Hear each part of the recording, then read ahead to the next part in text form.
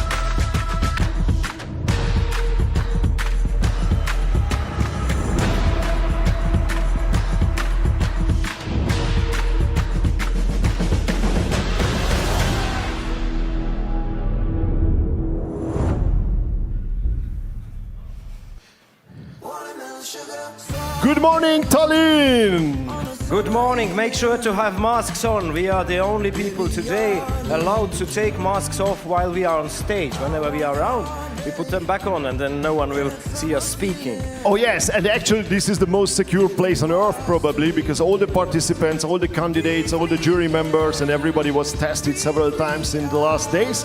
So, and obviously all of them and all of us are negative, so I think it's not that risky.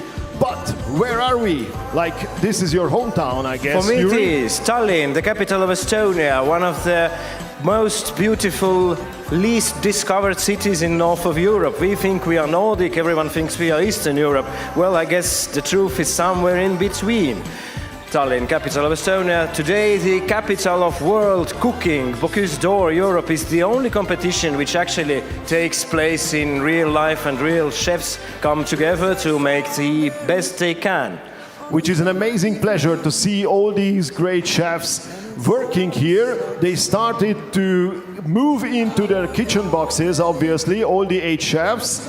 And we will have another batch of 8 chefs tomorrow. We will accompany you with Yuri in these 2 days of Bocuse d'Or Europe.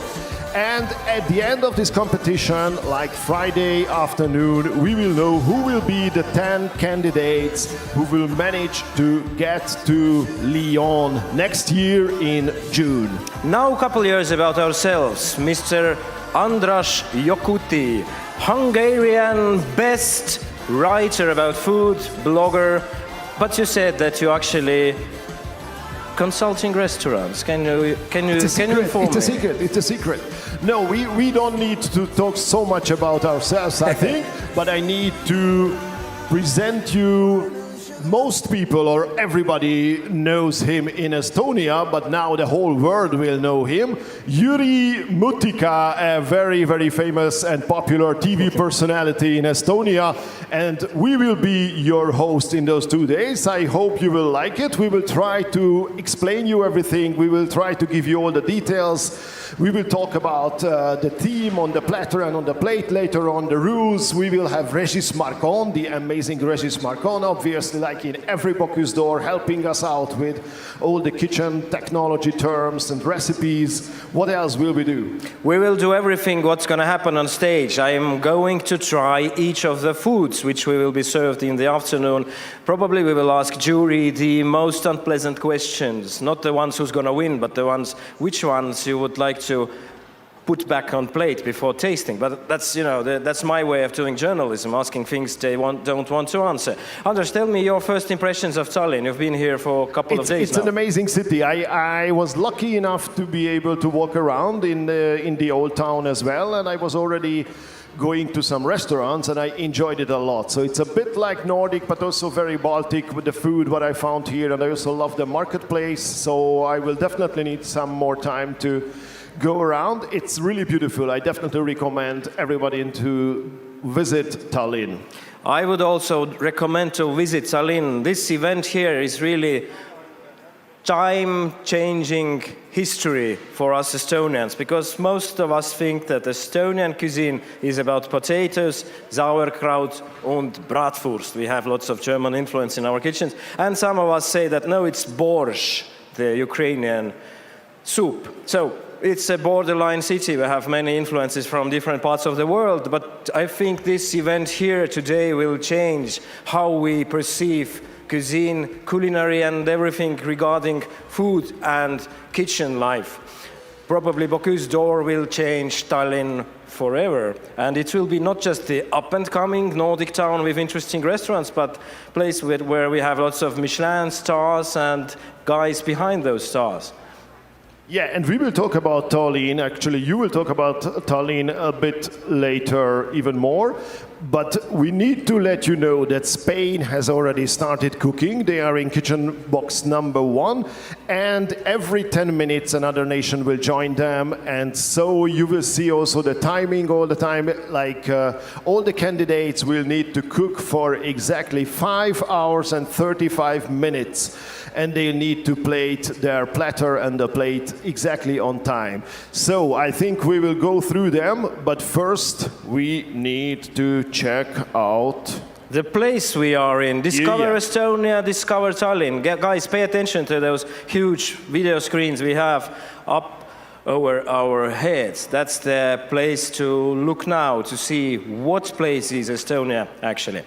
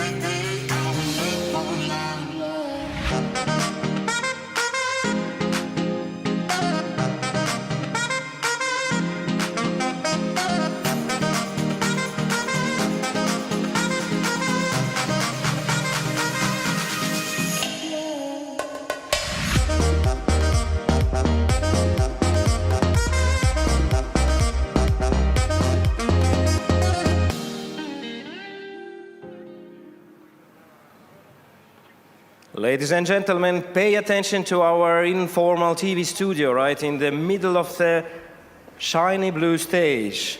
We have here a nice blonde lady which has a mask on. Let's first start with hands. It's a very official thing here. So, yes, now I take my seat.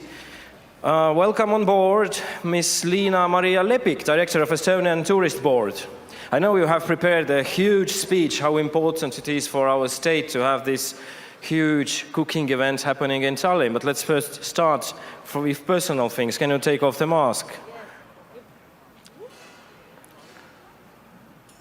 Wow, that's classic Estonia. We have all the ladies blonde.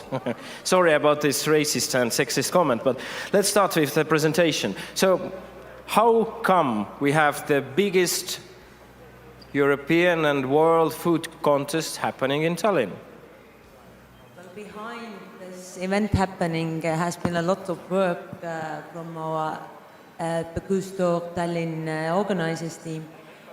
For Dmitry Demyanovich, it has been a challenge of the decade, but for the other ones, we have been working hard to get this event to be held in Estonia. So it's been a few years struggle, and definitely in this year it has been a bigger struggle.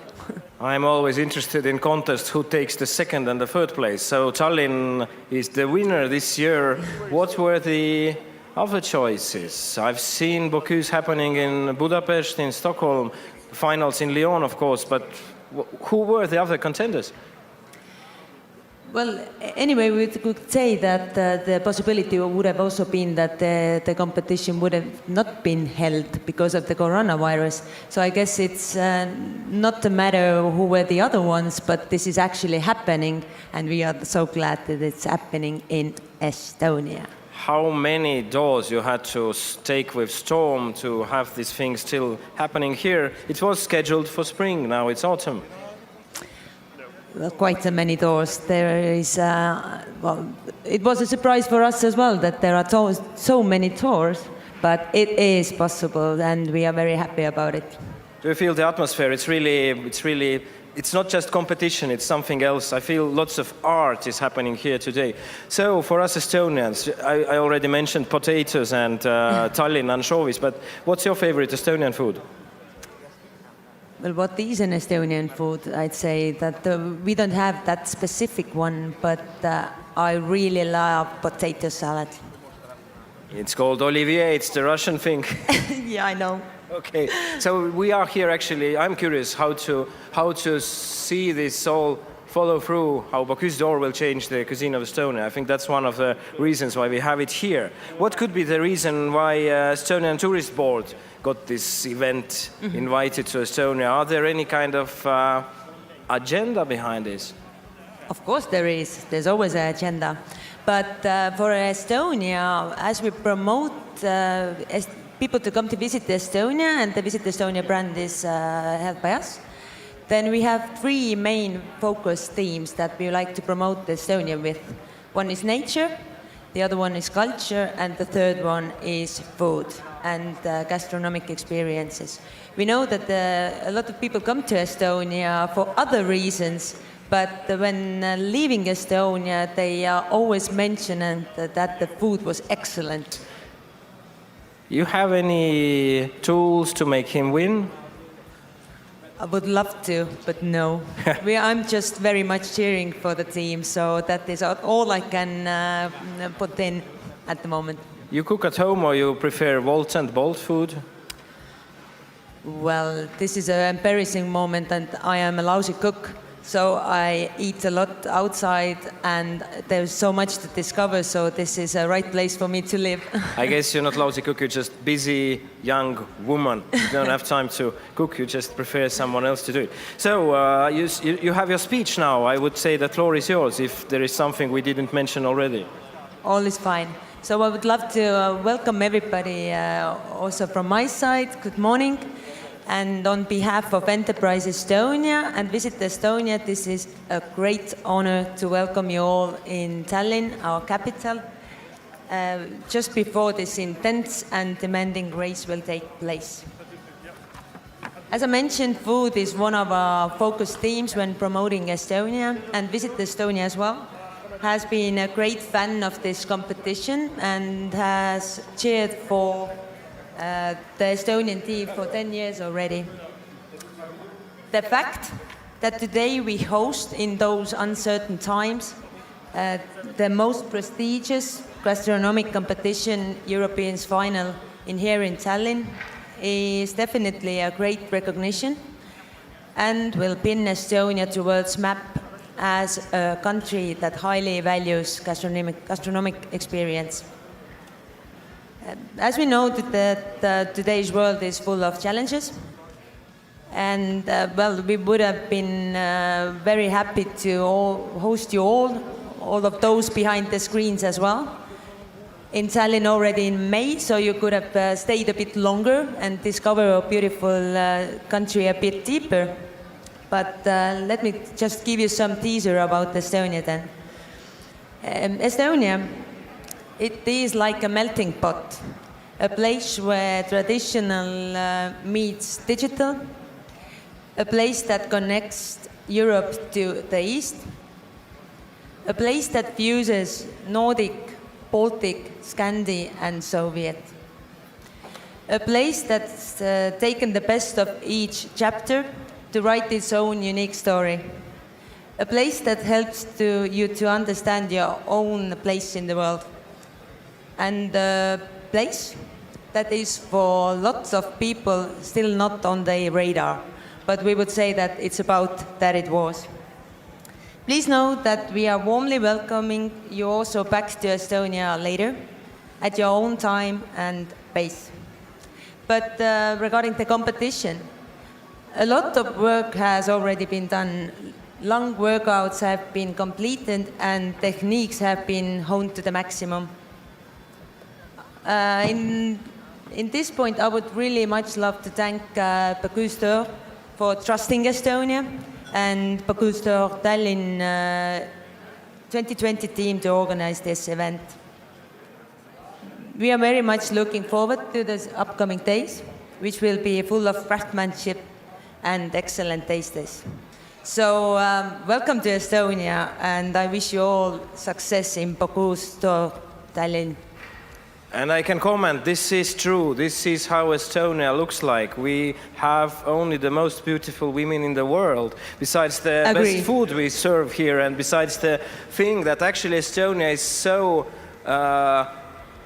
randomly populated that you can actually have this 2+2 meter thing here really in real life, not just in nature, but even in towns. It's not so thick packed as London or Paris or New York. So this is one of the values we actually have in this time of COVID. You, as the head of the Estonian Tourist Board, how big has been the impact on the tourist economy here? I don't see any Japanese guys in Old Town of Tallinn, the main tourist place to go when you visit Tallinn in a cruise ship. Well, the impact has been enormous. Estonia's domestic tourism has been only a third until now. Now it's two-thirds of the tourist population. But of course, as the other countries as well, the decline has been very rapid, and it will take quite a lot of time till the normal situation will start again. It's difficult to be a tourist. It's difficult to be a head of the tourist board as well, as people aren't moving around. But traveling is something that is combined to our DNAs already. So we hope that the normality will come sooner, and we are very much welcoming people. And as you also said, in Estonia, it's so easy to get lost in the forest and actually meet nobody because the population density is so low. So we could be a very good COVID hideaway. Yes, welcome to Estonia, and thanks for being with us, Liina-Maria Lepik, Director of Estonian Tourist Board. Let's give the lady a greatest applause we can in this early morning hour. Thank you.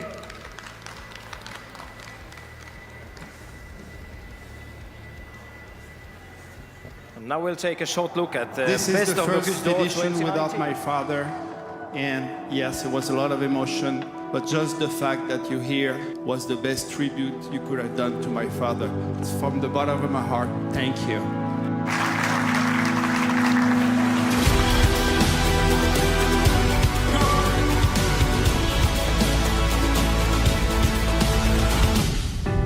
Paul Bocuse, souvent, ceux qui l'ont connu nous disaient « Moi j'aime reconnaître dans une recette le produit ».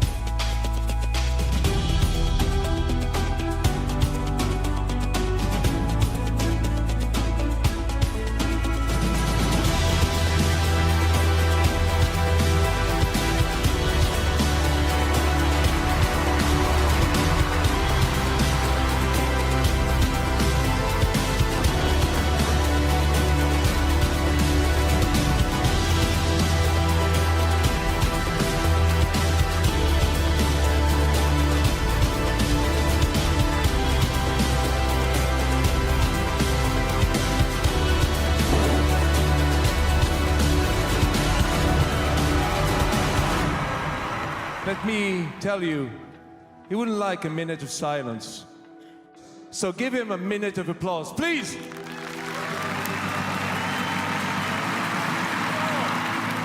And thank you, Mr. Bocuse.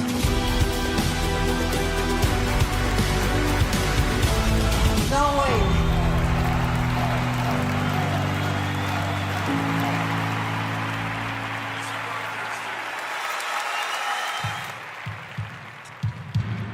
Sweden.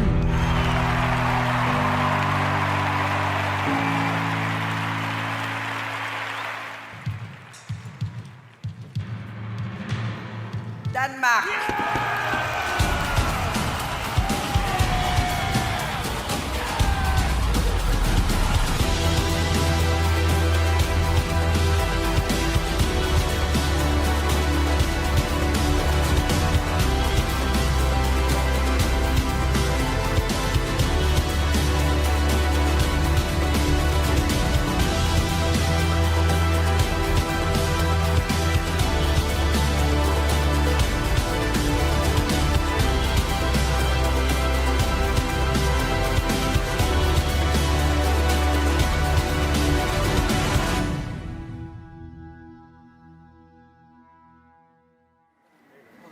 It's always heartwarming to watch these videos of the last years, and we had a special thing here, like there are some Danish supporters who celebrated again that Danish victory. And yeah, finally we have some noise here in the arena. Obviously this is a special time, we will talk about it. But first I wanted to mention, as Mrs. Lapik mentioned, that it's a very dangerous thing to get lost in the Estonian forest. And to avoid this, we need a special expert, a very, very good expert. So please put your hands together and welcome on stage with me, Monsieur Régis Macon. Thank you for being here, and you are the president of the International Organization Committee, but it would be a very, very long list to talk about all your awards and everything, but I think I need to mention that you won Bocuse d'Or already 25 years ago. It was 95, and 10 years later you received your third star, and you still have it in your restaurant. So congratulations. And please talk about this special situation. Obviously, we are missing some of the countries, unfortunately, but we are thinking about them, and we are hoping that they will join us for the next years, and they are watching us. So it's Belgium, the UK, Turkey, and Croatia. Hrvatska cannot be here because of the COVID situation. But what is so special? I think it's a great thing that the organization committee could arrange this event. What are the healthcare regulations and protocols that make this happen? Before, I would like to say we are very happy this competition can be. It's a long time. It was difficult, you know, exactly.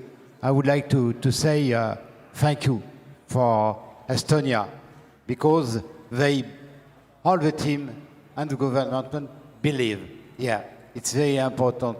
Now, it's important also because it's the only competitions of cook in the world in this year. All of this has stopped. And now it's begins. You have to do the best. And I think it's difficult, sure, but you see the quality aujourd'hui. Today, it will be a quality. Okay, but there are some very, very special healthcare regulations and protocols, like we've been tested several times, and so everyone should be free of this COVID virus. What else is special this year? Yes, it's special. Every country stop restaurant. In France, it's about 2.5 months. In our job is different also. Sure, you think about what you mean in your life. Is it money? Is it passion? Is it But you, plenty of questions in our head. And it's important also for the Bocuse d'Or. The next final at Lyon will be different. Sure, you have to think about this. You have countries have some financial difficulties also to prepare. The committee take account about this. The team will be different also. You want the best win, sure, but also in the dream also. And the team will be different. It's not also expensive to prepare. Also, you have no, maybe the team will be, the candidate receive the team 2 months before, not 4 or 6 months before. Which is actually not a huge problem because Bocuse d'Or is always trying to evolve and trying to make it more spontaneous, make it more look like real work in a restaurant. So I think it's according to the spirit of the Bocuse d'Or. Like, okay, if it's a special situation, then we have special rules. It's special situation because the candidate, you remember, it's now to prepare the Bocuse d'Or, it's 3 years. Yeah, you want to shorter this because for the country, for the restaurant, it's difficult.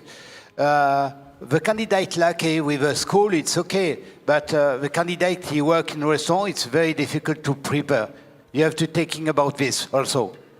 And probably we have time to mention the themes for this year and also explain a little bit about these special drawings and sketches that the chefs had to prepare. So now we will know a bit more about the dishes up front because they had to make drawings, they had to make sketches of their dishes. How does it look like?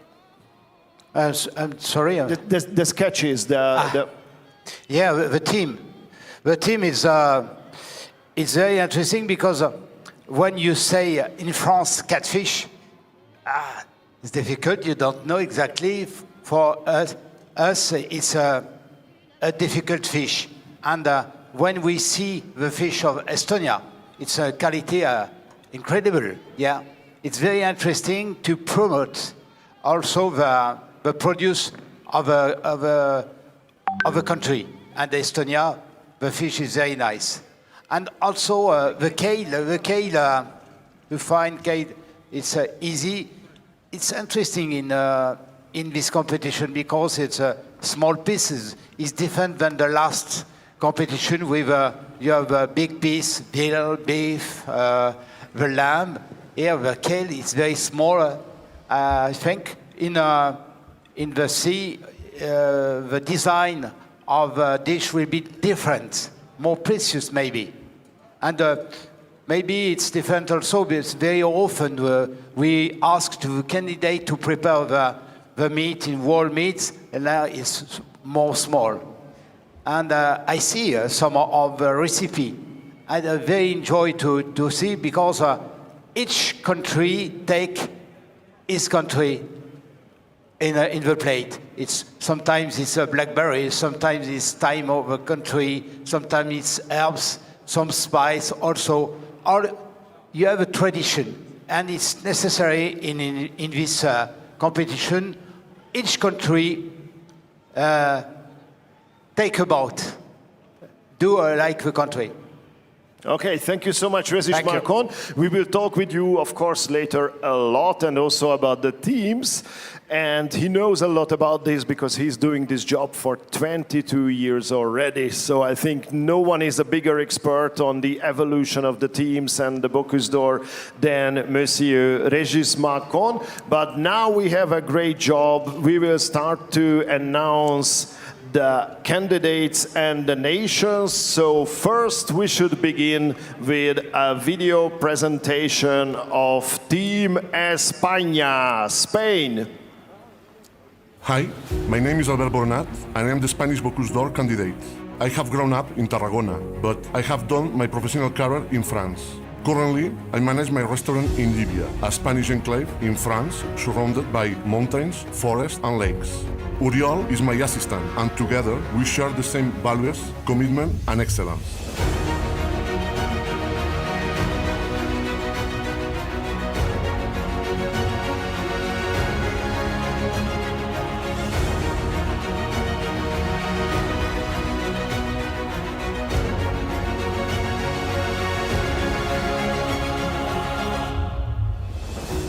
we'll meet you in Tallinn.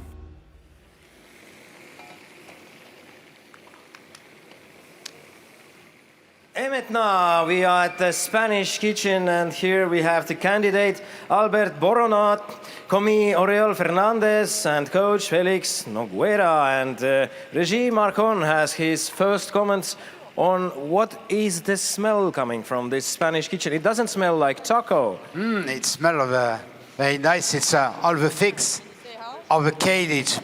The candidate is prepared his stock, plenty of perfume. I see it begins to prepare the kale.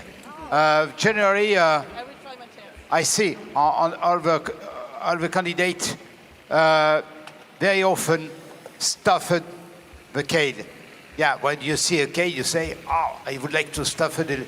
It depends country. Sometimes it's just some herbs. Sometimes some of them prepared with mushrooms. It depends. I see the sap.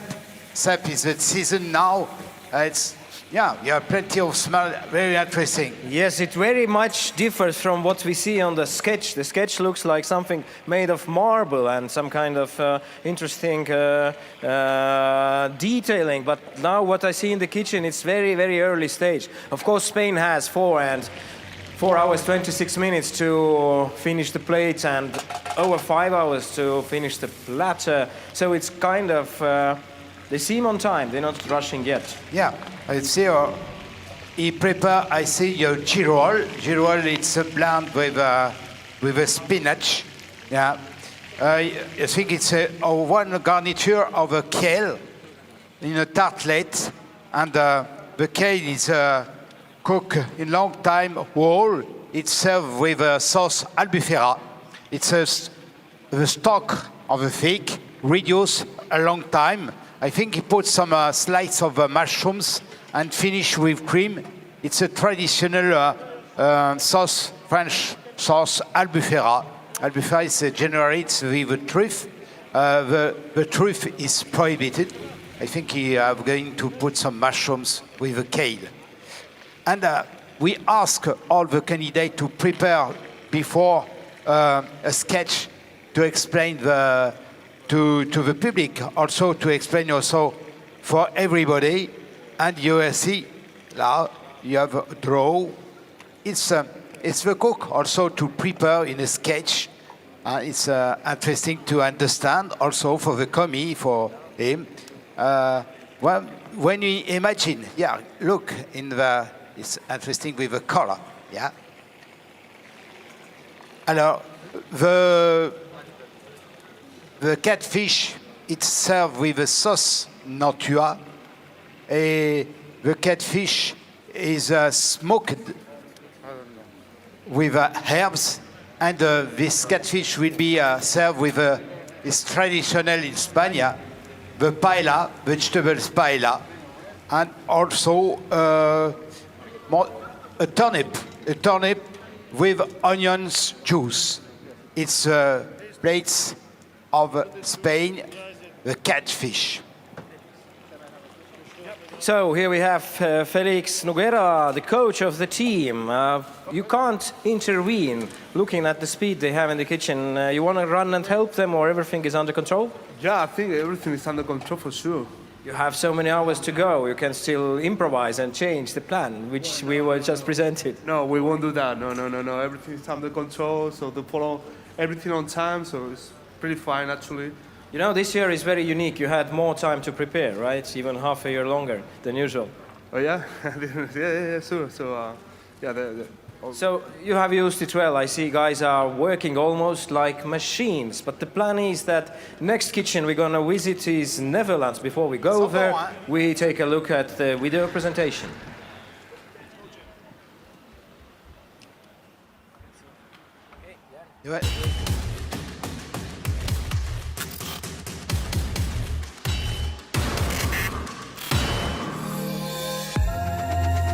Koken voor mij betekent is dat het een soort van uitlaatklep is van creativiteit, het bezig zijn met mooie producten.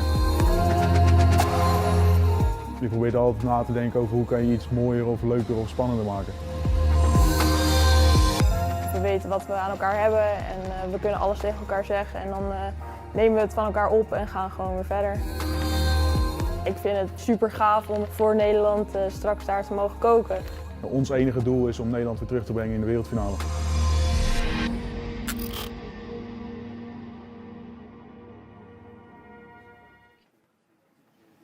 Okay, now we are at the kitchen box of Team Netherlands, and Regis is with me. But first, I want to try to pronounce the names of the team.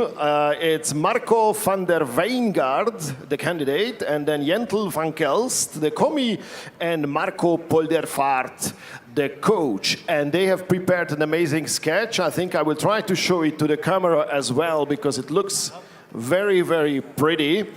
And please, Regis, just very, very briefly explain about the dish. What will we have? What will the jury taste? It's the kale. The kale is stuffed. The kale eggs. It's you have to put kale eggs. It's one garniture. And here you have a kale legs. Is stuffed with beet jelly and one garniture with Jerusalem artichokes with almonds. The kale is stuffed with poultry and some seeds to decoration. Yeah, and also interesting to know the kohlrabi. In French is chourave with peas and magnolia. Sounds pretty good. Yeah. And actually, practically, it's a quail family. It's the quail with its own eggs. Yeah, but it's very interesting with this sauce. It's a sauce, Hollandaise sauce. Sure. What else? Yeah, with Moritz. It's quite interesting. Each plate will be different. Yeah. Now, Hollandaise sauce. I'm not sure Iceland will have like an Icelandaise sauce. What do you think? Yeah. Okay, and maybe just a very, very few words about the fish dish. Maybe just one short sentence. We will know later on, anyways, more. So it will be a beautiful combination between catfish with different fresh tones and the different structures of the garnishes. Yeah, it's interesting. Yeah, in this for the candidate, he stuffed with tarragon. Yeah, and then it keep the skin of a fish, and it's served also with carrots in different texture. I think for the color it will be interesting. Also the taste, and sure it's hot on. It's served also with chanterelle with ponzu jelly. But I think it will be interesting this point of acidity with the mushrooms. And just going to see the sauce. The sauce is interesting. It's smoked hill sauce. It's different than the sauce you have seen before.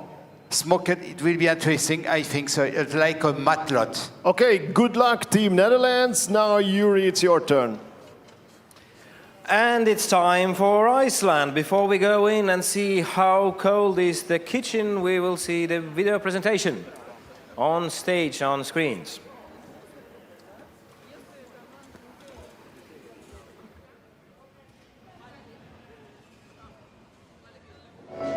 My name is Siggi Laufdal, and I will be the next candidate for Iceland in Bocuse Europe. For this Bocuse period, we are focusing on team effort, passion, and inspiration from our island in the North Atlantic. There is something truly unique about our small country. Mountains, lava fields, sands, and glaciers. Rough winters and chilly summers. Those are the things that define us as a country and makes us a little special as well. We as a team are looking forward to Bocuse Europe 2020.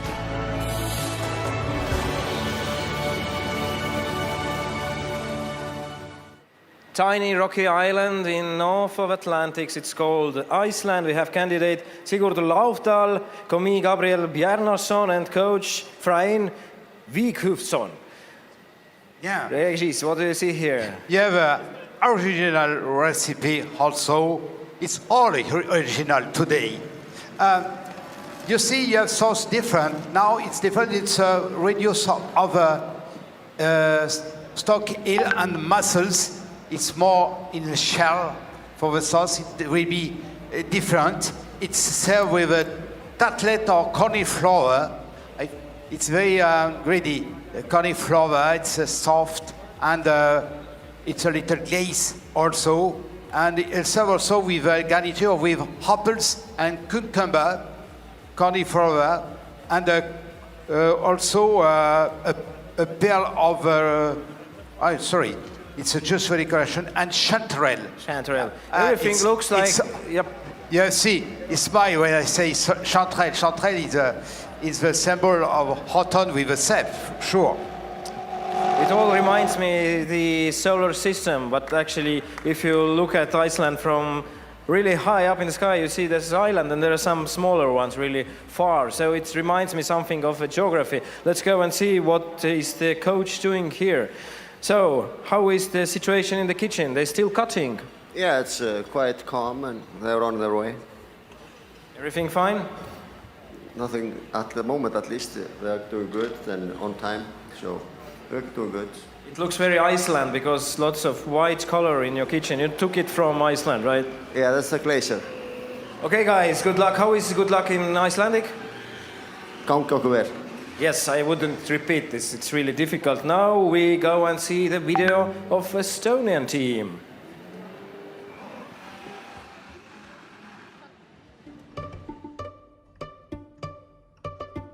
I am Artur Kozaritsky. I am proud to be the candidate for Team Estonia at the Bocuse 2020 European Finals in Tallinn. I grew up in the Estonian countryside in a small village with 100 inhabitants, surrounded by the big forest. In this area of Estonia you will always find local produce and traditional techniques, and this is very inspiring to me and my cooking. Since my early years, I have always been part of competitions. As a teenager, I always dreamed of qualifying to be a part of the biggest of sport competitions, the Olympic Games. I never achieved these dreams, but another dream was born when I started cooking and learned about the Bocuse d'Or. Competing among the strongest chefs in Europe has been my dream for the past few years. I am extremely excited and honored to face the challenge of competing at the Bocuse d'Or and representing my home country.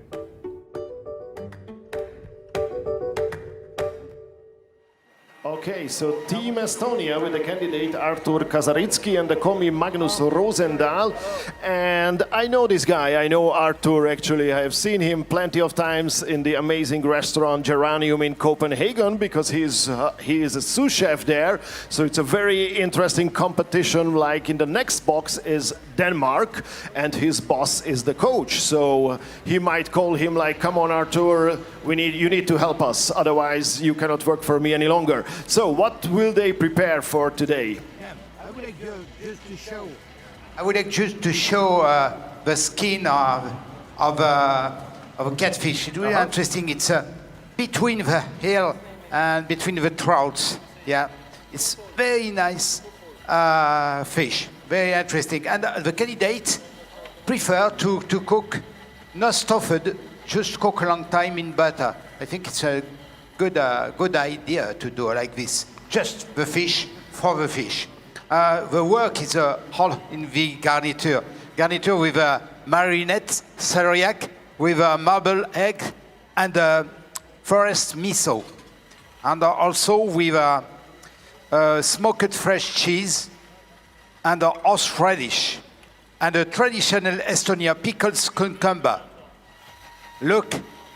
It looks very, very nice, which is not a big surprise coming from that kind of amazing restaurant, which is one of the world's best restaurants. You see, in the picture, the recipe is different. No too much stuffed the fish, just all in the garniture. Okay, I think our time is up because we are just doing a quick round now. So let's switch over to the next one. It's the video presentation of Team Denmark.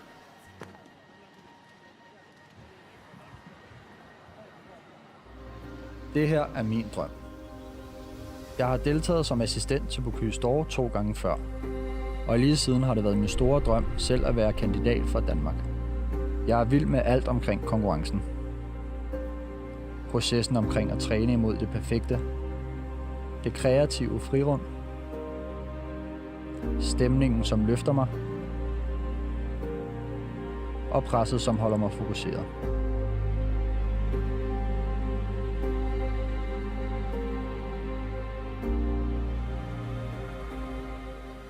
Denmark, ladies and gentlemen, Denmark is here from the restaurant called Geranium, and actually there are 3 teams today competing from the same kitchen. Estonian and Icelandic teams have also links to Geranium, but we have the main guy here. I know Andras wants to give him a huge hug before we start. I will go down on my knees in front of Rasmus Kofoed because he's like the legend himself, the legend of Bocuse d'Or. He is the incorporated Bocuse d'Or spirit. I don't think we have time to list all your awards and your achievements, so it's just all the Bocuse statues he has at home or in his restaurant, and 3 Michelin stars, and he belongs to the world's best restaurant. So I think it's really not easy to talk about him so briefly. So briefly, Rasmus, today you are coaching your team. I know coach doesn't have a hand in the kitchen, just a say. So what's the situation? Guys on time? Situation is great, excellent start, which is very important.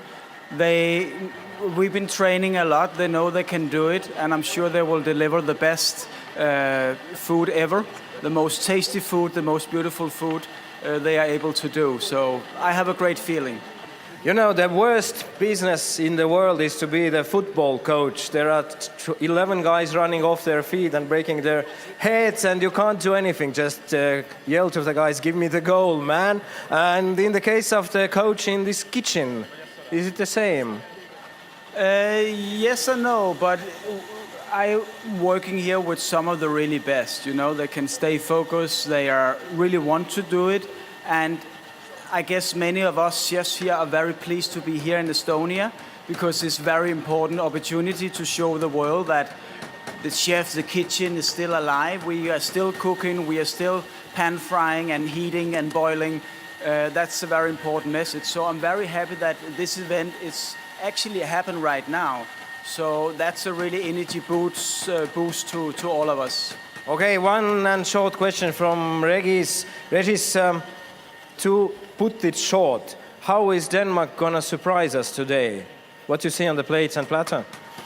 I would like to tell all it's the best ambassador of the Bocuse d'Or. Thank you very much, because it's a long time for him. 10 years. Education, yes. yeah. Like you. Just give us a hint, what is there? Quail and the catfish, right? The catfish, and when it was announced that we were going for the catfish, we were like, yes, we know the catfish very well. Until we saw the Latin name of the catfish, and we saw it was like a completely different fish from the catfish that we know. So we need to take a dive into the water and learn the beauty of the Estonian catfish.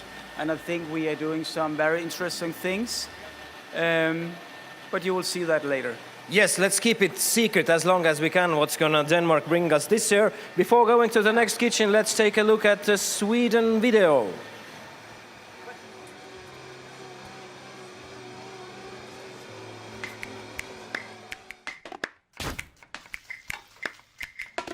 Strength will be the key word for me and my team Sweden. Strength to compete again, strength to find focus every single day, to support and inspire each other as a team. Team Sweden is stronger than ever. With more energy, more inspiration, more love, more emotion, and more joy infusing our work in the kitchen.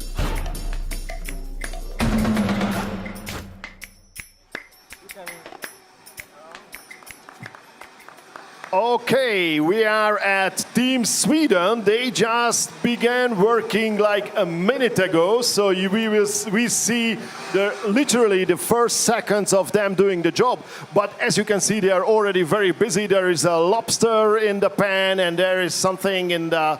So it's really going on.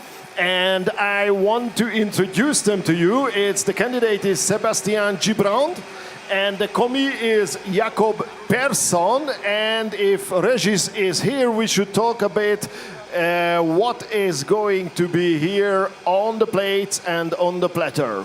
I would like to show also, see all the kitchen. Nothing's, it's very interesting, nothing's. Because when I begin cooking, it's also very clean. Yeah. But when I finish, that's when it is dirty. It's very nice organization. Yeah. All you do something, hop in the fridge. You do something, in the fridge. It's very clear. It's very important also when you are. Yeah, it's part of the game, absolutely. Yeah. When you are candidate, when you prepare all the cook, all the competition, to be clear in your head. If you are not too much in the work, it's better, to organize. And do we know about the dishes they will prepare? Obviously, it will be quail and the catfish, but what are the interesting and delicious details? You see, for the Denmark, it's fry. Here, it's different. It's stuffed with lobster, and it's served with a dashi caviar. The sauce is about lobster, and just finished with butter. You have also in garniture a crispy peel leaf with leek and aromatic flowers, and also a garniture with a tomato with thyme and roasted almonds. And the third garniture, it's a Swedish heirloom. I don't know exactly what he mean. It's made with artichoke with herbs and fennel sprout. It's the dish fish of Sweden, and I repeat the sauce. It's a sauce. It's about lobster, and we finish with butter. Okay, we will check out their meat platter later on because we need to be quick. So I think we will move on to the next kitchen, which is Georgia.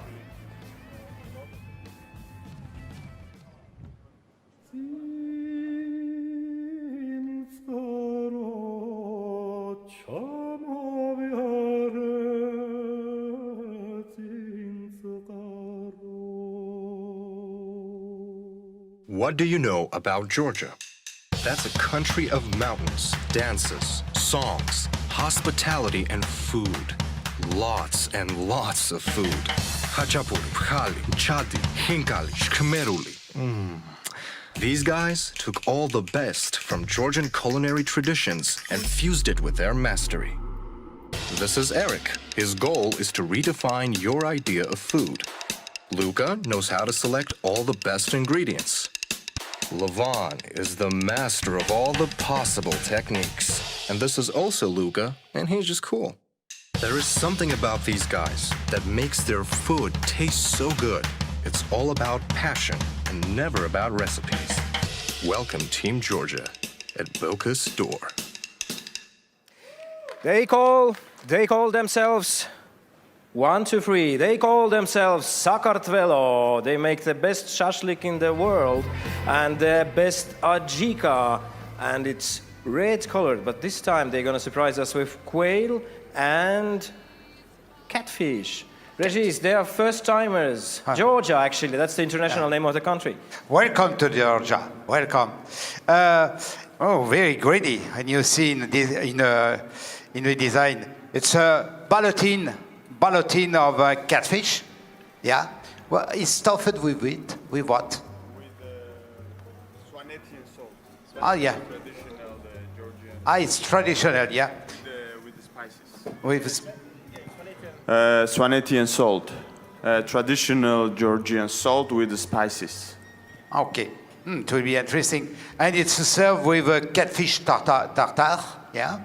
You have two textures, I think so, yeah. And the green peas mousse, and with cauliflower. You see, plenty of candidates take the cauliflower. It will be interesting for the color, but also for the taste. It's smooth, it's not too hard, and I think with the fish it will be interesting. And also with marinade green beans, brought some acidity, I think so, for the plate. Yeah? Yes, Oui. With the marinated green pea and the traditional Georgian sauce kinsmari with the pomegranate. And it's a little bit acidity with the pomegranate grenade and the pomegranate fresh juice. Okay. Okay, merci Eric Sarkisian, the Thank you candidate very for much. And good Georgia. luck. And guys are actually very nervous at the moment. There are like a couple of minutes left before we start. That's why the kitchen is so calm still. But I can feel the pressure in the air already. Let's leave the guys scratching their hairs off here and see what Poland has to offer. Next video, please. You know, the more difficult for the candidates is the minute before competition. We wait, and after when you have the work, it's finished. Yeah, they started. Look at them. They started. Yes, good luck, guys, from Georgia. And coins. Let's see the Polish video now. Our coins.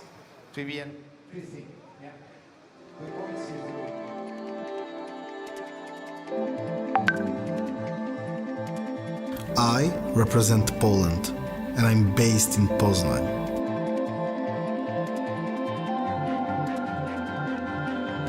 I've worked all over the world, but what inspires me the most is my home.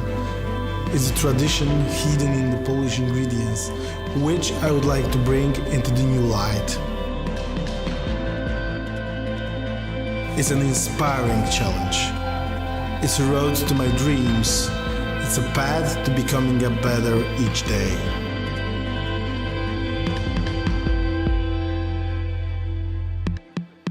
See you in Tallinn. So we are now at Team Poland.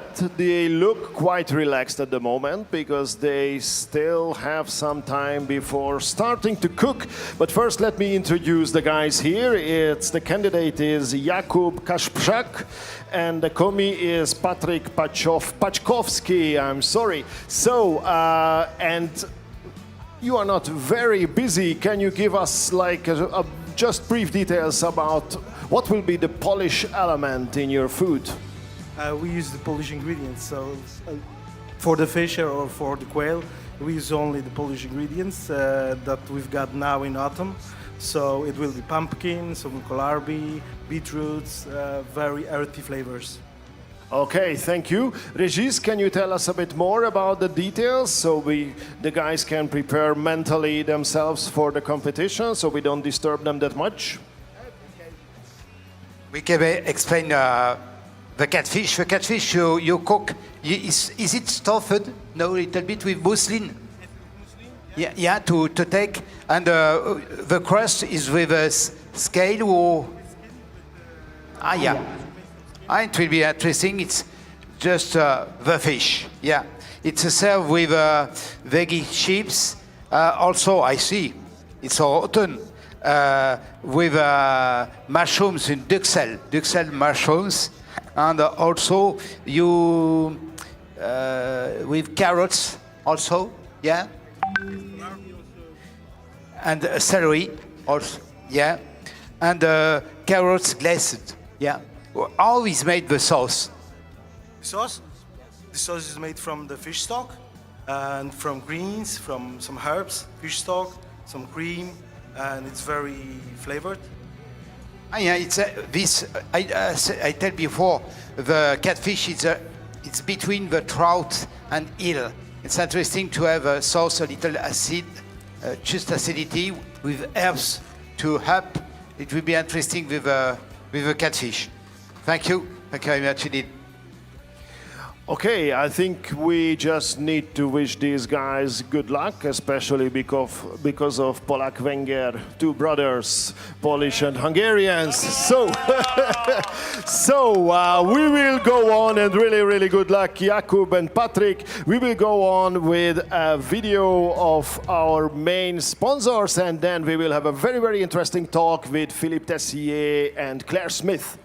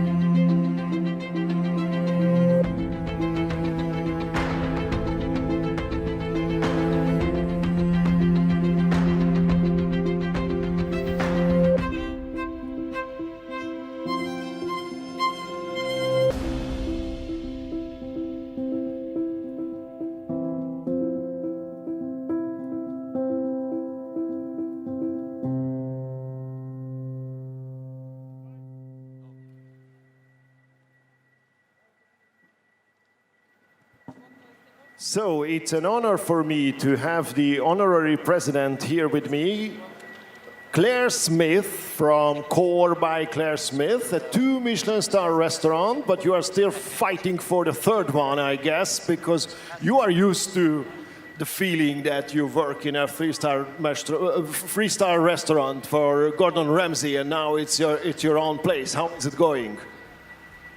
Yeah, so far good up until this point. We've turned 3 this year. Obviously, it's been a short year for us, but you know, we're riding the challenges, and we're doing really well. It's very successful. The restaurant is very busy. It's very popular in London, which is the main thing, and we're working hard to progress every day and be better every day. We're very focused on trying to be the best that we can be. I'm very glad to hear. And is this your first time in a Bocuse d'Or? Because normally you are not that much involved with the competition, as far as I know. Yeah, it's my first time being involved. I have been to watch the competition a few times. My first time when I was a young chef, my pilgrimage to Lyon to visit a restaurant, Paul Bocuse, and to watch the competition. And ever since then, obviously, I've been watching it every year. Unfortunately, Team UK cannot be here, which is very, very sad. And you are from Northern Ireland, if I'm right. How is the situation in Northern Ireland? Do you plan maybe later on to open up a restaurant there as well? How is the fine dining scene there? Northern Ireland is a challenge, that's for sure. It doesn't have a big fine dining scene. I left when I was 16 years old and went to college in England, but my family are still there. But it's a small country with big plates of food, very rustic style. Great farming, very agricultural, but it's a challenge. I have some friends there that have a Michelin star restaurant in Belfast, and it's been very difficult for them. But I'm a big supporter of what they're doing because they have incredible produce. They just need more and more chefs to get behind. Oh yeah, they need an inspiring person like you to help them out and show them how is it going. Philippe, you are a veteran on the Bocuse d'Or. Philippe Tessier, like you are the jury president this year, and you're also president of the Bocuse d'Or winners. And you were the first guy from the US to stand on the podium as a candidate. And then as a coach, you returned, and it was even a bigger success. It was the first ever gold for the USA, 2017, if I'm right. How was the feeling? Can you still remember it? Do you recollect those memories when you are here, when you watch these movies? Yeah, you know, the goosebumps return very quickly, and you know, it's something you never forget. You know, I think just the heightened sense of the amount of effort that goes into the training, the preparation, every detail, the teamwork that it takes to get there. It's such a fine line that you travel to this end. So you know, winning silver and then gold is pretty extraordinary journey, and you know, when we return here, all of those same feelings come back. Although it's a little easier job this time. What was the key of success? Because as a coach, you have to know it, and probably it can help. One of the candidates will listen to you and say, "Oh yes, that's a good idea." Yeah, I mean, it's so many things, but I think the ultimate thing is to continue to push on every detail, and you know, I think sometimes in the restaurant you do the things that you know, they're exciting, but they're also somewhat safe, you know. And in this competition, you have to set yourself apart somehow, and so sometimes it means you have to push on an edge that is maybe a little uncomfortable all the way to the final moment. So, you know, this idea, and then just the mentality of the team, the camaraderie, the teamwork. You know, you can see it here today with the teams who are, you know, have the confidence of their training, their passion for what they're doing and why they're here. So, you know, these things combined, you know, is the beginning of success. And you are a Napa Valley chef, aren't you? And we read some very, very devastating news about your home place, like some restaurants burned down, that even, as far as I know, even your restaurant was endangered. What was happening there? Yeah, you know, it's been a roller coaster year for sure. You know, with the whole pandemic situation already is quite difficult, and then, you know, the fires have been returning, you know, the last few years. So, you know, we had a fire in August, a little bit more away from us, and then, you know, just at the beginning of October, it came through quite suddenly, and you know, unfortunately, several wineries, Meadowwood was a 3-star Michelin, is no longer there. Yeah, And, it's just not existing any longer. Yeah, it's hard to believe. Incredible. It really is. So it's, you know, we've had incredible support from the community for each other, and, you know, normally these things happen and people come from outside to help us, but, you know, everyone's in the same situation of some kind. So, you know, we'll get through it. It's the tenacity you take from, you know, this competition and, you know, us as chefs and what we do. It's been amazing to watch, you know, the community support one another, both in our own community and the hospitality industry. Have you been to each other's restaurant yet? We have not. Oh, Yeah. great. This is a time to arrange it. Looking forward to it, though. This is the perfect opportunity. Obviously, it's not so easy to travel right now. Yeah. And Claire, do you think there is a chance that you will get more involved with the Bocuse d'Or, like as a coach, or maybe one of your sous chefs could come here as a candidate later on? I mean, yes, there is. I have been speaking to the UK team quite a lot. I personally have been chair of our national competition, and I also deal with a Roux scholarship. So in the UK, I have two commitments already that I've had for a long time, but it's definitely something I'll have to give one up to move. But there's some great people in the UK team, and they're very disappointed that it was a hard decision for them, and they're very, very disappointed that they couldn't be here. Okay, that's really a sad story, but the Bocuse d'Or is going on, so we will have competitions next year and then in 2 years again, so hopefully we will see them again. And Philippe, what's going on with the Team USA? How they I think they didn't have a competition in Americas, so there was no challenge for them, but it's also tough for them because they cannot prepare themselves. Yeah, it's a difficult year, and the U.S. team actually pulled out altogether this past summer. So, you know, with the change, with the competition moving now to June, not sure yet what the decision will be, but as of right now, they've pulled out of the final. So we'll see if this changes given the new conditions. And of course, it's great to have a competition because it's also part of the preparation for Lyon. How they can do it now? Do they watch us now to see what's going on in Europe? Yeah, usually they're here, you know, to check out the competition and maybe learn a few things from the other competitors. So, you know, it's definitely, you know, sad not to see them here this time around.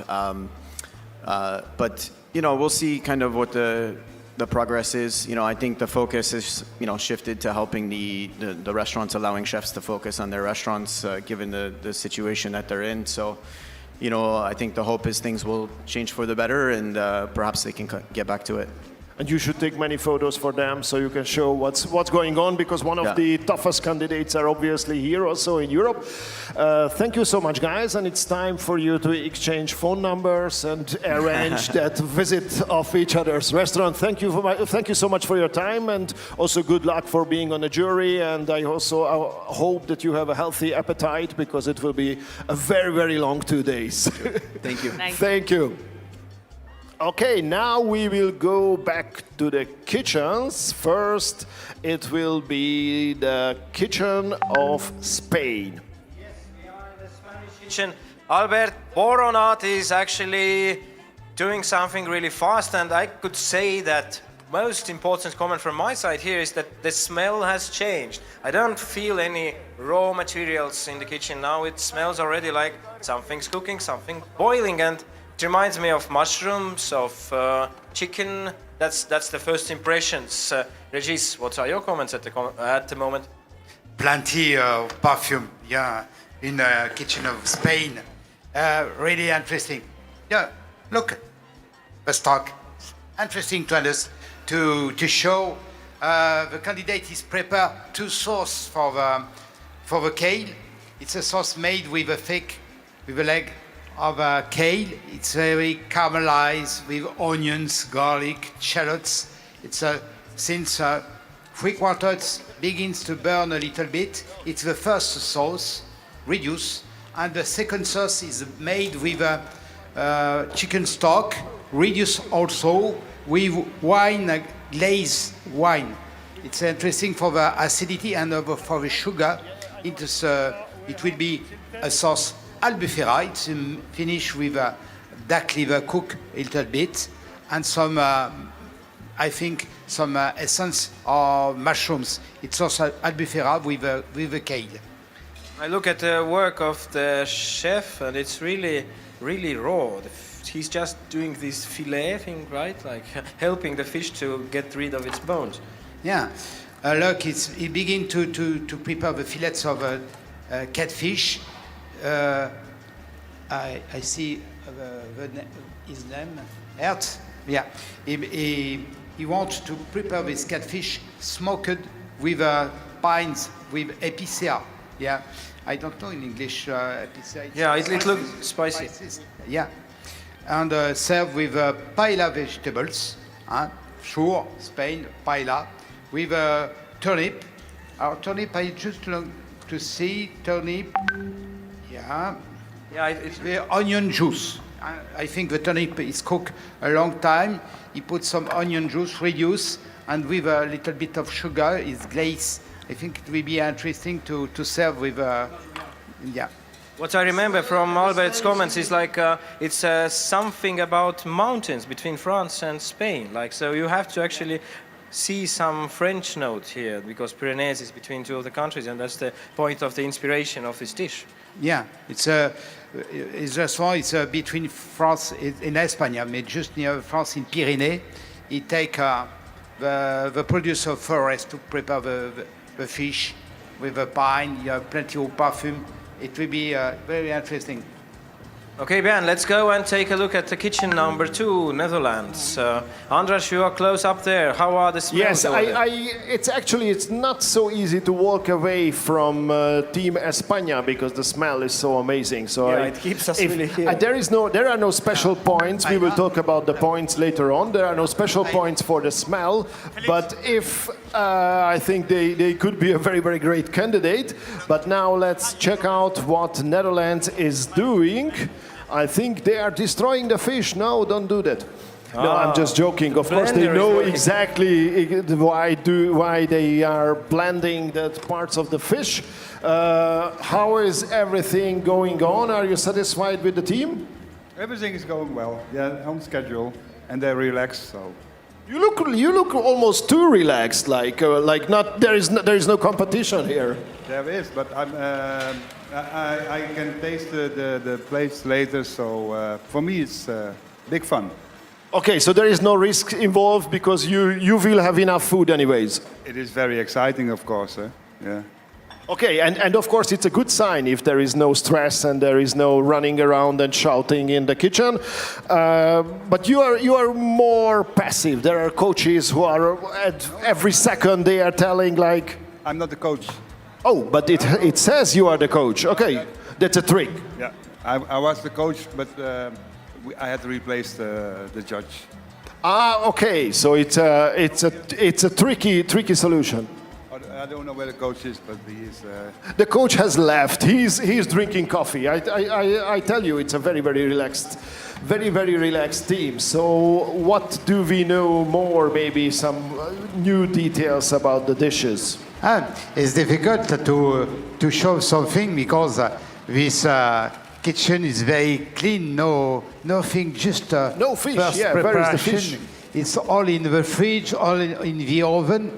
But we can comment maybe. Yeah, the catfish is perfumed with tarragon. It's cooked in rouleau with a mosaic. I think it will be very nice for the presentation. It's like maybe you can tell ballotine. It's served with a crispy cylinder with ponzu gelée, good cheese, and chanterelle, it's autumn. And also the second garniture, it's about fennel and crispy cheese tuile. And the third garniture for the fish is carrots with just perfume with calamansi, gelée, and dill. And you have different texture of a fish you see in the design.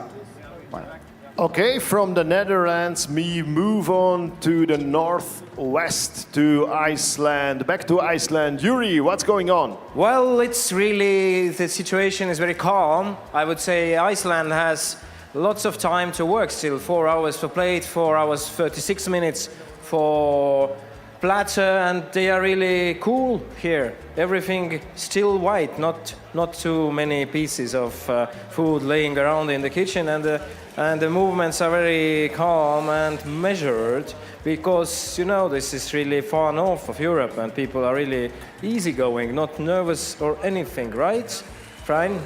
Calm. What's the state of the art? I see lots of cheese and some kind of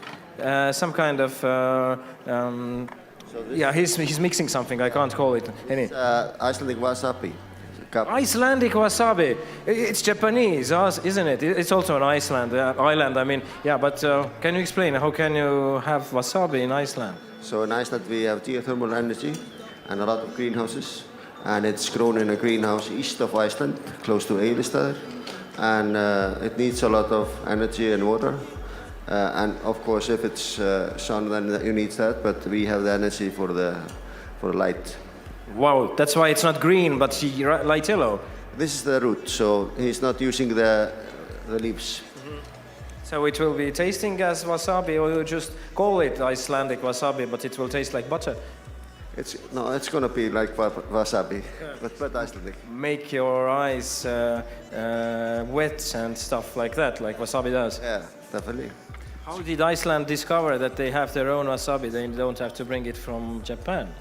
It's like animations, young guys that wanted to grow wasabi in Iceland and produce it, and it's sold all over Scandinavia now. Lucky you have wasabi. Now, taking a look at the right side of the kitchen there, I guess it's mushrooms, right? Because it's something really black, and it can only be born inside the volcano, right? This is mushrooms, yes, trumpet mushrooms, and the hearts from the quail. And this is going to be the bottom of the quail piece that Siggy's doing now.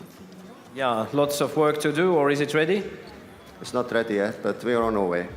So yeah, you have enough time to finish. Let's see what Regis is in the same kitchen. I saw something from mountains, something from volcano, and Icelandic wasabi. Surprising. Yeah, you have two or four kitchen. It's very clean. You don't see too much. Just you understand. Look, see, all the kitchen is nothing. Like clean, no plastic, no produce. It's a little secret. But Lai is beginning to cut the mushroom. It's chanterelle and trompette de la mort, black one. I think it's to stuff the kale. Yeah. Yeah, it will be very perfume. Oh, smell. Smells of plastic because of this white table. But what smell did you catch, Regis? It's very interesting. I feel for the decoration inside the cave and also all the perfume of the forest. It's really exciting to follow how these special artsy foods are being born right in front of our eyes, and that's the aim of our show, Bocuse d'Or Europe, which everyone is probably watching over internet television. Now we have reached the kitchen of Estonia, the host country of today's and tomorrow's event. I'm very biased here. And I think it's really amazing to see, as you also mentioned in the former kitchens, like kitchens are so clean and like really, really amazing. No mess up, no nothing. It's really professional work going on here, which is not a big surprise with Artur Kazaritsky, who is used to work in an open kitchen in Geranium. So I think they know that it's very, very important to show their best because all the guests can see what they are doing. So it's not okay to leave dirt on any of the kitchen tables. But let's check out more about their dishes. And I stole a photo from their meat platter. I can show it to the camera right now, which looks pretty spectacular, I think. So this will be their meat platter, what we will see later on, which is like obviously the most spectacular thing of the Bocuse d'Or when the meat platters are carried around. I think this is the big show. Everyone will stand up and try to take photos of it, and it looks really, really amazing. So it's quail. What do we know about the dishes, Regis, or what have you seen? What details have you noticed? It's interesting to show this technique to put the skin around the kale. Yeah, look, Pepper, he put some powder to stick a little bit, I think, the skin. Yeah, and after you dry or you cook? You cook. You roast. About 20 degrees, yeah? Oh, yeah, okay. It's really nice. Yeah. Oh yes, it's a lot of work involved, but we are in the Bocuse d'Or, so no lazy chefs here. I think they don't mind to work a lot, and the mise en place is also amazing. Like it's really like all the spices and special oils and condiments and everything is here, and even a bit of energy for the chefs for later on. we won't touch it. I think it won't be plated. I have Philippe Tessier here, jury president. So Estonia, as a hosting country of today's event, you are standing on the soil of the host. How biased you get when you look at the kitchen of the host, or you don't, you as a jury member?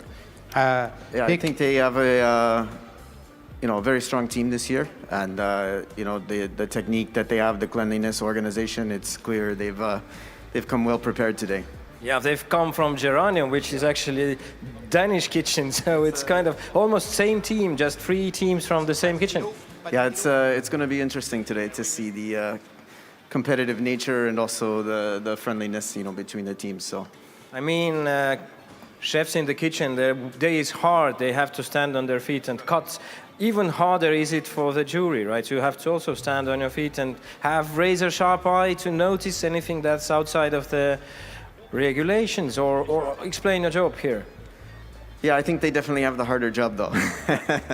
It's nice to be on this side, having been the candidate and the coach previously. It's, obviously we are all here to pay close attention to the details on all levels, but the work they're doing today is pretty incredible. I'm glad you're here, Philippe, with us. Lots of people couldn't come. Most of them are watching us on television, through internet. Andras? I have Kenneth Toft Hansen here, who is now on the committee, but he has a very, very nice chef's jacket. It's a #1, and last year's number 2019, you won the Bocuse d'Or. How is the feeling to return to such an event hall where all the chefs are working now and you can be just lazy walking around? It's amazing to be back and feel the atmosphere and see all the new family and great friends, and just feel the atmosphere. Looking forward to see all the nice stuff that they're doing. How do you like what they are preparing? Does it change? Did it change a lot, like the style or the kitchen work? Of course, it was not a very, very long time ago when you won. No, I think there will be, always there will be new amazing stuff, but also there will be some inspiration from the last time, not only from just one specific team, but from all the teams. It's, as you said, not so long ago, so yeah. But it's a very interesting question. Like Bocuse d'Or is a competition that tries to resemble the restaurant work. Could you use some of the techniques, some of the recipes, some of the ingredients in your own restaurant after the competition? Yeah, of course. In that way, you're developing your food skills, but you're also developing yourself as a person, and that is a personal development. So of course you will use it in in your business afterwards. Yeah. Okay, and you have a very special restaurant, as far as I know. The year is almost over for you. What's happening there? Yeah, we are a small summer beach hotel, so we are only open in the summertime. So we shut down this Sunday and we're closed for 6 months. So we are looking forward to the vacation and making ready the hotel again, painting a lot. It's an old wooden house or new wooden house, but it's still wood, so there's a lot to take care of. Okay, do you have any plans already where you spend your holidays? No, actually, due to the COVID, I think it's gonna be staying in Denmark, but we always have to develop new menus, and we do here in the autumn time, we do a lot of fermenting vegetables, pickling vegetables. We do our own charcuterie for the breakfast in the morning. So it's always a little bit to do.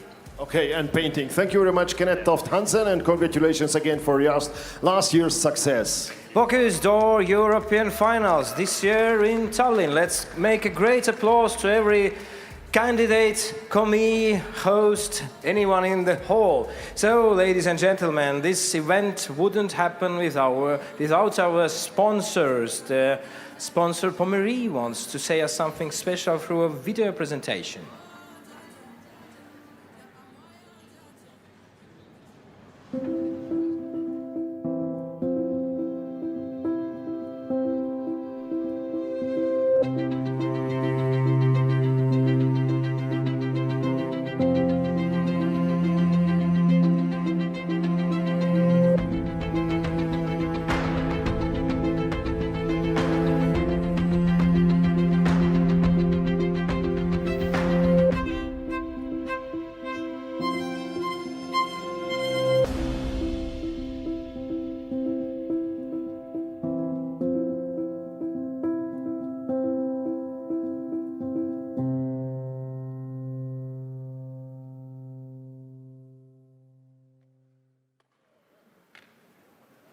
Bocuse d'Or Europe today in Tallinn, and we have very special restaurant in the world. It's called Geranium, and it's, I guess, today the main place where all the great winners of Bocuse d'Or are trained, technically, right? Some of them, yes, and we have Arthur up there. Hello, Arthur. From Geranium, and also, where is he? Siggy over there in the corner. Hello, Siggy. Good to see you. Siggy. Good luck, guys. Take it away. And Ronnie, of course. And Ronnie, not to forget, of course. Yeah. Let me ask these stupid questions. Question number one, Rasmus winner and second place and third place and the head of Geranium. You have three guys here competing against each other. Which one you are mostly biased for? Which one, I'm sorry? Yeah, which one you are mostly, wanting to win? I mean, they are all great chefs, but I'm the coach from Denmark. Ronnie was helping me out in 2007 when we won the silver. And I'm so glad that kind of the circle is gonna complete with me assisting him now, as he was helping me and doing a great job like many years ago. So of course I want to give him something back. And I love the idea that the commis is coming back as a candidate. That's how it should be for the future. So Bocuse d'Or would live on forever. I have had an interview with Estonian team, and they said that what's special about Geranium is the way how the heritage of winning Bocuse d'Or is given and handed over to the next generation. So technically it starts with when you walk in as a worker, then you already know that you're going to win Bocuse d'Or someday, or at least compete there. At least compete, I mean, if you want to. I don't tell them to do it. So I was actually surprised that two of my really good sous chefs won the competition, one in Estonia, one in Denmark. And first I was like, shit. I mean, should I just cook alone? But who am I to not to support their dream? And of course I want to assist them as much as I can. And I know they will do a good job. work in top restaurant is really hard for each chef working there, but you had 3 of the guys preparing for the huge competition. So Geranium had a shorter menu over the period of preparing. I have a really good team back at home in Copenhagen. They're doing an excellent job, and I trust them 100%. And they're also supporting here. Siggy is not at Geranium anymore. He used to work there, but of course Arthur and Ronnie Mortensen. So what's the case with Ronnie? Lots of Danish fans in the audience. What's the case with Ronnie? We see people are calm. Lots of time to go, 4 hours. Yeah, that's how I want them to work. I mean, focused. I tell them this is a great moment in your life. So try to absorb this feeling, which is very special, and be honored that you actually had the chance to come here and cook for a worldwide audience and do what you love, shine in the kitchen. Yes, I think the kitchen is shining itself. It's so white, and it's so interesting that I see this iPad in front of me. Many times, different minutes running, you're keeping track of all this, right? Or if I touch it, then they will lose. I think they will also know what they're doing out there. So actually, I have time to get a coffee soon because you see it's running really well. Yeah, I see. I'm really glad you guys so calm and relaxed here. It's not so easy to compete against other top chefs of Europe. Thanks, Rasmus. I'll see you later. Let's check the case in the next kitchen, which is Sweden, not far from Denmark. It's Sverige, it's Team Sweden. And actually, yeah, there is some noise, finally, because as you probably know, obviously, it's not so easy to travel right now. So there is less audience, and it's also not so secure to have a lot of audience. So it was more important to finally have this competition than to make it like a real sporting event as it usually is. But Team Sweden is here, fortunately, and Potatis Art Flan is almost done. Could you explain us a little bit about all these stopwatches? What is going on? Is it your only job to check out what is going on? What's the next step? Yes, that's my most important role here to check the time. So this is potato piece, and it's 1 minute left. 1 minute left, so careful, guys. Of course, we don't want to disturb them. Now it's about deboning the quail. I've done it once. I've been a stagiaire for a Hungarian Michelin-starred restaurant, Kostas, in Budapest, and my first job was to debone a box of quails. It took me the whole day. Obviously, here you take like 10 minutes for the same job. Okay, then no wonder I'm not here as a candidate. How could you prepare? How was the COVID situation in Sweden? Was it okay for you to prepare for the competition? Were there great hurdles? It was okay, but we had to pause the training for a few months. But it was still okay, I think. Yes. Okay, and obviously Sweden is one of the very, very important candidates. Like it's not unusual to see Sweden on the podium, not just on the European competition, but also in Lyon. What are your plans this year? To win the whole competition. Okay, that's I think that's a big plan, and I think it's like how as now there's the potato. Art flan, yes, that's the time, so we didn't miss it. Now you don't have to do anything for 22 minutes almost. Like you can go drink a coffee. I wish, yeah. I can bring you a coffee later on, don't worry, if you need. Okay, espresso? Yes, espresso. Double espresso, okay. As your command, and I think it's time to check around. Yuri, what do you have? I have huge stage in Estonian capital Tallinn. It's called Bocuse d'Or Europe Finals, and I'm walking towards the first timers of this year's competition. Country placed in Caucasian mountains, Georgia. Erik Sarkisyan, Luka Hinkiladze, and we have the coach Irakli Todadze, and coach wanted to say something simple. Known as the guy with stupid questions. We know Georgians, we know shashlik, and you're making here shashlik of quail, I expect, right? Almost, yes. So you're smoking it or you're roasting it? Roasting and smoking as well, yeah. And the Georgian flavors will be the salt from the mountains, right? From the I can't recall the region. It's really hard to remember all your counties by heart. Anyway, how much of Georgian is in this quail today? Beg your pardon? How much of Georgian flavor is in this quail today? How much would? Yeah, not shashlik. Do you need to use some local spices, some local ingredients? What are the things you took from Georgia to prepare your dishes? Yeah, main ingredient we have Svanetian salt. It's salt with some spices, which is brings from the mountain, which is we couldn't find. I will explain. Svanetia is one of the regions. If you can imagine how a Georgian national clothes look like, there is a huge hat, which is very furry, and then it's a nice, usually red coat, and that's the Svanetian guy, right? So that they use this special salt. It's from mountains, right?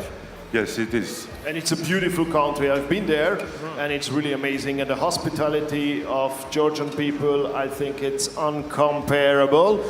And the quarry wines, they have an amazing scene of natural wines. So it's really, really amazing how they are doing things there.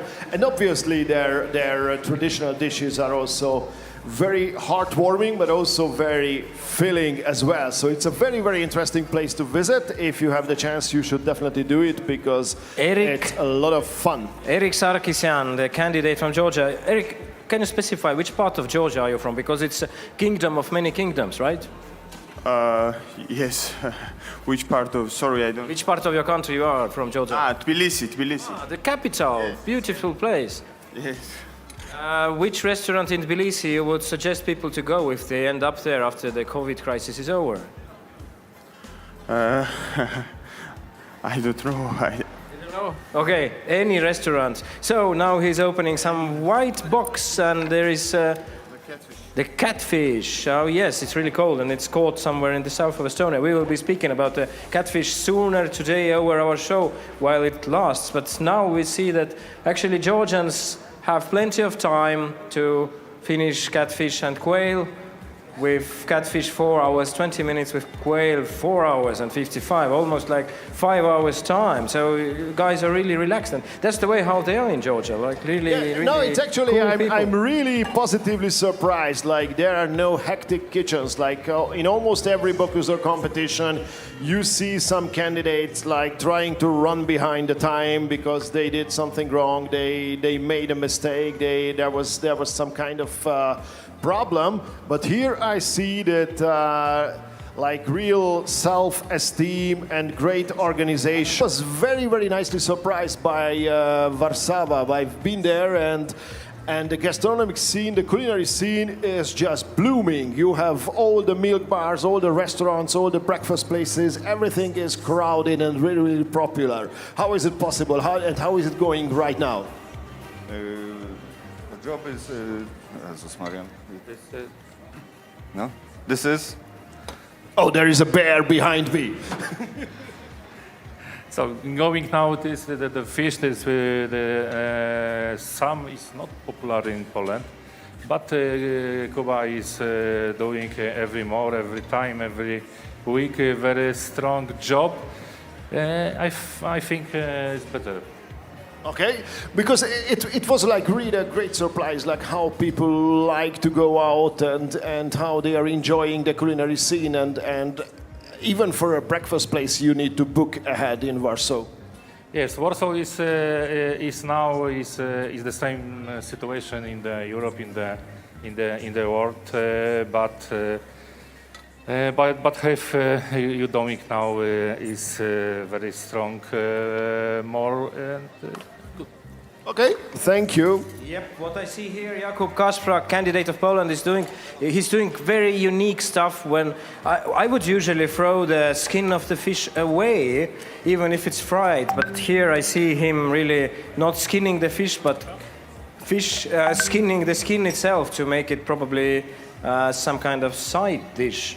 looks very concentrated, and he said no comments at the moment because he will be losing his focus. But take a look at the technique, how he's skinning the skin of a fish. This is really unique. I need to learn this. I'd like to know how to do it at home someday when I have my kitchen slightly bigger than this one I see here. But it's really unique how many huge people are working in this huge hall. I'd say that this hall in Tallinn is actually mostly used for sports and for huge rock concerts. But now we have here the biggest rock stars of the culinary, the chefs, all of them competing. I would say it's like a battleground, but it's somehow very calm here. But it's of course early hour of the day, not much is done yet, lots of work to be done before some of the dishes will be somehow ready. But the emotions, can't hear the audience. Anyone in the hall room? Give me a great applause. I don't hear you people. Hey, hey, hey. Yes, there are some of them. It's early hour in Estonia. Not everyone wants to wake up so early, but some parts of the world probably still sleeping and some having already afternoon lunches and brunches. So that's Bocuse d'Or, European finals happening this year in Tallinn. It's one of the main cooking events. It's the only cooking event which is actually happening live this year, and it seems to be really nice and emotional, the atmosphere in Tallinn. We'll get back to the kitchens soon.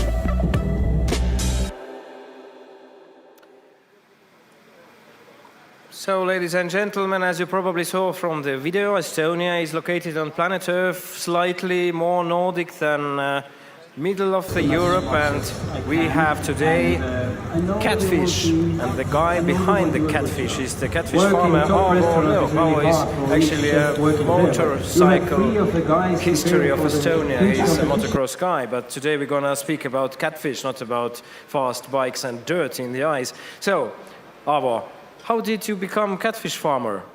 You just had it in the back of your pond, fishing and swimming around, or you just brought it from Africa? Yeah, I'm, what to say, I've been a fisher since a small kid, because we living by the river, and my house is by the river, and I've been fishing since since I start walking, you know. So I'm with fishes, you know, I like them very much, and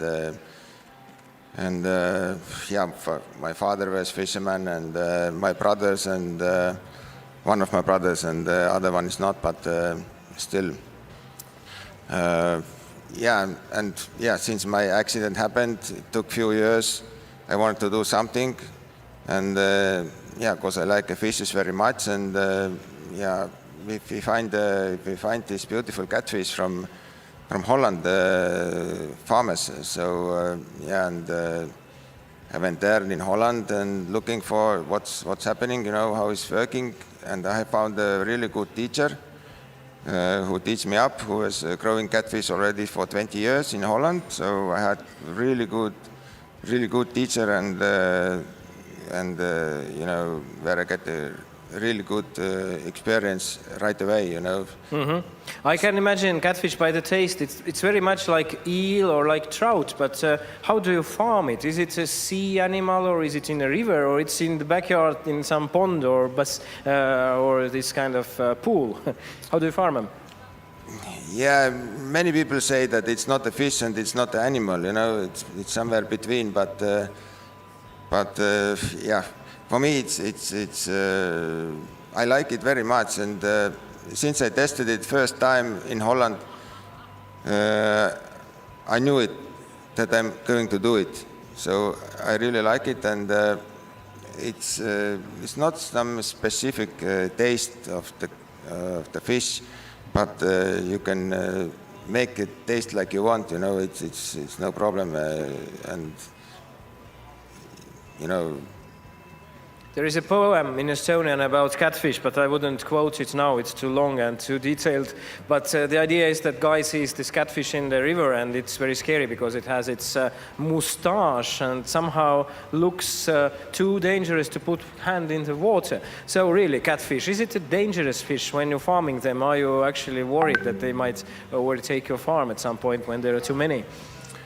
The fish is very stressful. The most problem is that if you're afraid him or something, that he's scared, or that is most dangerous in farming. So we try to keep it as calm as possible and quiet, and not so much light and everything. It's quite many things what you have to follow. But in the nature, and let's say, as I know him very well, you know, he's a bad boy. He's a bad boy. He can eat anything that it goes in the mouth. Legend goes that it can even eat a tiny calf, and if the children are playing at the river, watch out for the catfish. So, Aavo Leok, you are the catfish farmer. You're probably very proud that your product is here in the most important cooking competition. Yes, of course I'm proud, but yeah, I even don't know how it happened, you know. Dimitri called me one day, and since that it happened, you know, I just know. It's just, I guess I'm just a lucky one, you know, that it happens like that, you know. I have no experience about these competitions or anything. I'm quite in the countryside, living in the woods, and don't know about these things much, but it's a new experience for me too, and it's maybe the same as I won the World Championship first round in my life, and I even didn't understand what I was doing, you know. But in 10 years or something, you understand what was happening, you know. I guess it's something similar, you know. I'm glad you're here. Let's give a great applause to Avalok, the catfish farmer, and head over to kitchen number 1. Spaniards are doing their best. Andras, what's the situation? Absolutely, they are using that catfish. They are using that catfish that you've been talking about, and they are doing pretty well as far as I see that. First, I think there are probably some new viewers on our live channel, because it's a great idea to visit Bocuse d'Or's Facebook page or Instagram page. It's live coverage is also there, and you can also comment. We are also very curious, like, where are you watching us from? Do we have any audience from the US or UK or any further parts of the world? We are in Tallinn, Estonia, and this is Bocuse d'Or Europe 2020. And talking about Team Spain, it's very important to notice that they were the first to begin the competition today. They started at 8:30 in the morning local time, which is 7:30 Central European time. So they still have over 3 hours to say goodbye to their fish plate, and another 35 minutes afterwards to prepare the meat platter. And as obviously most of you know already, then they are not finished yet, because the meat platter should be served. So it should be cut and served on plates for the jury. And there is also part of the job to clean up the kitchen, so they cannot leave before they clean everything. This is part of the competition, and of course part of the job is also to work very sustainable, to be as much as possible like using the nose to tail method, to use every part of the ingredients, not to throw away too much, because this is a deadly sin, and there will be some points from your end results. So you need to be very, very careful. And I think everything is going on right, so we can move on to the next kitchen a bit later, because Team Netherlands seem to be busy as well. I have to talk. So yes.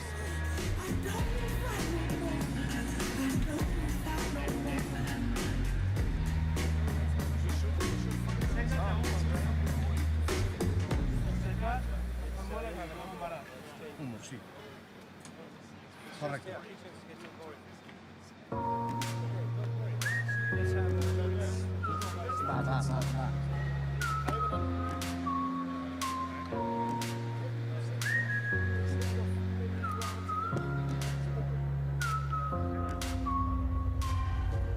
The world can be a nasty place.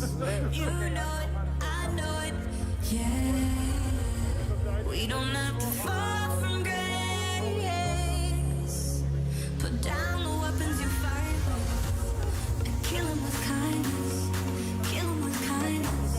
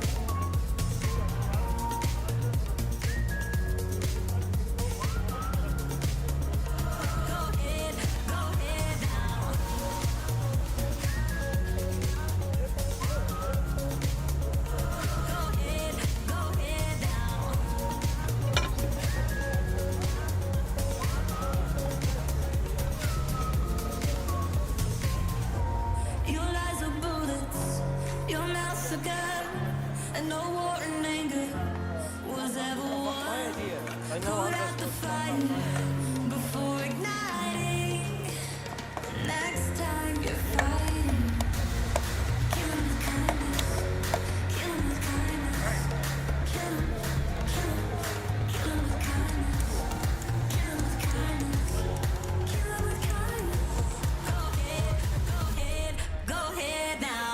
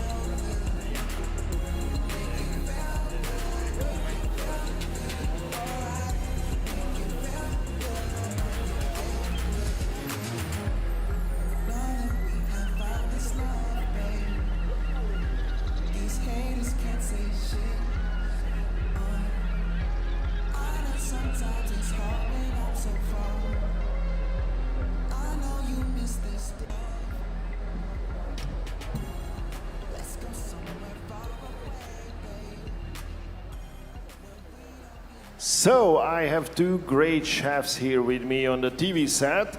Kenneth Toft Hansen, Bocuse d'Or 2019 winner, and from Denmark, and also COC member, and Mario Garcia, former Switzerland's coach. And Switzerland was number 5 on the same competition. Do you remember each other from the competition? Is there a chance to look at each other, or it's your first time to meet? Yeah, I definitely remember Mario. He was actually the only one to get the highest remark on the kitchen technique, so he did extremely well. Okay, now this is like a very important point. We will talk about the Bocuse d'Or later, but like if it's kitchen technique, he is a teacher. I don't know if you knew that, so you should be actually very proud in front of your students because of this. What do you teach? Where do you teach? What should we know about you? Yeah, we want to build up the craftsmanship in Switzerland for young chefs to be professional, to be proud on his job, and to be a good chef. And that's what's the target that we follow in this cooking school. Did you get a special celebration when you returned to the school? Did they watch you, or it was not such a big thing, or what was the feedback?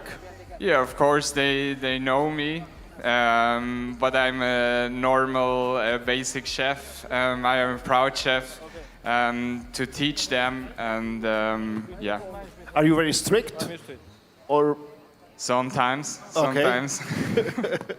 and what did this pretty nice result mean to you, like for your further career? How did it change you? What is the importance of Bocuse d'Or for yourself in your personal life or in your career? Yeah, it was a very big progress from the Swiss selection to Torino to the European final, and then to Lyon. It was the best result since Frank Giovannini on the 3rd place. And now we continue this process. We want to go back to the top of Bocuse d'Or. We want to step up to the podium. And yeah, when you compete in Bocuse d'Or, this dream to step up on this podium is always in your mind. Till you have it, till you touch the trophy. I think we can ask Kenneth about that feeling. Is it a boring moment where you climb that podium, or is it rather something remarkable? Yeah. It's a lot of emotions, actually. You're fighting so hard, and then when you finally, the top 3 is always extremely close. So you also need a little bit luck on the competition day. Yeah, for me, it was my second time, last time, and during that process, you feel like you're in a cage or in a small jail or something like that, because it's becoming slightly obsessively. So yeah, then finally get out of that cage is amazing feeling. Okay, leaving the cage like a wild animal. And as far as I remember, do correct me if I'm wrong, you have an almost official Bocuse d'Or baby. Yeah, you're right. Our last time trial we had to cancel just before Lyon because exactly 6 days before the final I had my son. and my first. So it was quite amazing, and I think it gave me that last energy to push myself even further on the competition day. And then, of course, enjoying it as well, because it was, I think Bocuse d'Or is probably the biggest thing, but having a baby is a bigger thing. It is something remarkable. I do agree. What's his name? Is he Paul? In Danish, I live by the ocean, and in Danish the ocean is called Vesterhavet. Okay. Which means the Wester Ocean. So he's named after the ocean. His name is Vester. Oh, sounds very good. So he loves to eat seafood, I assume. I think at his baby food he enjoys the lobster with potato mash the most.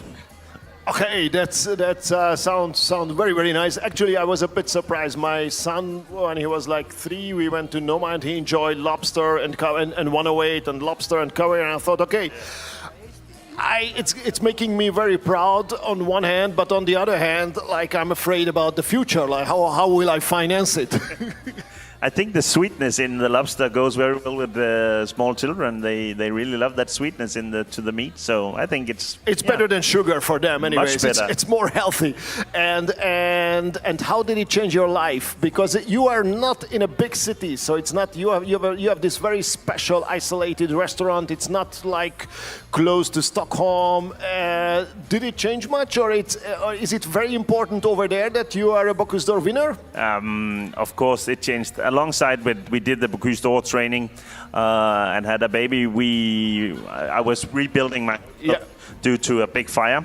So when we were done in Lyon, then 1 month later we opened our hotel, and it was quite extremely busy 5 months. And of course, they made a small television program of us.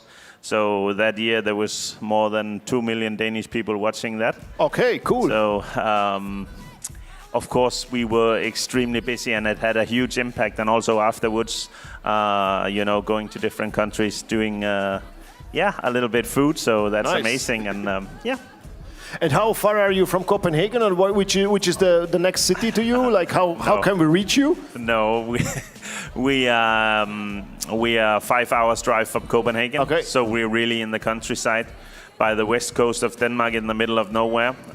There is actually nothing there. We are what do you call that? No nonsense, bare necessities hotel. We have no Wi-Fi. We have no televisions. Okay. It's about being together and enjoying each other. We change 10 courses on the restaurant every day, because we have a lot of people staying for a long period of time. A different place. And so your son cannot watch you now because there is no Wi-Fi, or at home you can have Wi-Fi. Obviously, it's just for the hotel, but it's a family-owned hotel, so it's more like family style. It's not a big one. Okay, Mario, what's your plan? How can you get on with teaching? Are you doing it online now? Is it possible to teach cooking online, or how can you achieve your students to be like really great cooks in these very special times? Yeah, we do it online in February, March. Now we are back on school. It's nice to see the students again. Okay, and do you have any kind of special preparations, like if you need to be online again? Like, do you install cameras at home, or do you have any kind of special equipment? Yeah, we have a little studio in back home, to teach the students, and I already missed to stand in the kitchen and teach them all the good stuff. Cool. Yeah. Will you take something from with you from here, like a nice catfish recipe, or will you teach quail? Maybe a lot of new ideas, a lot of new shapes and forms. I take a lot of back to Switzerland. Yeah. Okay, so thank you very much, Kenneth and Mario, for talking to me. And I think Yuri has some Estonian chefs to talk about the current situation in Tallinn, Estonia. Thank you, guys. Yes, we are here between the Georgian and Netherlands kitchen, but they are talking mostly about Estonia and slightly about Latvia, the people in front of me. Tõnis Siigur, Rene Uusmees and Svetlana Riskova. Let's start with guests from Latvia. Latvians are first-timers this year on Bocuse d'Or. What made you people come to compete here? Was it some political offer, or it was just Estonians calling, guys, we need some competitors? No, that's a passion of cooking. That's the motivation. We actually dreamt about that the same time when Estonia started to compete in Bocuse d'Or. I went to Lyon to see how Estonia competes, and I felt these great feelings what was in the room. And from that time, every year we tried to get the permission and sign the contract. And finally, this year we are here, so we are super happy. We did it. Big step.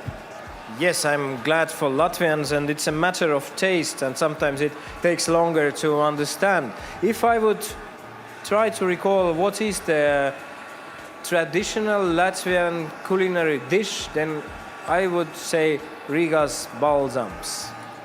Oh yeah, of course, the Rigas balsams is very famous, but that's not the food, but that's a drink. So let's speak about the food. Actually, we compete tomorrow, and one of the very traditional what we show, and that's old dish named klandrauses. That's a rye bread pie with a potato and carrot usually, which is even in UNESCO. So that's a very, very famous and also very, very old dish. So that's one of our detail of our dish for the platter. Okay, that we will be seeing tomorrow. Svetlana, you are actually a jury member here, and you said that you've been around in different cooking competitions, but this one is special. What makes Bocuse d'Or special? Oh, it's such a great feeling of the high top culinary. Yes, I really have experience of the World Chefs competition. So we are from 2014 in that organization. So I was a judge for many times there, but here is a different feeling, and I feel like I'm on the top of the culinary today and tomorrow. Food is matter of taste. How to do the work of jury? Have you certain kind of points or plans like you do some kind of workflow? Yeah, that was a great work before. So we were preparing for so many months. I even can't count now. So from the February, I think we had the trainings, and we wrote first time this project, what was really new for us, which is very special for Bocuse d'Or, what we never did before, the project about the country. We created the idea of this, you will see on our t-shirts, chicken or the egg. The question and dilemma, what was first, because we have the same like Estonian culinary, so mixed culinary of different countries. So we really try to define what is the important one, and that's our philosophy of this time. We are coming to the European semi-finals, so we will try to take the essence of that and show what we are. Okay, you're also part of the tasting jury. Now we have another guy from the tasting jury, Tõnis Siigur, one of Estonian top chefs. By the way, people back home watching the show, you know, there are all Estonian top chefs I can imagine. They're all here in this hall doing different works for the festival. Tõnis, can you specify what are you actually doing here besides tasting? I see you walking around kitchens. Yeah, it's my responsibility to taste all competition food. I really wait when first chef is finished, and I have also a lot of experience about tasting and competition, and yeah, let's see. How you taste then? It's like you have some kind of matrix, like flavor, color, crispiness, softness, oiliness, sugar, pepper, salt, and smell, or something else? I just listed mine. No, they are all correct, typical things what we're looking for, and also visual, how it looks on the plate, how it looks on the tray. But I can say that you feel very quickly good taste, and I believe most of our participators doing quite well tonight. I will put you into a very difficult situation now. Can you elaborate what is a good taste? How you feel it? I don't know. You feel good, and that's a good taste, I think. And yeah, difficult question, actually. I agree. But still, some hours to go before you can start tasting. So now you're just walking around looking for inspiration because you run your own restaurants too, right? Yes, I have a couple of restaurants, actually 5. And yeah, I look some ideas, I see some new trends, techniques, and I believe I found something already. Can you give us the secret, at least the trend, what you see, the new trending thing? Clean taste, I think it's most important. This is like new. If something is salty, it's just salty, right? No, you have to feel the proper taste. For example, if you take fish, you have to taste like fish, or some vegetable or potato, or any kind of products, what we see tonight. Now working as jury is quite simple. Working in the kitchen would be quite battlefield here today. Any plans? Will you come back to Bocuse as candidate someday? I know you've been competing some long time ago. I don't think not anymore, because my time was 10 years ago when Estonian participate first time and second time. But definitely I will become, and maybe next time again in the jury. And yeah, let's give this opportunity for other people. Yes, let's talk to other guy from the jury, and it's called Kitchen Jury. The name of the man is Rene Uusmees. Rene, Kitchen Jury has really sharp eye on everything what's wrong in the kitchens, or did I, correct me if I got it wrong? Yeah, we Kitchen Jury, we belongs to the group, 4 of us, and we start today morning like from 6 o'clock, and we begin our day like checking all the boxes, and is it the food product, is it correct? Nobody can bring in any other kind of, what is by the rules, it should be by the rules. And we also need to check all the equipment part.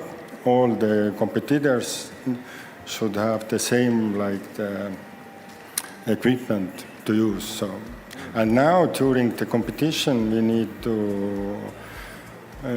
need to check how the kitchen team works together, how the waste product, hygienical, and all that kind of things like.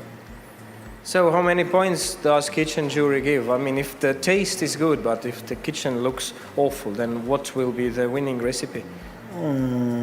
It's it's on that level competition. You cannot say the kitchen looks awful. So it's not reality. It's all the kitchen works like really clean and professional, but most of the points coming anyway for the food, and that's the most important, how the food tastes. So, yeah. Did you got answer?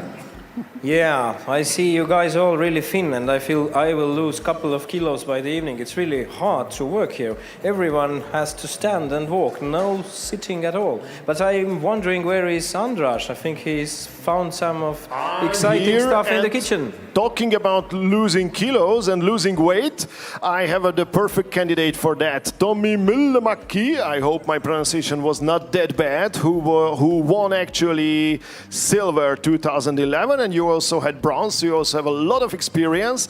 And it's somehow I cannot think it's just an accident that one of the other guys here who has also like great results in the Bocuse d'Or is also a great runner. Do you think it is combined somehow? I don't know. Rasmus just started with the running, but I started in like 13, 14. Gained a lot of weight, so I tried to like get back in shape. Yeah. You managed to do that? Yeah, it's been great so far. So yeah, I will never stop running. And you're still doing it. So like as you said, you were also running here in Tallinn. Yeah, it's a beautiful way to discover a city in the morning, just when the sunrise is up. And now I've been running just along the ocean, which is like very beautiful. Yeah. Okay, and talking about Sweden and the restaurant scene in Sweden, your plan was originally to open up your own restaurant. I think the name was planned Aria. Did you manage to do it? Because March is the month, I think it was planned for March, where most of the restaurants in Europe close down. Yeah, as you know, Sweden is pretty famous for our how we handle the COVID situation, but actually we managed to open, and we've been fully booked since day one, which is we're very happy about that. So it's been great, even though the start was a little bit different with, I think especially, the whole society went down and you get a little bit depressed, and the whole atmosphere around was weird. But every day when we went for work, we had like our own bubble where everything was like pretty positive and nice. And when you get outside of there, you get all the news, and which wasn't so happy. But we've had a great start so far, so we're happy with that. I'm very glad to hear that. And how would you describe your kitchen? I know all the chefs hate this question, but what is your style? How should we imagine a visit to your restaurant? The thing is that we try to follow the seasons, which is like everybody else does, but we focus mainly on Nordic main ingredients in season, so you should really feel the seasonality. But then we want to add, I like cooking with the spices and with the flavors, so the flavor can be inspired from all over the world, so we're not just hanging around the Nordic kitchen and the Nordic flavor profile. So I think more and more restaurants are now getting rid of. So there was this movement of just using Nordic ingredients, and now they are opening up a little bit. I think it's more like, I want to run this restaurant for a long time, so I think it's like putting myself into a very narrow box will make me maybe bored after a few years. So I want to have, it's like a painter. What if you're just painting with black or white color? It was like, maybe you like it for your whole life, but I think it's nice to have all these flavors and all these techniques to work with. And it makes also that we can, change the menu, and we can have something new coming up all the time, which I think is pretty important, because we have both a la carte and tasting menu in the restaurant. So having regulars coming back and you don't have, the same food every time, I think that's something we try to achieve all the time and still have a very high execution. And what do you think, what is the influence of Bocuse d'Or in your restaurant or on your personal life? Yeah, it's been influenced me a lot, because since when I was in restaurant school, I had a stage at Mattias Dahlgren, which is the only winner from Sweden so far in '97. He just won the competition, and I got my eyes for it. And then since then, I've been longing to compete, and I competed for Sweden twice. And then after that, we still have a few garnishes that pops up as a canapé or something on the menu, like from my competition time, which is great. So you learn a lot, and like somebody said here before, it's especially it's a very personal journey where you learn a lot about yourself and how you react in the different pressure situations. Yeah. Tommy, thank you so much. And now, obviously, every great event needs great sponsors, so let's check out this video.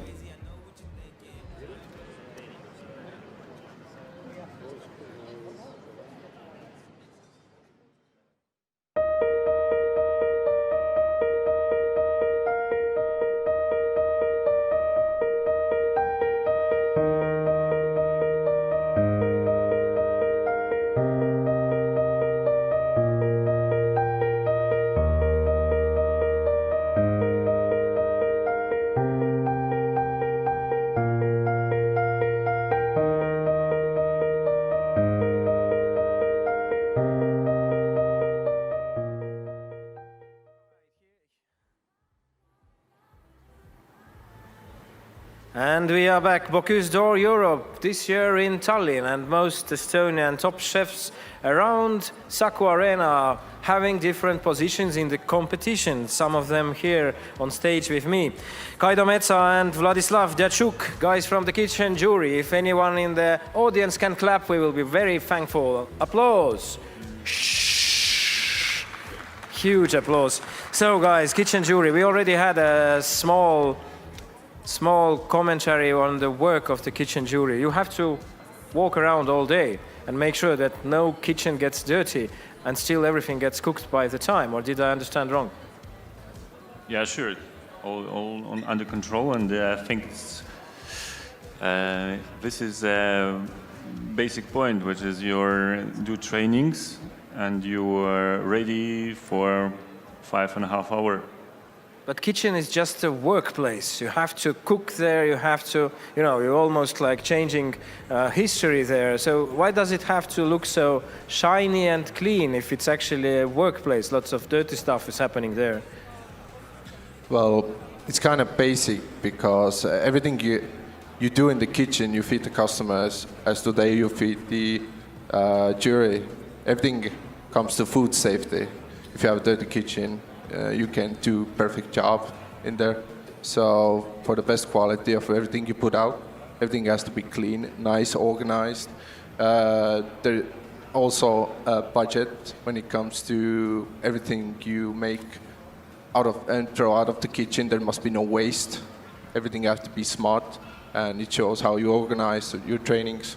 Yeah, that's interesting. No waste is the concept I was introduced some years ago, that if you have pig, then you use it from the nose to the tail.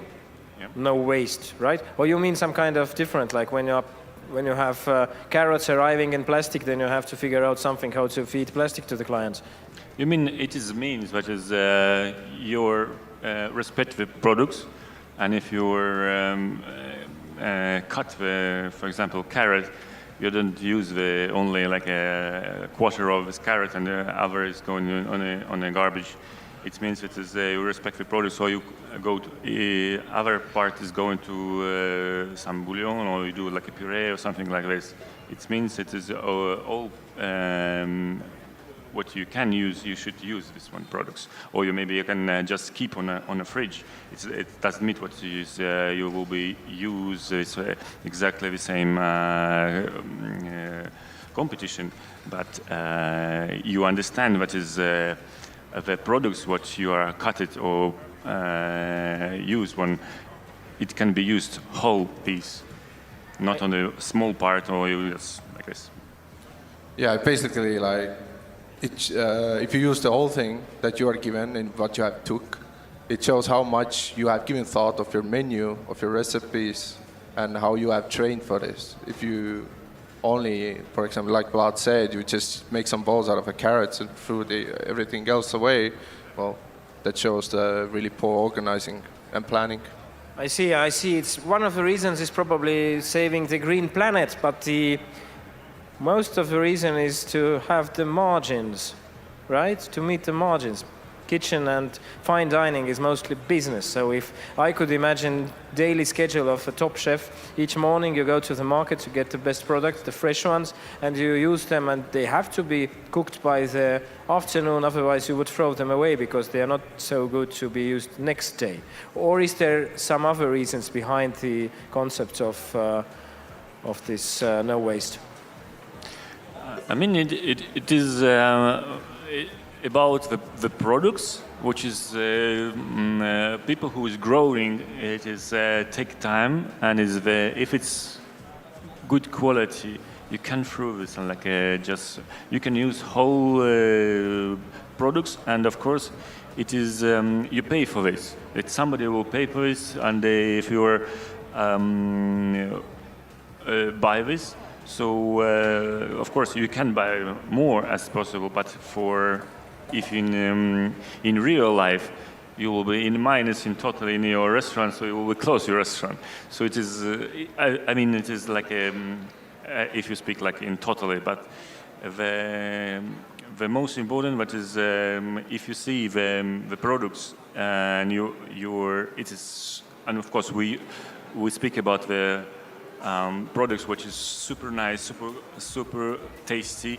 You can't just have a piece of this and cook, and other part you don't use. So you use whole things, and important what is the taste of this the products. It's not going down also. It is going only up. If, for example, the same carrot what we will be use, you can overtaste it or overcut. So it is respective products. I see. Now you as kitchen jury, it's really hard to work here. When I was looking around in those 8 competition kitchens, what I see is everything is shiny, white. At some point, the candidates go under the table, take something from there, put it on the table, and then they make some moves on it, and then they put it under the table again. So it's really hard to work as a kitchen jury here because everything is hidden from you, isn't it? Well, at the start of the competition, we always go through the kitchens and look around that everything is according to the rules, that no hidden things are being brought. So it's not that hard anymore if they start to cook. I think it is usually if other people who doesn't want this kind of competition, everybody see this kitchen as something unusual and it is a misunderstanding. But if you was in this kind of place, you really understand that is if you have big mess, you have the same on a plate. So you organize, you train, like you have more than a half year to train each ingredient, each equipment. You have own place. It's actually not so hard to control, but again it depends of the team how he organizes this. Of course, Bocuse is prototyping top Formula One kind of kitchen culinary art, but you guys, you have your own restaurants and your own kitchens. Is it same spacey, clean, lots of machines, lots of empty space to use knives on it, or it's in real life sometimes different? The competition is a competition. Usually you are who is complete, and it's a little bit different between a restaurant from all parts. But mostly you are how you work. It is your feeling the culinary, the gastronomy, how you are feeling as the kitchen. So probably who is working very clean at here stage, he have also the same in a kitchen, his own kitchen, and he's try organize. Of course, it's different, but the people, the chefs work the same. I see, Kaido, you have made some notes already, I guess. I see you have very special jury documents. You have to take points, and every point you put there will be in the history of cooking, right? Because you are the jury. There is a lot on stake. Yes, I have notes, but I haven't given any points or taken any points. So how come? It's not to show anyway right now. So you're just thinking in your head, you don't have any decisions yet, which is the best kitchen? We make like a meeting later, and then we decide how we're gonna proceed with the notes and everything. This is very important, but is all chef is really worked hard, and it is you should understand where is if you take it like a minus point. So it will be really understand where is the mistake he made it, and our role, what is all teams on the same line. So if it's one team have made some wrong, so we should do minus points because it's everybody work really hard, and it's the same rule for everybody. Okay, let's give a great applause to Kaido Metsa and Vladislav Diachuk and all the rest of the kitchen jury who are working here today, making sure that kitchens stay clean and the food stays tasty. And over to Andras, I see you there in Poland. Oh yes, I'm with Team Poland, with Jakub Kaszprzak and his team, and they are working like really hard. And we should mention that the whole competition began 8:30 local time here in Tallinn, Estonia. So the first plates will be announced in 2 hours and 21 minutes. So this will be the first plate of Spain, and Poland has still over 3.5 hours to work on that plane. And I have Regis Marcon here, our great expert, to talk a bit about the recipes and the sketches that the candidates have prepared, because it is really going more and more tough to see what they are working on, because the kitchens are so clean that we practically don't see anything. Yeah, I think it's interesting to explain the work of candidates. You have plenty of things different to for the work, the organization, the clean, because you have a jury go around. There are four cookers around to see the organization. If you don't put too much produce in the dustbin, the waste, and also the organization with the commis, it's plenty of things the candidate have to do. And I know from experience that, for example, Joseph Viola is especially strict about these questions. He's like really, his eyes like see every single waste in a kitchen. Yeah, Joseph is going in our kitchen to go if a candidate take the good produce. Example, the candidate has to take the liver, the heart of the kale. He see if a candidate take. It's important also to see of the garniture. But for the candidate, you have to, since 20 years to 10 years, technique is evaluated, of course, to win time. You see this kitchen, you have not too much in the kitchen, it's all in the fridge. The candidate, when he works like he prepare echalot, he prepare celery. When it's finished, all in the fridge. It's important for that, for the organization. Also for all the detail of the technique. You have plenty of now. It's all Albert candidate. You have a vacuum. You also this year the shock freezer. It can prepare some garniture very quickly because it's under 40 degrees. You win time. It's important to win time in this organisation. Voilà, ça c'est tous les détails qui me paraissaient importants d'expliquer que le candidat il gagne du temps avec tous ces détails, le matériel, la propreté de l'organisation. And all the kitchen jury look that. How much did the competition change? Like you won 25 years ago. I assume it was totally different. Like kitchen equipment looked totally different. No shock freezer, as you mentioned, and a lot of other things I think didn't exist. That you chose a change. You have first important. 25 years ago, you have two platter. Yeah, now it's a plate and a platter. It's different. The work is different. The change. See the gloves. Everybody has gloves. Everybody is very clean. It's very important. It's like in a car competition. You evaluate, right? Yeah. With the technique, with the material, with yes. It's also you have very often you see some candidate with a coach. You have not coached 25 years ago. The coach now it's the third cooker. Yeah, he organized.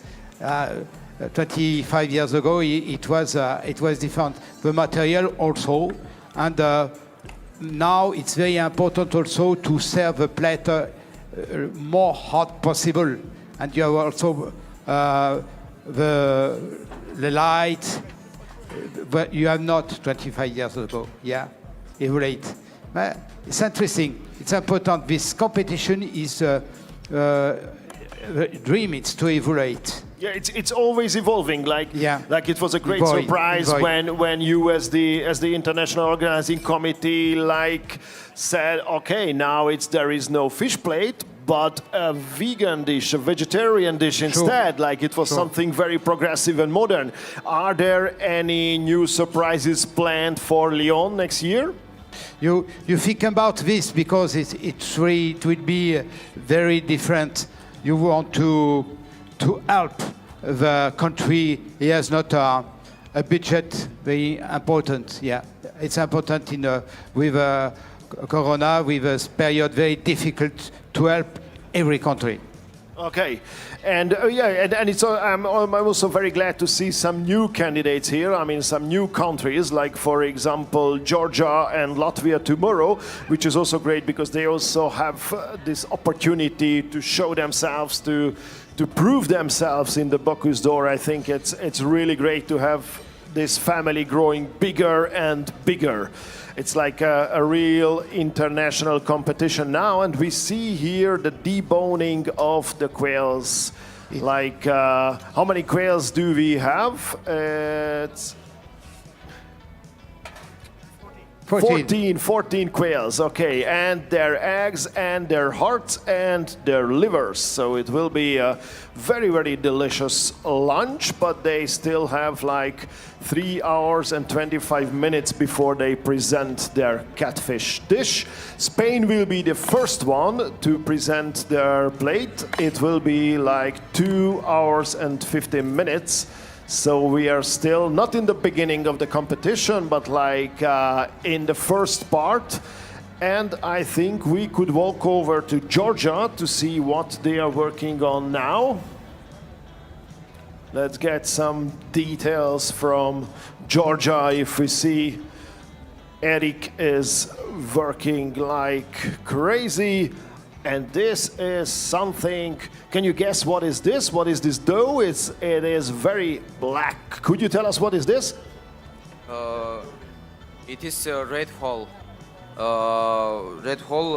crumble. Okay. And it's really not easy because It's Georgian authentic flour red dolly. Okay, why is it black? We put some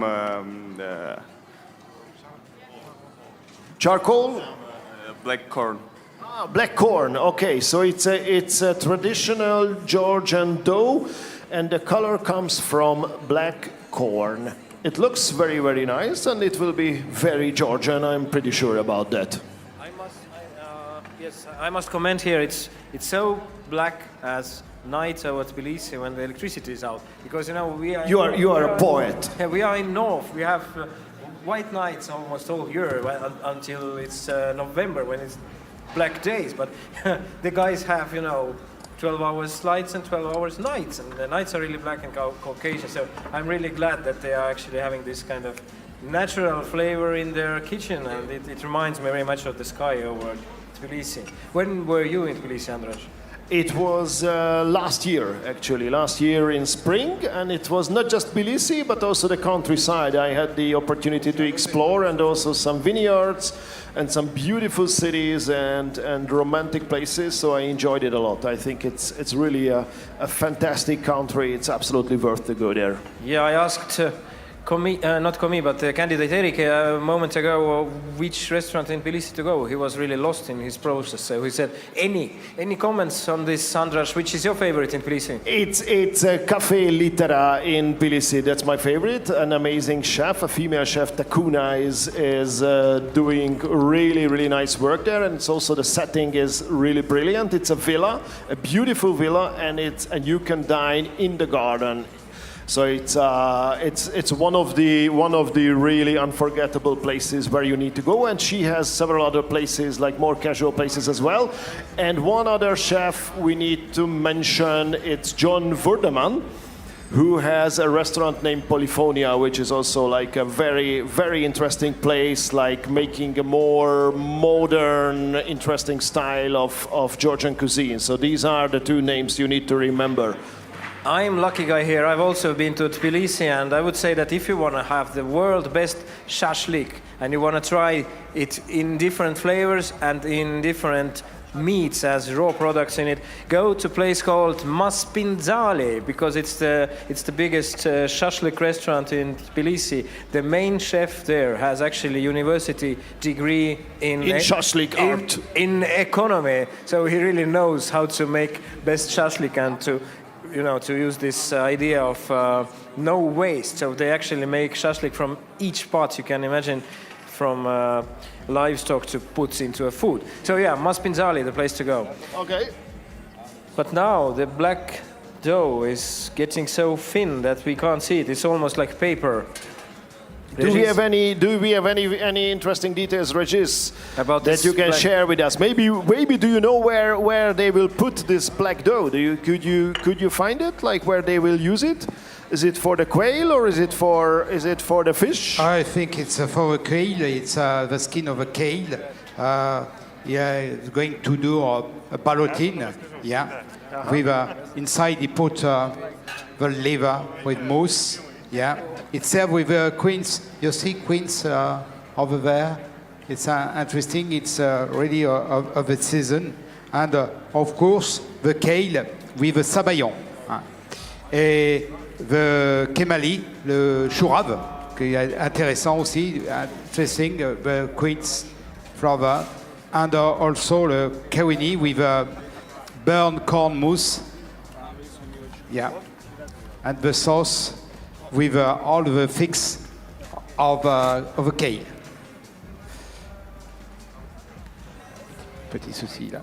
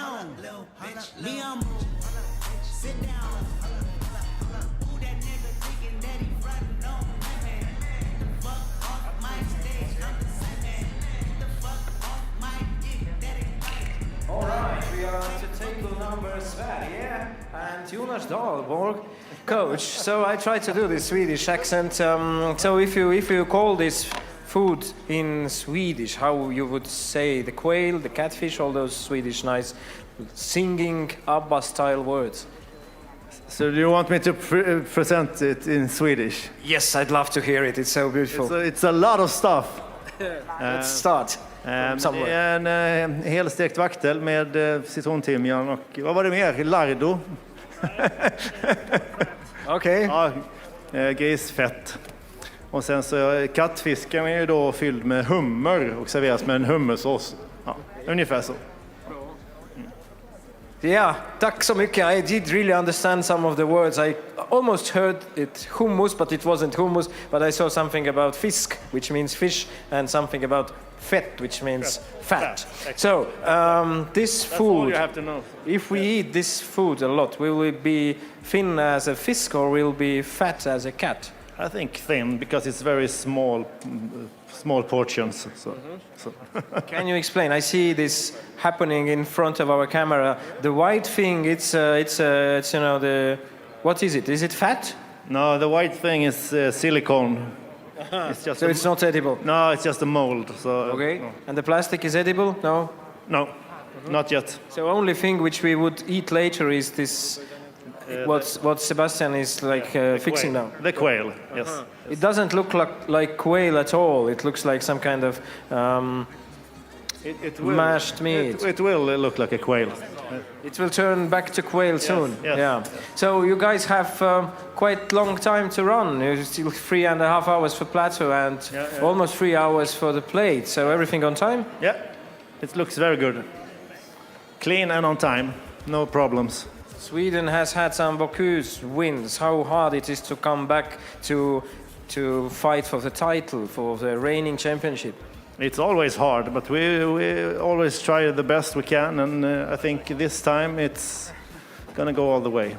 Yeah, this part of the kitchen side of the hall here in Saku Arena is very interesting because it's full Nordics, Sweden, Iceland, Denmark and Estonia. All Nordic countries all have almost the same chefs working, and I would say that the tables and kitchens look very similar. They're all clean, and the smells we have here are also very similar, very clean, so to say.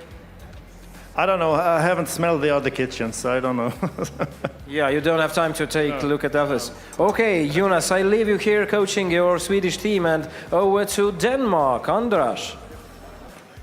Okay, see, I'm here with Ronnie and Sebastian and obviously Rasmus, and I think we should actually, yes, put your hands together for Denmark, and we should show what's going on here because it's really beautiful. It is nothing less than the circle of life, as you mentioned, Rasmus. What's going on? What is this black thing that is being laminated here? Is Sebastian, which is making crispy first soft potato and this beautiful shape of the circle of life and nature. And then he's gonna deep fry it a bit, put a little bit of salt on the top so it tastes crispy, it's thin, it's fragile, and it's very amazing.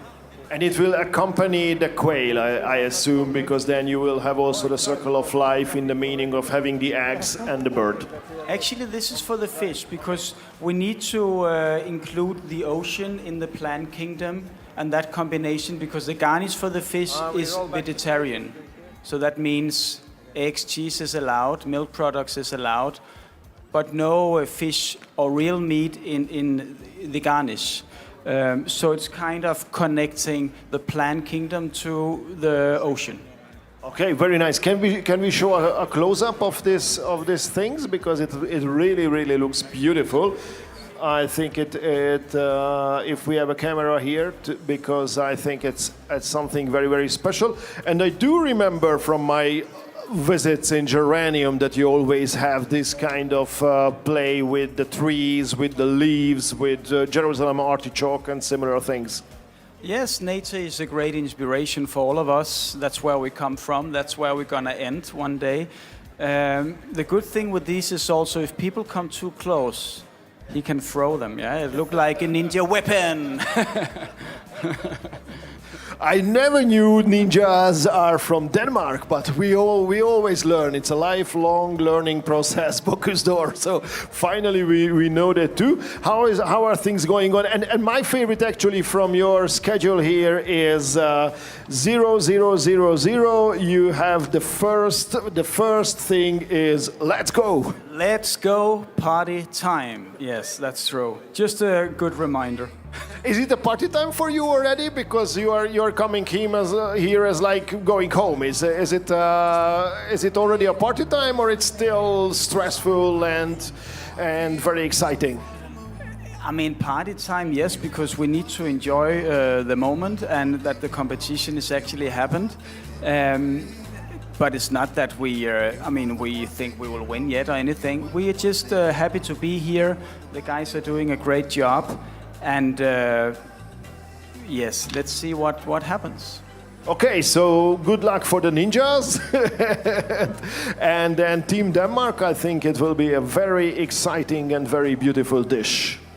Yes, guys, looking at our timing here, there is not much left of the morning show we've had for now almost, how many, 3.5 hours or even more? Even more. It feels like 10 hours at already. least. But still, so much to go, so much food to finish. In exactly or almost exactly 2 hours, Spain will present the plate, and then things will get really chaotic and quick. So this is where we will switch into another gear, and I think it will be very exciting because we haven't seen much from the dishes. So besides the sketches, we have no idea how they will look like. All the kitchens are so clean that there is no way to make a picture in your mind like, okay, what will this be? Yeah. I think it will be very exciting to see them like more evolved, like how it looks on the platter.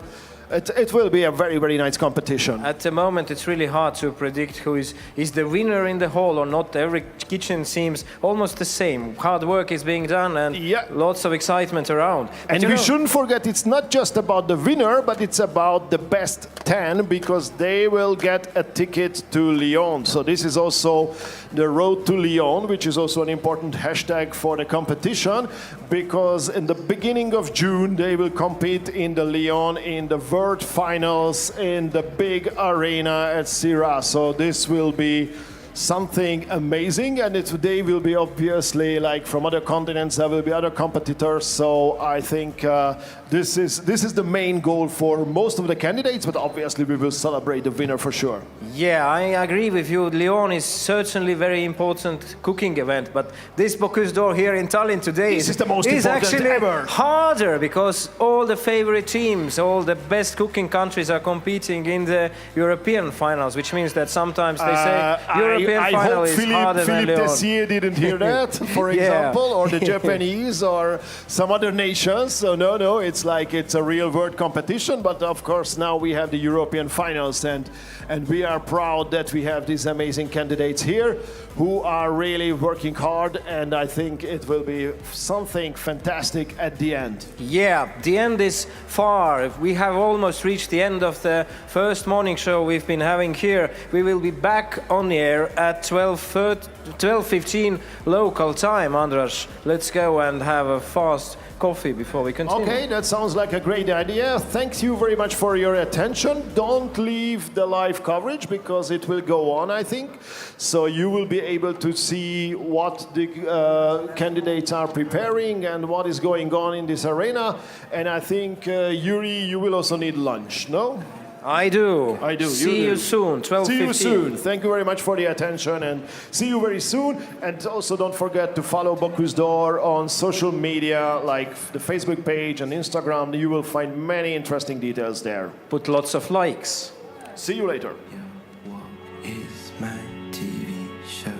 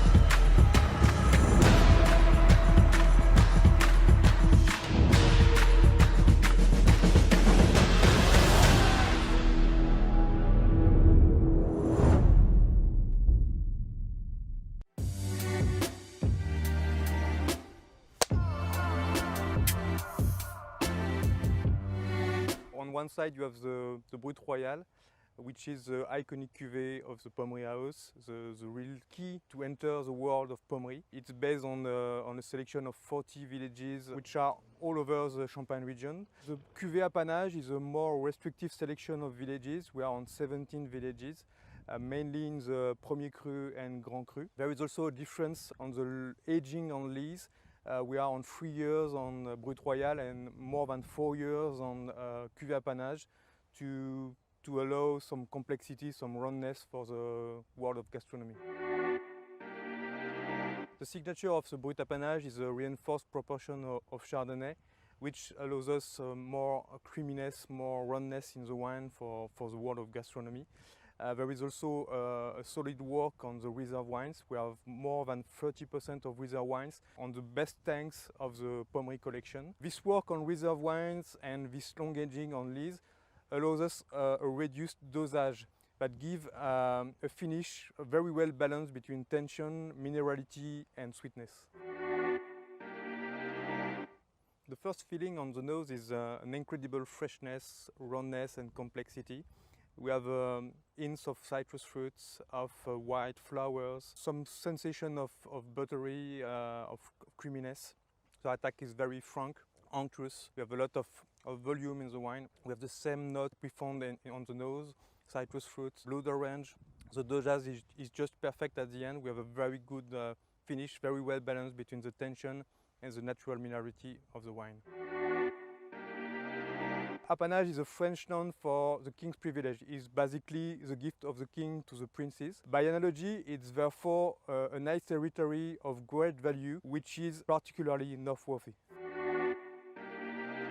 Brut Apanage is obviously a very good wine for refined aperitif, but it can also be paired with very different food. For example, scallops with a creamy sauce, a white meat grilled, or more stunning pairing like a young Comté cheese.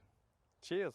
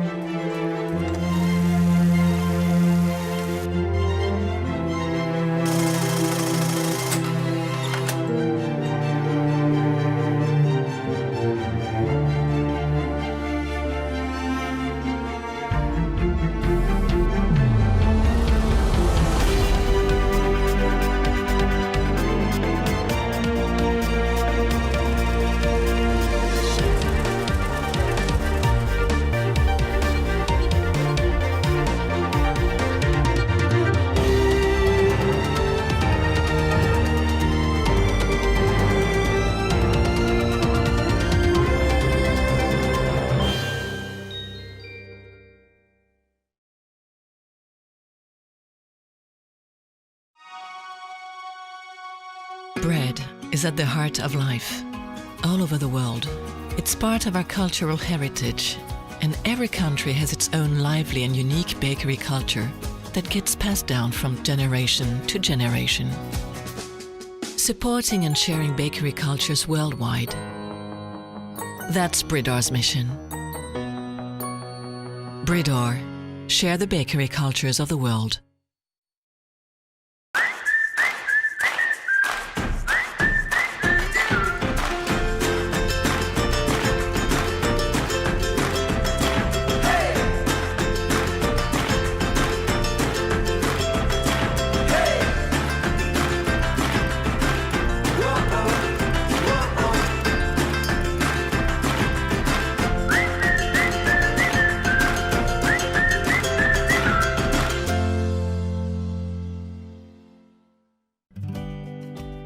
While we've been at home, we've all tried to become chefs, and we've enjoyed our moments. But the truth is, we miss you. The greeting, the seeding, the sizzle, the sparkle, tasting, toasting, liking, sharing. And now, when we see you're open, just thinking that you're back to dazzle us again, our heart skips a beat. San Pellegrino is committed to supporting the chef community because the desire to be together is stronger than ever. Support restaurants. Join the movement.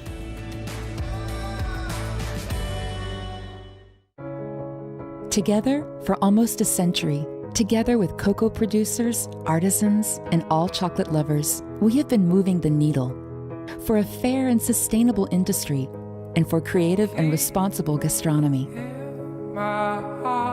Beyond words, we believe in actions. 100% of Valrona's cocoa can be traced back to the producers. We are building long-term relationships with these 18,208 partner producers in 16 countries.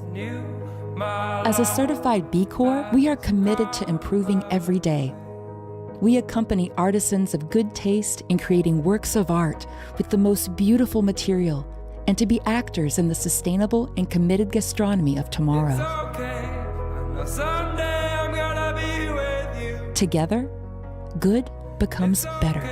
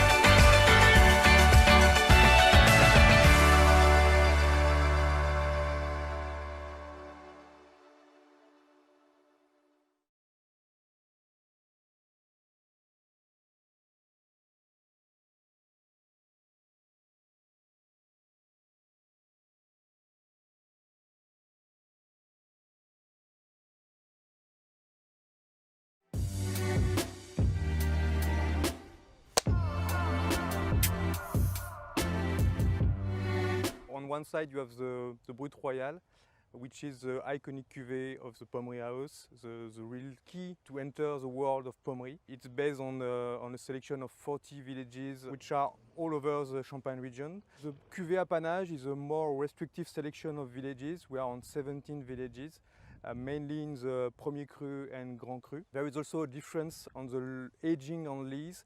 We are on 3 years on Brut Royal and more than 4 years on Cuvée Apanage to allow some complexity, some roundness for the world of gastronomy. The signature of the Brut Apanage is a reinforced proportion of Chardonnay, which allows us more creaminess, more roundness in the wine for the world of gastronomy. There is also a solid work on the reserve wines. We have more than 30% of reserve wines on the best tanks of the Pommery collection. This work on reserve wines and this long aging on lees allows us a reduced dosage that give a finish very well balanced between tension, minerality and sweetness. The first feeling on the nose is an incredible freshness, roundness and complexity. We have hints of citrus fruits, of white flowers, some sensation of buttery, of creaminess. The attack is very frank, unctuous. We have a lot of volume in the wine. We have the same note we found on the nose, citrus fruits, blood orange. The dosage is just perfect at the end. We have a very good finish, very well balanced between the tension and the natural minerality of the wine. Apanage is a French noun for the king's privilege. It's basically the gift of the king to the princes. By analogy, it's therefore a nice territory of great value, which is particularly noteworthy. Brut Apanage is obviously a very good wine for refined aperitif, but it can also be paired with very different food. For example, scallops with a creamy sauce, a white meat grilled, or more stunning pairing like a young Comté cheese. Cheers!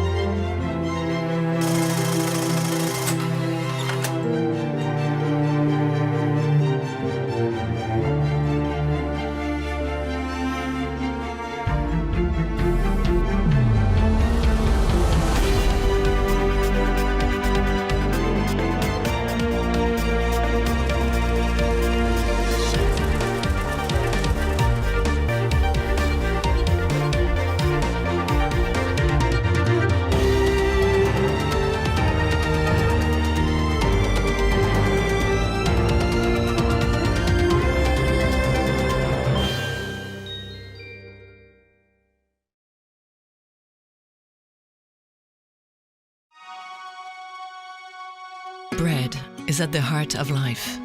All over the world, it's part of our cultural heritage, and every country has its own lively and unique bakery culture that gets passed down from generation to generation.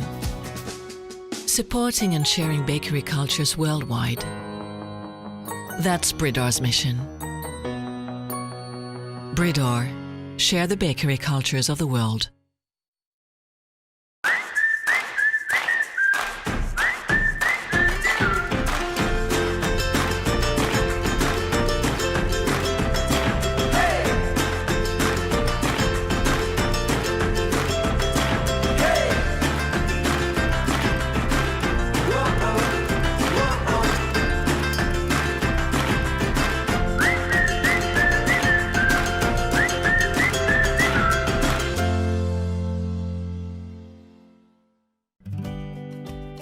While we've been at home, we've all tried to become chefs, and we've enjoyed our moments. But the truth is, we miss you. The greeting, the seeding, the sizzle, the sparkle, tasting, toasting, liking, sharing. And now, when we see you're open, just thinking that you're back to dazzle us again, our heart skips a beat. San Pellegrino is committed to supporting the chef community because the desire to be together is stronger than ever. Support restaurants. Join the movement.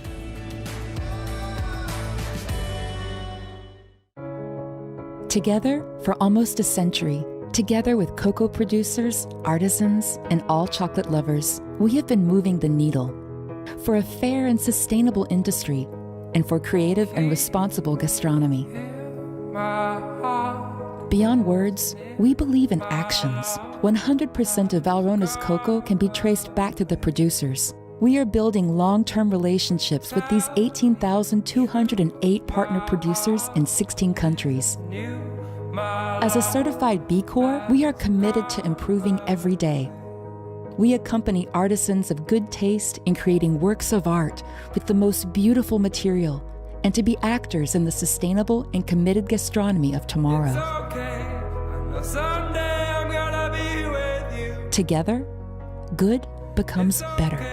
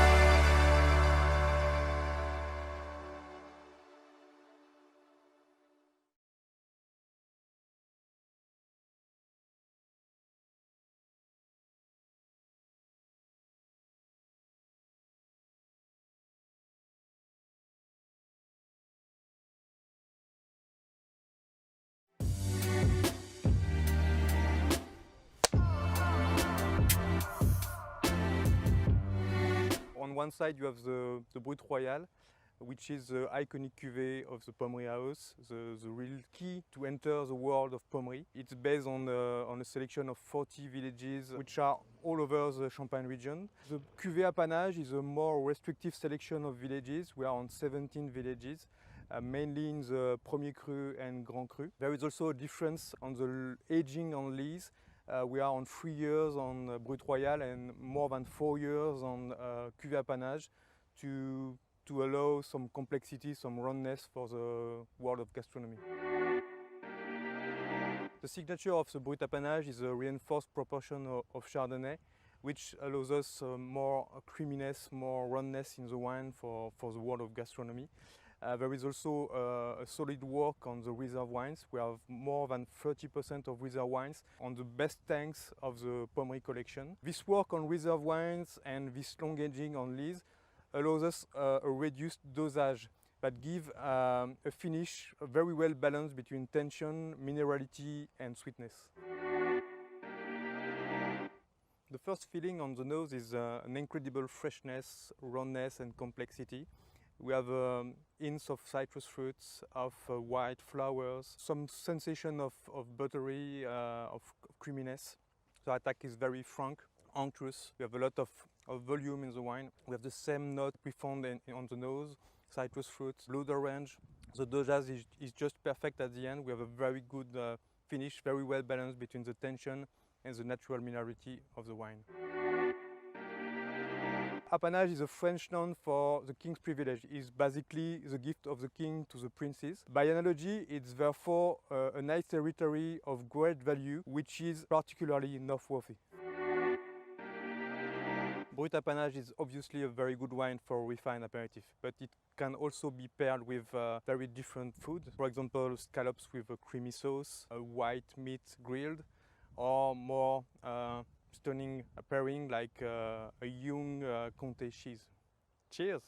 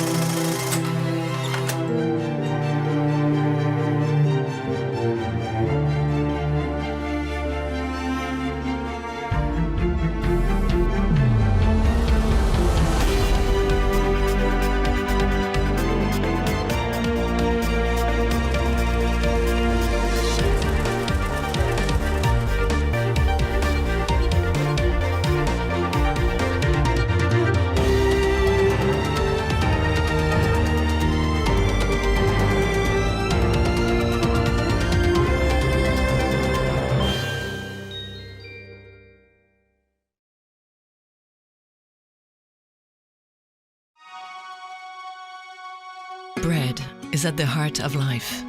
All over the world, it's part of our cultural heritage, and every country has its own lively and unique bakery culture that gets passed down from generation to generation.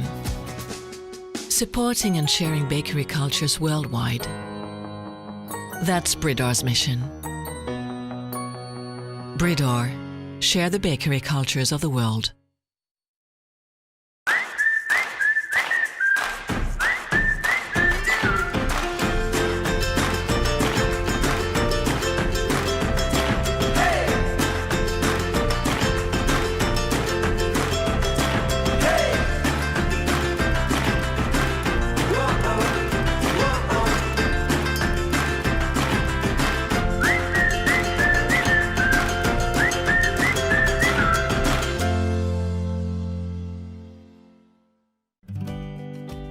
While we've been at home, we've all tried to become chefs, and we've enjoyed our moments. But the truth is, we miss you. The greeting, the seeding, the sizzle, the sparkle, tasting, toasting, liking, sharing. And now, when we see you're open, just thinking that you're back to dazzle us again, our heart skips a beat. San Pellegrino is committed to supporting the chef community because the desire to be together is stronger than ever. Support restaurants. Join the movement.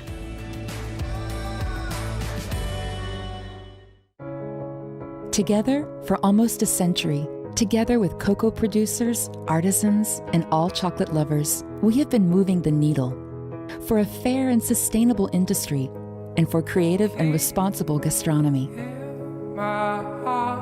Beyond words, we believe in actions. 100% of Valrona's cocoa can be traced back to the producers. We are building long-term relationships with these 18,208 partner producers in 16 countries. As a certified B Corp, we are committed to improving every day. We accompany artisans of good taste in creating works of art with the most beautiful material, and to be actors in the sustainable and committed gastronomy of tomorrow. Together, good becomes better.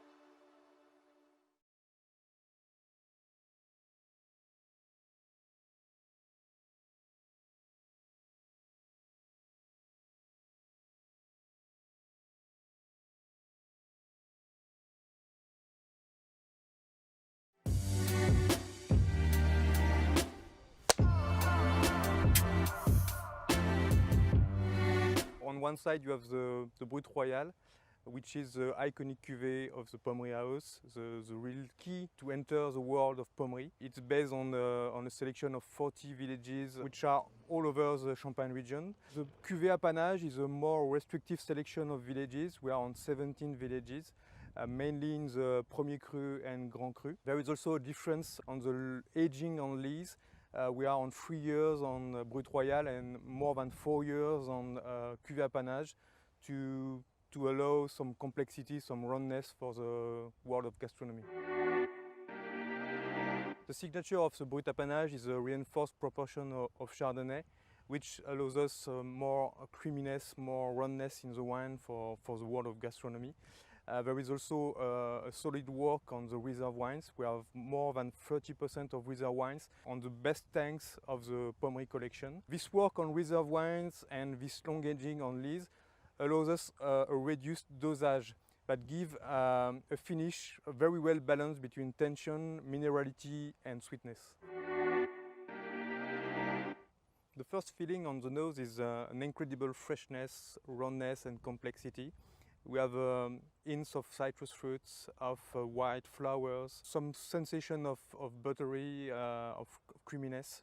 The attack is very frank, unctuous. We have a lot of volume in the wine. We have the same note we found on the nose, citrus fruits, blood orange.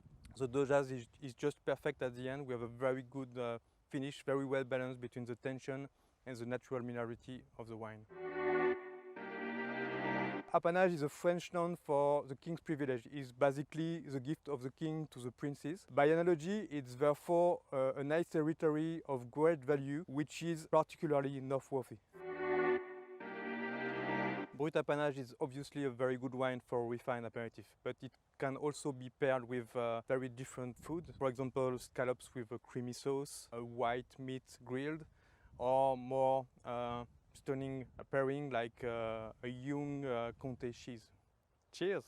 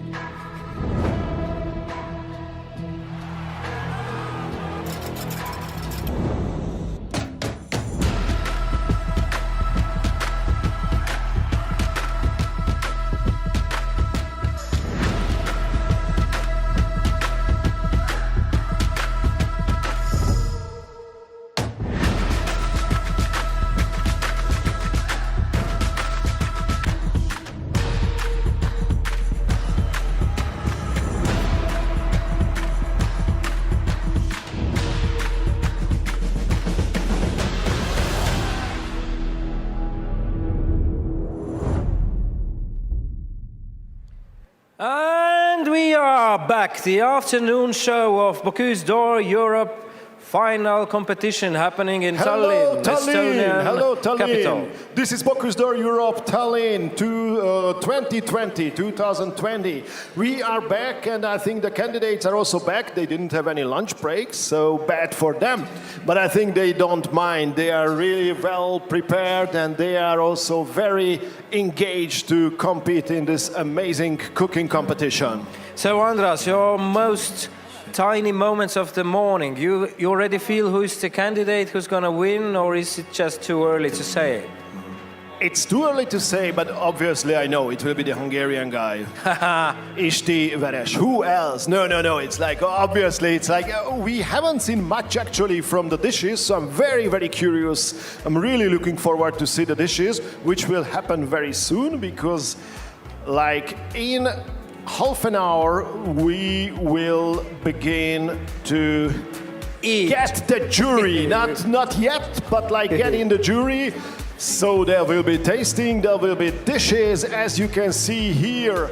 In more than an hour, it will be the time for eating. Spain will first send their fish plate, and then it will happen everything very, very fast. So you see now, like it will happen like every 10 minutes, and then it will be even faster. Like every 5 minutes, you will see a new plate or a platter. So it will be very chaotic, but don't worry. We will be with you, so we will tell you everything what you need to know. Andras, you've done this before me as a host on the stage of Bocuse, first timer here.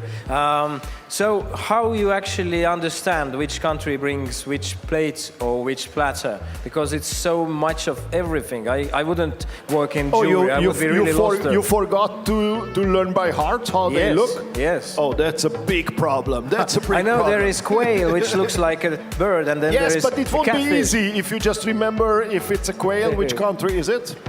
Any of them. Yeah, and the catfish looks catfish, fish with the face of a cat. Catfish looks a bit fishy. Okay, let's start good jokes instead of bad jokes. Yeah. So no, it won't be easy, but of course, I will be at the kitchens. You will sit here, like I will do a marathon, like running around like crazy, and you will just sit here and enjoy your second lunch. Eat everything with Regis Marcon. So don't worry. We will find the information, and we will also put most of the important information also on screen, so whoever is following us live, and I hope there are many people all over the world, will see everything that is important.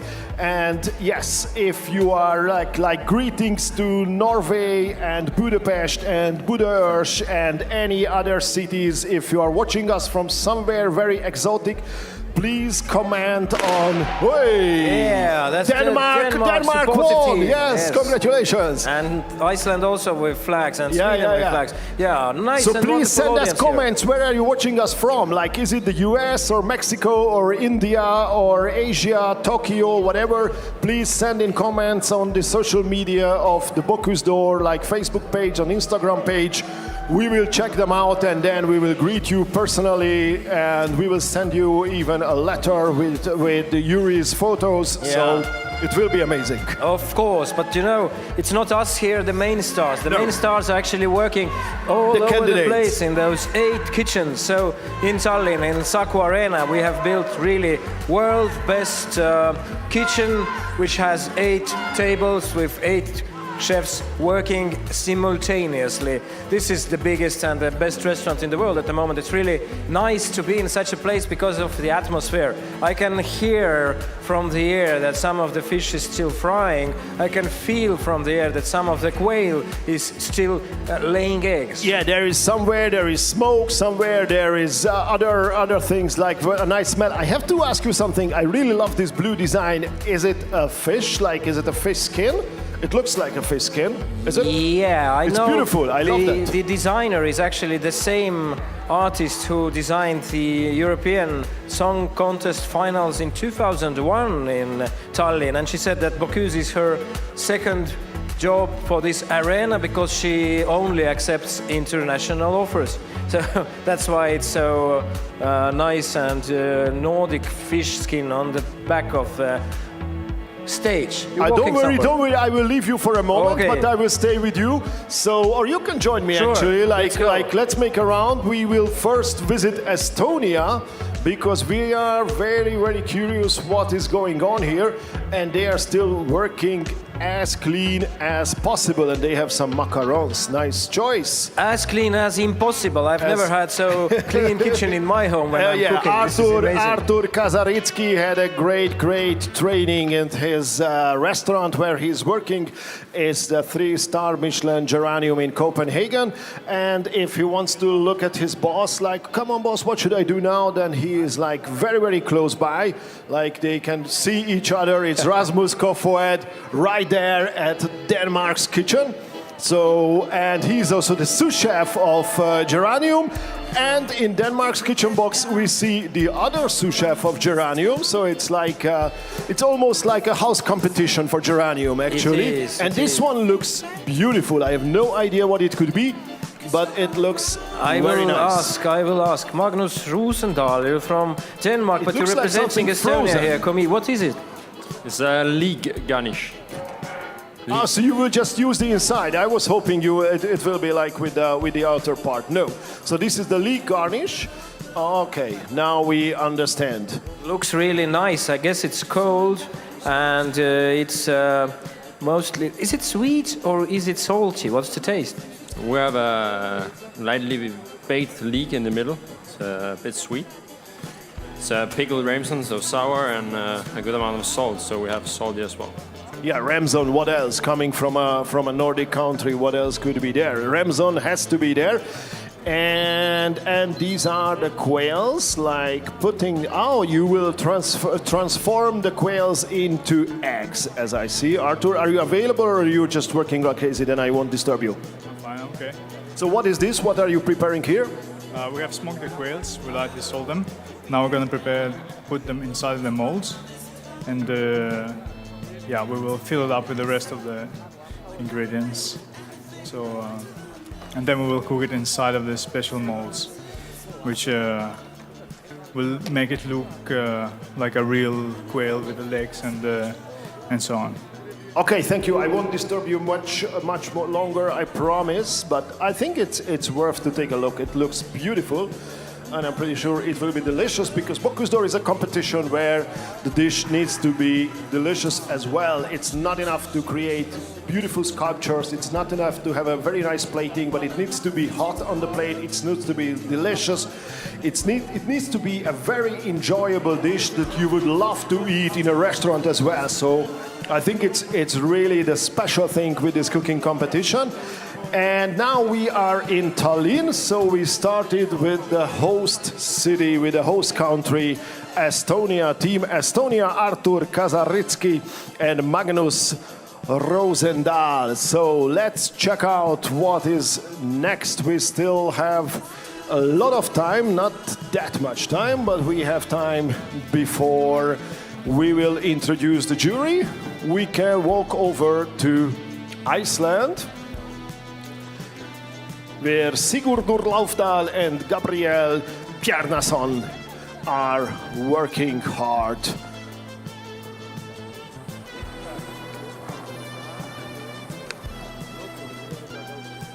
Fire and ice on the same stage. This really feels like Iceland. And they have a beautiful book. They have prepared a beautiful book from the ocean. That looks pretty amazing. May I see it? Siggy. Oh, nice. Who's the painter from the team? Sorry. Who is the painter who painted it? This is Eckert, a famous Icelandic painter. So these are the herbs and flowers from the nature. So the nature's flowers and herbs. Beautiful, and the whole booklet is amazing. Like it's a very, very special way of showing off the menu, like all the details, all the ingredients you can see here, and then another painting. It's from the other side. So this is the quail platter. Yeah, I think it will be very, very exciting to see when those platters will arrive. And I see that there you use it also as the painting. You also use it as a decoration of the kitchen. Beautiful. So how are things going? I think they're in good shape now. on time, so we're hopeful. Good luck and good work. Yeah, I'm really excited because they are using fire, open fire in Estonia. It's a very tricky thing. We have here member of committee Taigo Lepik, who is actually the chef de los chefs in the Estonian president kitchen, right, Taigo? That's true. So, any inspiration here for the next afternoon dish for Mrs. President? I believe this afternoon I spend in here. I see. So, how is your day going? Very good.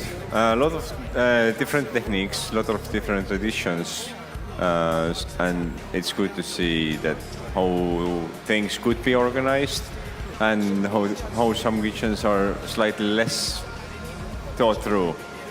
Oh, I see. So you're actually organizer and kitchen staff here. Any responsibilities, or you're just hanging around and grabbing some of the best ideas? It's not about grabbing ideas, it's about the support for the teams. If they have things happening which are unexpected, then I'm here to support them. All the teams, not just Estonia, sure, yeah. I don't select the teams, they choose me. Okay. I see. Now you as a chef, any interesting things to take away from here? Any new trends you have noticed all over the day today? Quite many. I mean, it's one way to say that it's a new techniques, but I believe some of the teams, they have used it many times. It's just different, maybe color, different shape, and so on. Yes, it's just a matter of practice. It took lots of years to get Bocuse d'Or to Tallinn. Now it's here. Your emotions, Taigo? I'm really pleased, despite the fact the situation is as it is. And I believe we gain still most out of it.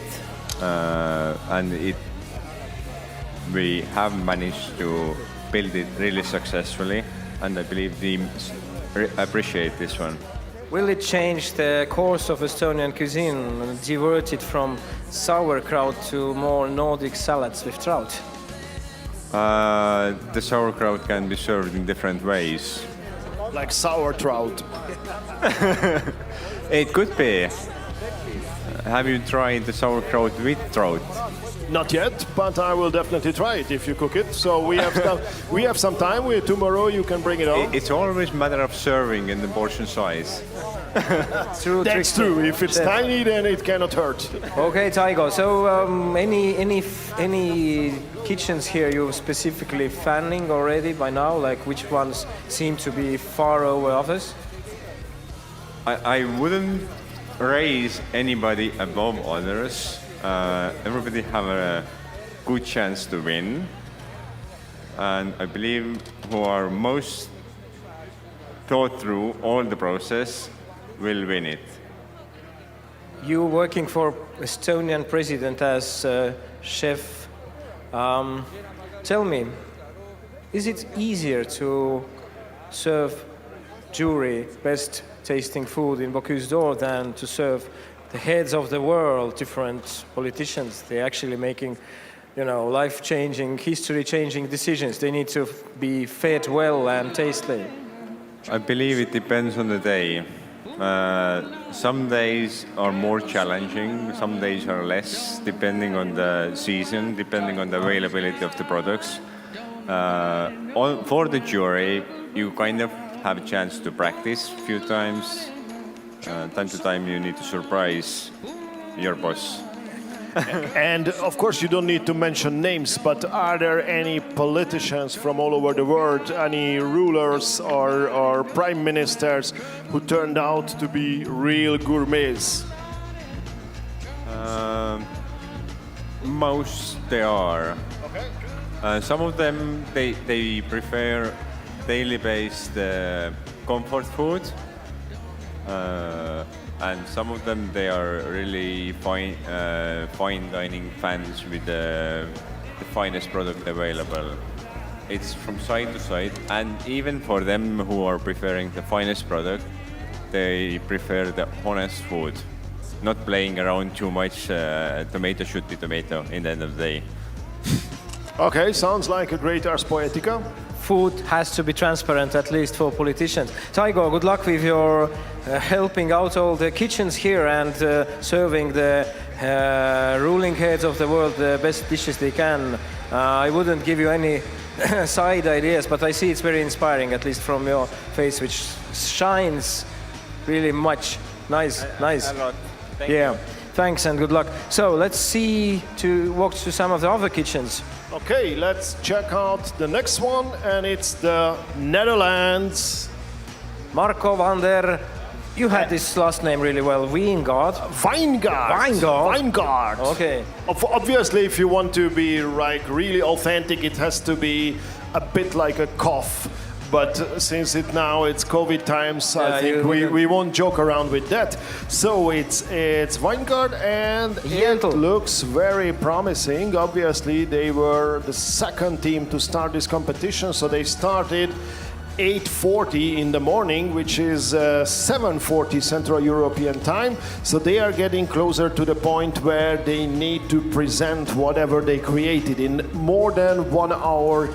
They will have to send those fish plates to the jury. Look at this. Otherwise, there will be a problem. This is marble. A nice mosaic of the catfish. It looks pretty nice. And now they are deep frying something. It also looks like some part of the decoration. Obviously, it won't be a quail schnitzel, I assume. There will be a quail schnitzel. Oh yes, we have now finally the coach without the name. So why don't you have a name? And will you serve a quail schnitzel or not? What is a schnitzel? It's the cotolette milanese, the deep fried. So, what will you serve? How are you in the competition? Is it everything all right? Yes, everything is going fine. Very, very good. 1 hour to go. 1 hour. 5 minutes, 50 5 seconds. minutes. Timing. Everyone is so relaxed here. I'm getting surprising. uncomfortable with this. Like, why are you all so relaxed? They have trained because they had half a year more. You know, they really. Yeah, but obviously they cannot train like full time. I'm pretty sure most of the teams had like a break for several months. Did you have a break, or did you train through all the 6 months? All the 6 months we trained. Yes, we don't have breaks. No breaks in Netherlands. No breaks. And tomorrow, even though you are finished, you will cook again because this is what you are doing. Now all the restaurants in Holland are closed. How bad? With Corona. Wow. So this is the only one working here. It's the last one. Yep. Yeah. Nice. Okay. And then it's how long are they closed now? 4 weeks, maybe longer. We don't know. Okay, so that all sounds. the chefs in Netherlands will be training for next Bocuse, because so we will have really crazy national competition in 2 years. Nice. That's tough. Okay, let's hope for the best for Netherlands. That the situation will be better, and good luck for the next one. And in 1 hour, we will expect something beautiful from you. So go Team Netherlands. Let's check out Spain. Spain is making something green. It looks. Green, brown, green. And it beautiful. Looks very green, and they have just a little bit more than 1 hour because they will be the first one to present their fish plate, and just 35 minutes later they will need to present their meat platter as well. So if someone from the audience is new to the Bocuse d'Or, the idea is that every team begins like 10-minute intervals. So the first team began Estonian time 8:30, 8:30, and then the next one 10 minutes later, and so on. And they will need to cook for 5 hours and then present the first dish, and then another 35 minutes they need to present the platter, the meat platter, which includes the quail. I can comment here. This Spanish kitchen seems to, this is the competition feeling, like people yelling short orders to each other, reacting really fast, nodding and taking something from the shelves, and every move is really measured. And but the smell. It's getting faster. Yeah, the smell is also very I different will from hold the my mic there to let TV people who are watching us back home to feel the smell. Come closer to your computer. Oh, and now there is the rice. So this is the paella part. It looks like It looks like the paella part with some mushrooms and what is this? Romesco. Romesco. A romesco sauce is now added. It will be actually, I would love to have that for lunch. Just that paella. I would love to do that. But obviously, it's not about us eating here. It's the jury is eating here, and it's less than 1 hour. It's like 52 minutes. And then they will need to present themselves. This will be the moment of truth. So, lots of clocks you have in front of you. It's timers, right, for every different dish. Yeah, we're controlling the time for the rice, for different things, for the fish, for the beef, for the meat. Sorry. Can you trust those clocks, so you have still taste all the foods you're making here? To make sure, can you trust those clocks, or you have to taste all the foods still here to understand if the flavor is there? Well, that's we normally trust the time about as well. We eat for sure. You know, we try all the food before serving it. Yeah. Over the process of training, can you recall how many times have you tried this quail and catfish, and do you still make them different from each other, or it's all the same Bocuse thing? It's always almost the same, yeah. Always same. Yeah, they're always similar, yeah. That's very tricky, you know, you have to find a way how to differ one from another, but over the process of training, any idea how many times have you made this dish? Well, I don't know, maybe 25 times or something. Or how many quails have you cooked? Yeah. No, actually hundreds, a lot. I assume hundreds, yeah. Nice. So, Albert Boronat is the candidate, and we wish them good luck, and we should check out the next kitchen. Yeah, let's go to Georgia. Let's go to Georgia. Let's go to the mountains. Oh yes, there are some Georgian supporters. Fans. It's great to see. And here we can see the platter, like at least now it's we get to see more and more from the end results, but still not much to see from the final dish. It's still like everything is almost empty. Oh, they just started with the quail, which is not a problem since they still have almost 2 hours. They will be one of the last to present their dishes. They have almost 2 hours for the fish and almost 2.5 hours for the meat platter. So nothing is wrong here, and it looks very professional and very clean. I think there won't be any problems here. Yes, there are some important arrangements we have had with Georgians in the break, and some of the things I was asked to say on camera. First of all, Georgians don't have shashlik. It's a Turkish word. Georgians have mtsvadi, which tastes really similar, but is the Georgian way of shashlik. And now you need to say yes, sorry to the whole nation of Georgia, because you mentioned shashlik several I meant times. shashlik, which is Turkish, but the Georgian is mtsvadi. But there is another important word we actually have here in this kitchen. You have to try, Andras, repeat after me. It's tambal hacho. Tambal hacho. It's obviously it's an old Japanese word, and it comes from kung fu. No, it's somewhere here in this kitchen. They are using it as some kind of very, very unique, very Is it a national. spice or? Yeah, let's ask the guys. I don't know what is. If we can disturb them, is it hacho. okay? Tambal hacho. What is it? Is it a spice? Is it an ingredient? No, it's a cheese. It's cheese, yes. It's a cheese. Is it a sheep cheese or cow? It's cow. Cow. Ripe or fresh? Old cow cheese. Okay, a matured cow cheese, tambal hacho. Yep. We will see that and we will smell that, I'm pretty sure, if it's a matured one. Let's walk over to the kitchen Poland. box of Poland. They have an amazing amount of chocolate here. I don't know what they will use it for, but maybe it's just instead of just a decoration. I thought it's for energy if you are getting tired. So how are things here? Oh, it's all in time, on your schedule. Since now, of course. I hope will be good. I hope. I believe it. We are strongly motivated, let's say like this. I'm very glad to hear that. You have the quail eggs. You have also you are using also the molds. which seems to be like the golden standard that all the teams are using molds to create very pretty looking dishes and garnishes. And otherwise, it's still the same, like we don't see that much from the final dish, but we hope to have further explanations. Okay. Yes, here we have Heidi Park. She's American, living in Estonia and cooking mostly sweet things. Yeah, am I right? I am, yes. Yes, and what are does you it doing mean? here? Are you a pastry chef or? I'm a baker. I bake cakes. Oh, sounds good. And Asian style or local style? Actually, American style. American style, okay. Like brownies and cheesecakes and stuff like this. Okay, that sounds good. And is there a big demand? Like, is it very trendy here? Sweets are very trendy here. Estonians really like sweets, yeah.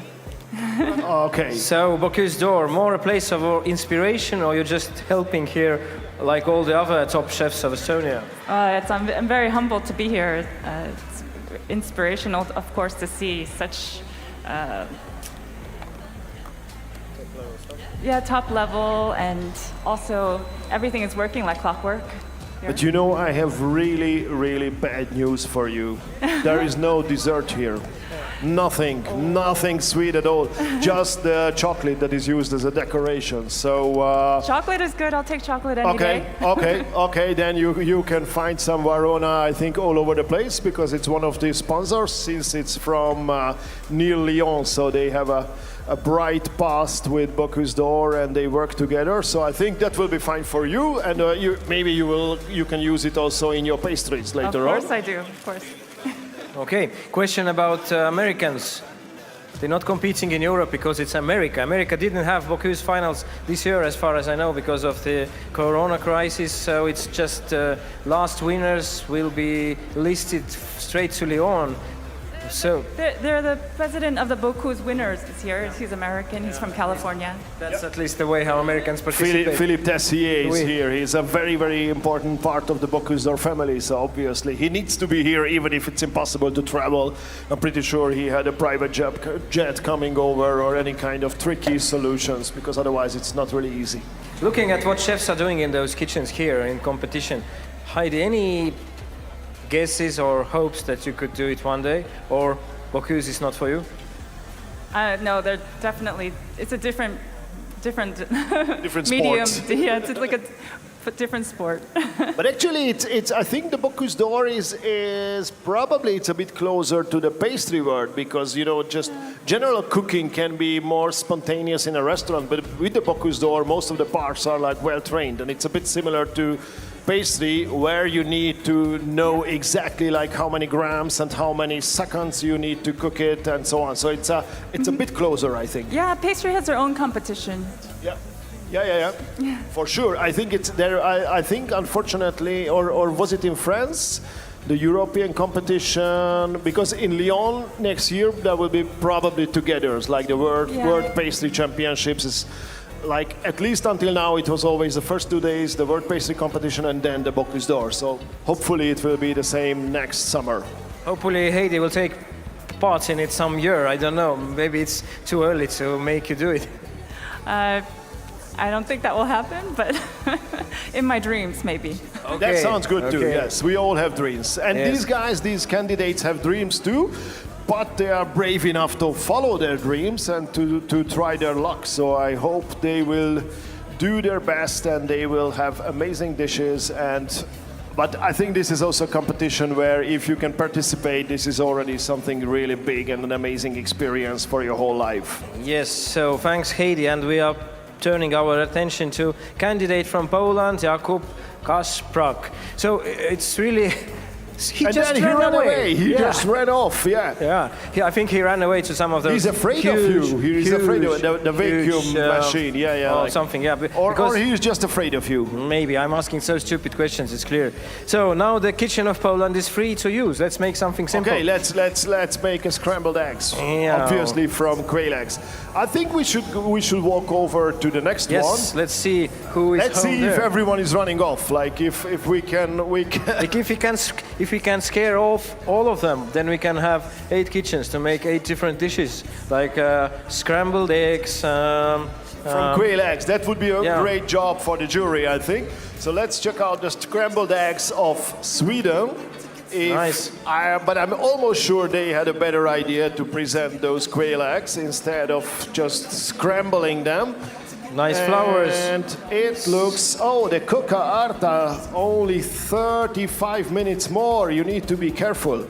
And the potato sockel with 92 degrees, also just 8 minutes. So Sweden still has a lot of time, 1.5 hours for the fish plate and more than 2 hours for the meat platter. And it's clean and clean and clean. Oh, there is some food. Finally, we see some real food. Okay, that looks... I mean, like everybody is hiding. It's like... Cooking broth, sauce, mushrooms, cooking some sauce here, and quail broth, and then some chanterelles and some ceps for homage for Régis Macon. Okay, I think he will be like very, very much appreciating it, but it smells and looks like real food. Like I could order it and eat it immediately. It looks really nice, and it smells even better.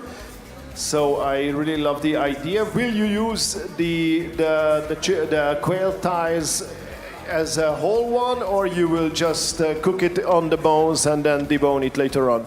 I've already cooked some and deboned it for our presentation as a whole quail. And this is just to bring some new, fresh quail flavors into the sauce. I think it's very important to highlight the specific ingredients that we have in the dishes. And now you added the jus, I assume. What kind of jus it is?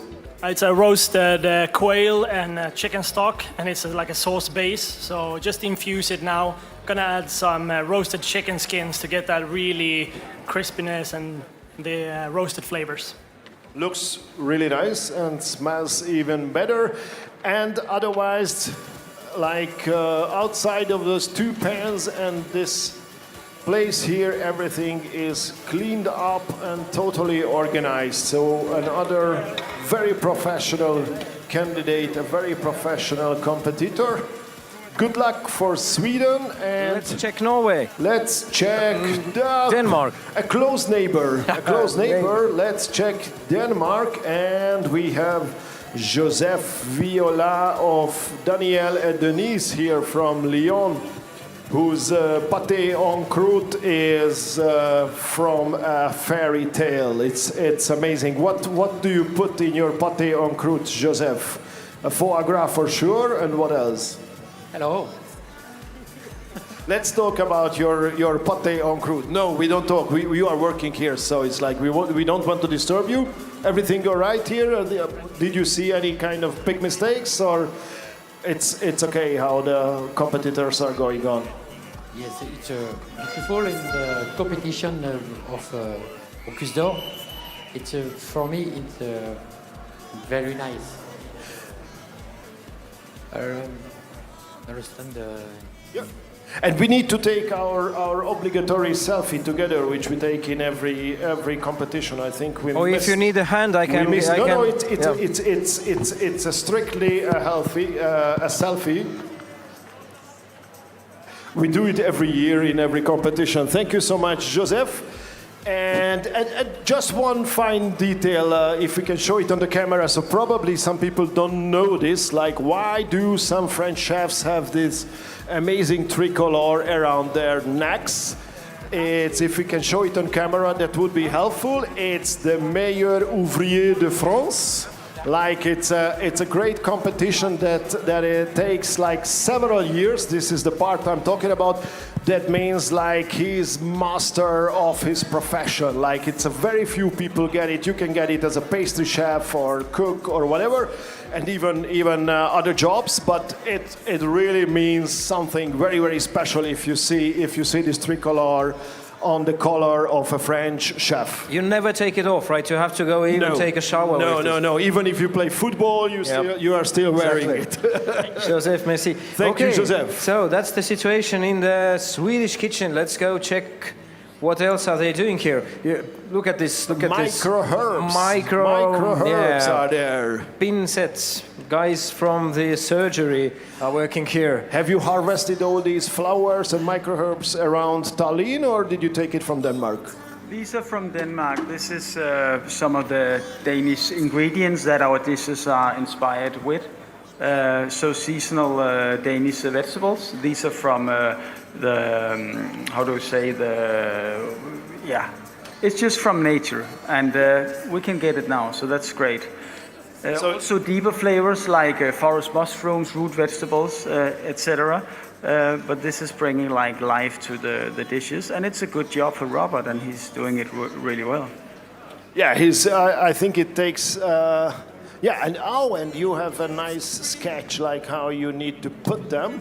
So it's a bit easier, but it's still a lot of work, and it looks so beautiful to have these tiny flowers. Everything is arranged neatly, like Marie Kondo from Japan. Yeah, would exactly. love that. Like, I'd love to have so tiny things in my home, and I would really use the rest of the space to have emptiness. And it's like happening. And the ninja weapons are still there, so Yeah. we need to be cautious with Rasmus. And look at this. It's really, I don't know how to explain, but it's same kind of micro flavoring of some kind of micro It looks pancake. like a veggie ravioli. Is it like some? This is pickled kohlrabi with toasted hazelnut and hazelnut mayonnaise and aromatic herbs. And Yes, one sounds portion simple. is like 200 pieces. It's a very intense and good balance bite. It brings beautiful acidity to the dish and some crunch. So look forward to that one. Yeah. It looks very similar to Chinese or Vietnamese summer roll, like the see-through thing. But it looks beautiful. It looks beautiful. I'm really looking forward to see the whole dish. I think we will have to see many other fine and beautiful details. I do like the details on the hands of Komi. It's also part of the modern cooking, right? Guys need to have tattoos, otherwise they're not taken seriously in kitchen when they raise their sleeves, right? I don't know, it's up to you, sir. I don't have a lot of tattoos. I just had a very small one on the toe, which I made when I was young and drunk in Thailand. It's just a little star, so I'm happy for that. And you I'm not a didn't add tattoo another guy. two? Sorry? You didn't add other 2 stars? So it's just 1 star?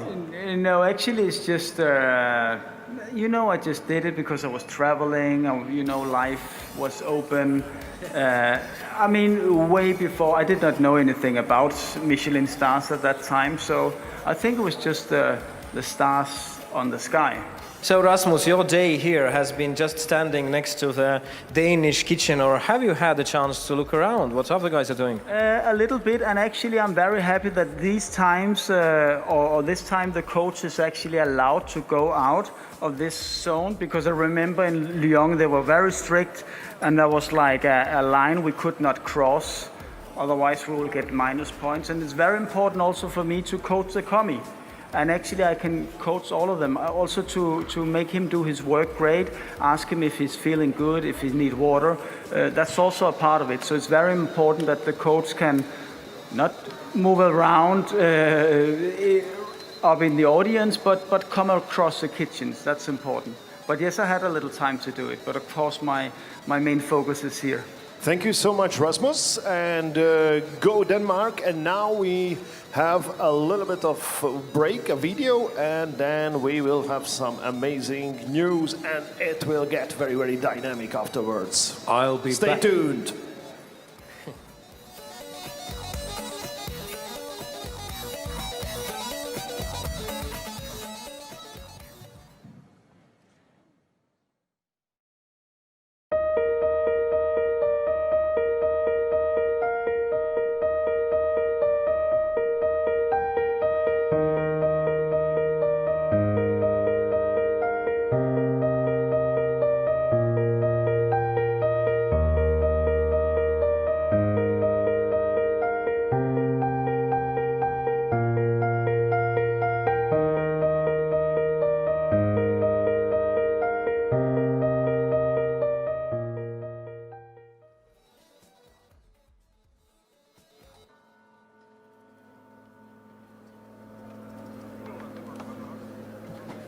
should we do it? Like, should I begin or should you?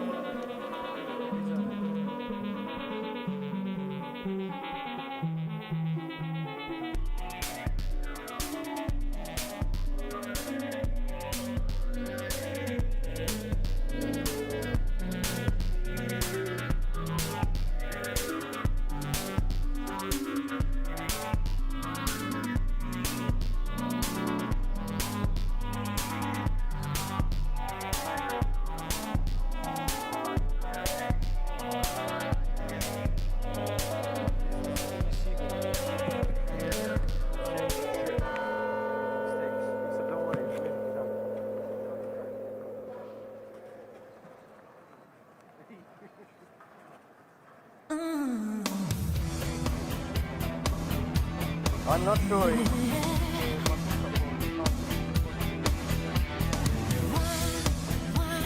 C'était certain, comme une immense fin, un animal instinct. Pour partir, et finir plus loin. Tout laisser, quitter tout, rejoindre un destin. Bye, bye, faut que je m'en aille. Adieu tendres années, salut champ de bataille. Et sentir,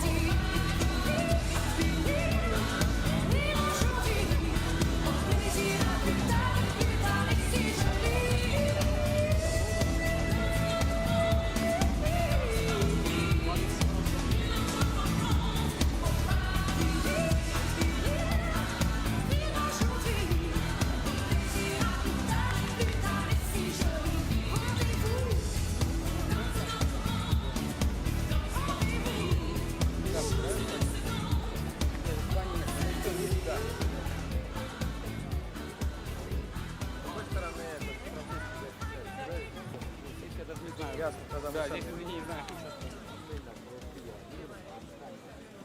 have it a moment of silence, maybe. But it's never even a minute.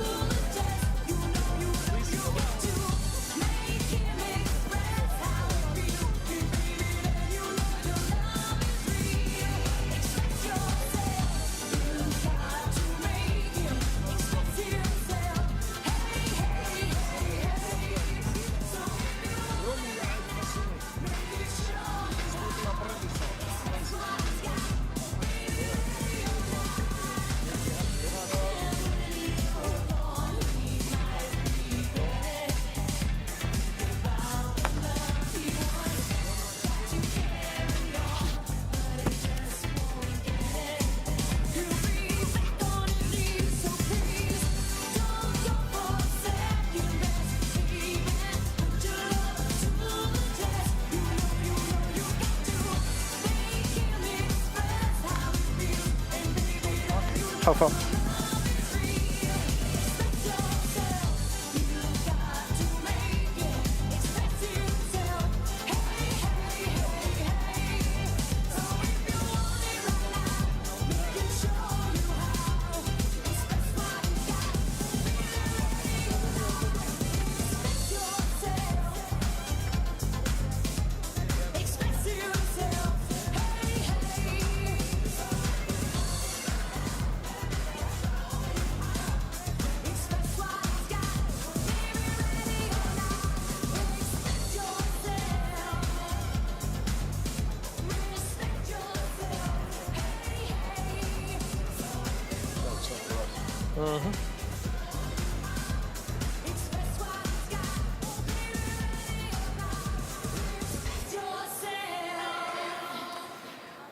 And here we are, back in Bocuse d'Or, Tallinn European finals. The main moments of the day are approaching us at approximately light speed. Oh yes, oh yes. So we will now announce the tasting jury members, the guys who will decide about the points, about the taste, about the plating, about everything important. So they will eat all the food that the candidates have created, and then they will tell us, like not today, but the day after, like which was the best. Who will be the winner of Bocuse d'Or Europe Tallinn 2020?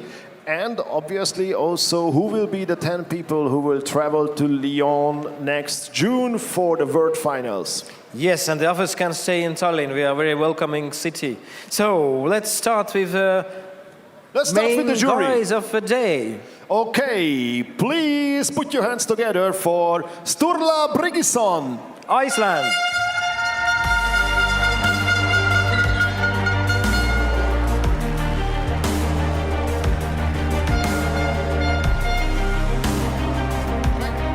Yes, Netherlands, Andre van Doorn.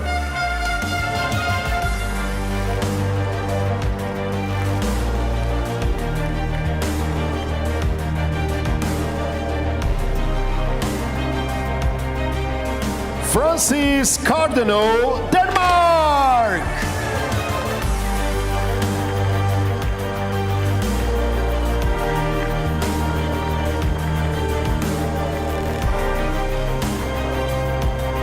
Levan Kobiashvili, Georgia.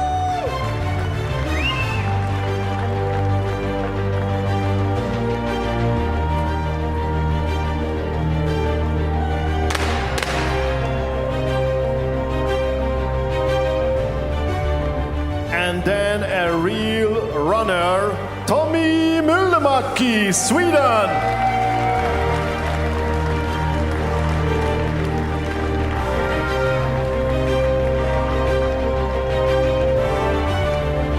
Mario Garcia, Switzerland.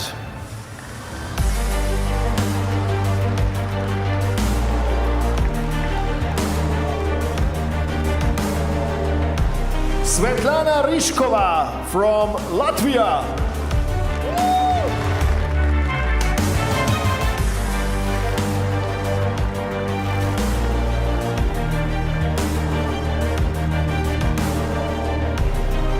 Tõnis Siigur from Estonia.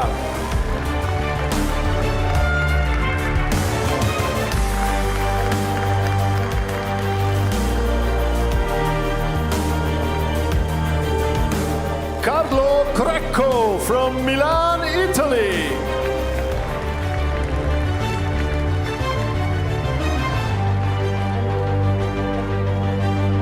Tom Victor Gausdal from Norway.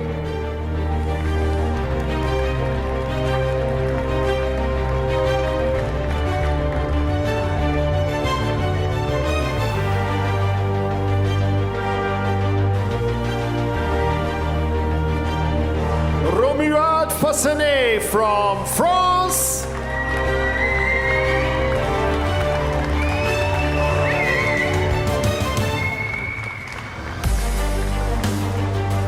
Tamás Szell from Hungary. Magyarország, Szél Tamás.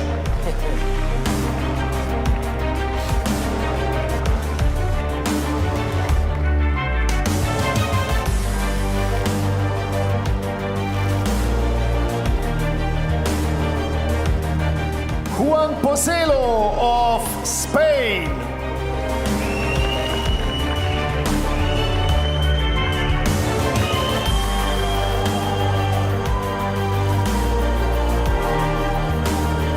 Adam Kwasztowski from Poland.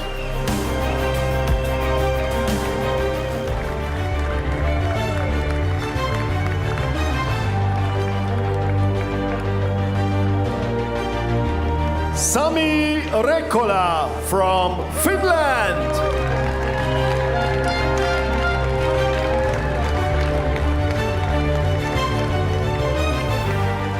and Andrei Matucha from Russia.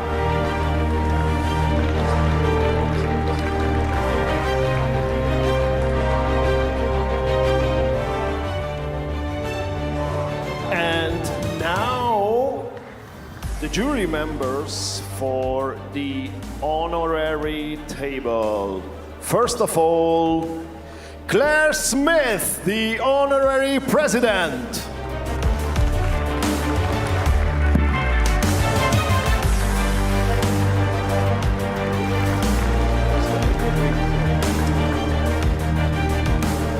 Philippe Tessier, president of the jury.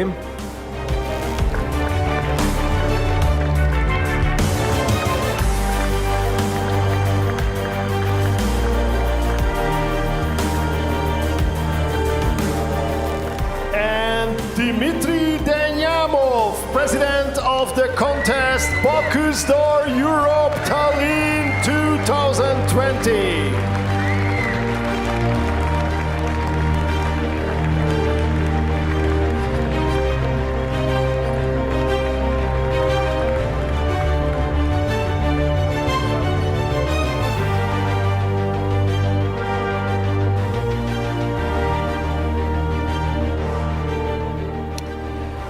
So the jury has arrived. Before we sit down and do the job, let's have a moment of silence in honorable memory of Finnish jury member Matti Jämsen, who passed away last night. Please stand up. Yes, audience also. He was the president of Bocuse d'Or Finland, and in the year 2011 he reached the 5th place in the Lyon, and in the year 2015, 4th place. He was really tough candidate. Matti Jämsen.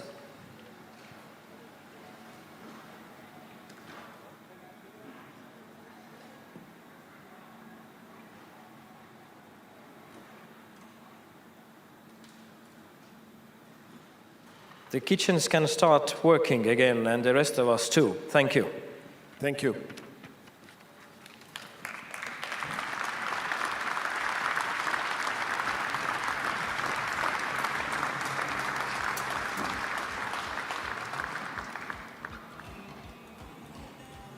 So the plating will begin very, very soon, as you can see it on the screen. In just 15 minutes, the jury can sit down. Thank you so much. So in just 15 minutes, the jury will see the fish plate of Team Spain, España, and then every 10 minutes and a little bit later, even like every 5 minutes, we will see a different dish, a different plate, a different platter. So things are now really getting very, very exciting. Let's go and have a talk with the honorary jury. They are in front of us at the table. Let's see.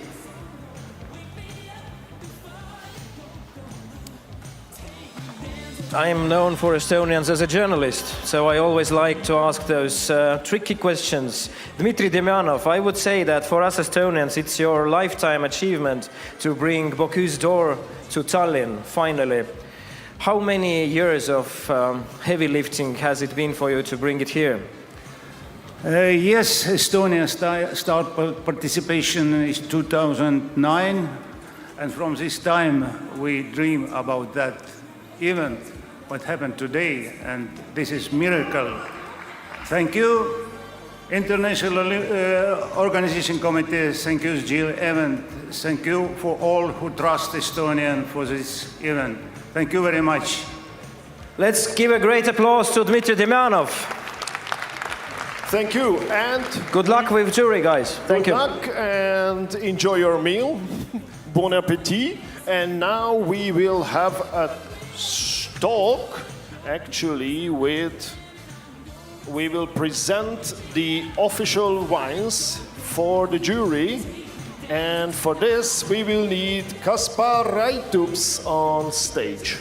Kaspar will be probably meeting us on virtual stage through Skype. Okay. So, and some words about Kaspar. He's best sommelier of Baltics, the place where this Bocuse d'Or is happening. We are in Tallinn, but Kaspar's name gives me a clue that it's actually a Latvian guy. We didn't have Baltic sommelier competition this year due to COVID, but so Kaspars is a reigning champion, best sommelier, and he will be doing a short presentation about Advini's wine, which is going to be in front of jury before the tasting. There he is. Yes, Online. great. Hello, Kaspars. Do you hear us well? Yes, no, maybe? Not yet. Not yet. It's a long way from Tallinn to Riga. We should at least wave to him. Hello, Kaspars. Hello, hello. Hey, Kaspars. No? No signal? But he has a bottle of wine, so that's already a good start. Okay, let's try to make him open it. Is it okay? Okay. Is it okay to drink in the office? Hello, Kaspars. Yes. Kaspars, you have the best job in the world. You can drink at the workplace, right? He still cannot hear us. No hearing? So probably just... Okay. Kaspars? Hello? Or just let him talk. Okay, Kaspars, your stage is yours. Roll it out. I like his smile. I'm sorry, I don't hear you guys. He doesn't hear us, so let's make him speak. Okay, maybe we will try it later on, but now it didn't work. But at least we can say he is Baltic best sommelier of last year, and the jury will obviously drink wine, because these amazing dishes needs to be accompanied by wines, and obviously this will be the Advini wines. I can comment on Advini wines. I just had half of a glass during the break, and it tasted like red wine from French part, which is called Burgundy. It's the most heritage and all the history and all the way they make red wines there, and it all is compressed into this bottle of Advini. That's my comment on this Advini. I hope Okay, that so Kaspars maybe you will be Baltic Best Sommelier 2020 because of this description. I liked it. I think it's nice, and I think we won't hurt Advini's feelings as well. So our next job is, I think, to watch a nice video together about our sponsors. This show wouldn't happen without them. So yeah, and afterwards. Best of video of whatever happened yesterday. We will see how the teams has arrived, how they got the chef's jackets and everything important from day 0. So let's check them out.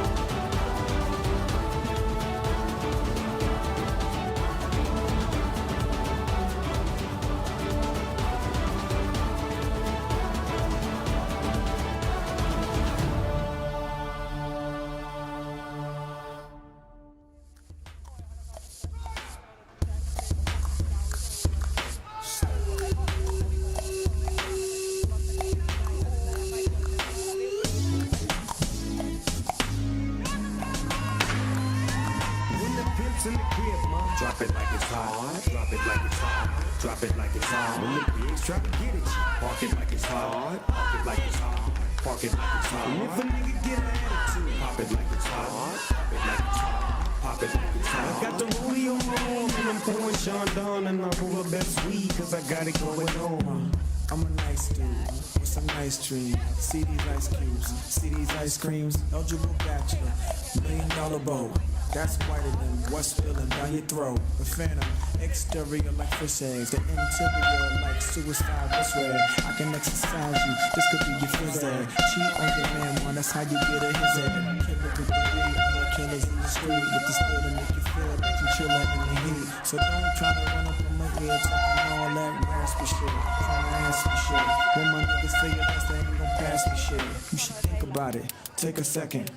Matter of fact, you should take 4B and think before you fuck a little skateboard B. When the pimp's in the crib, mom, drop it like it's hot. Drop it like it's hot.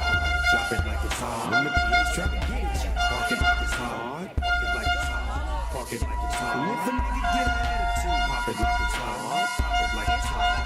Pop it like it's hot. I got the rollie on my arm and I'm pouring Sean down and I pull up that sweet cause I got it going on. I'm a gangster, but y'all knew that. The big boss dog, yeah, I had to do that.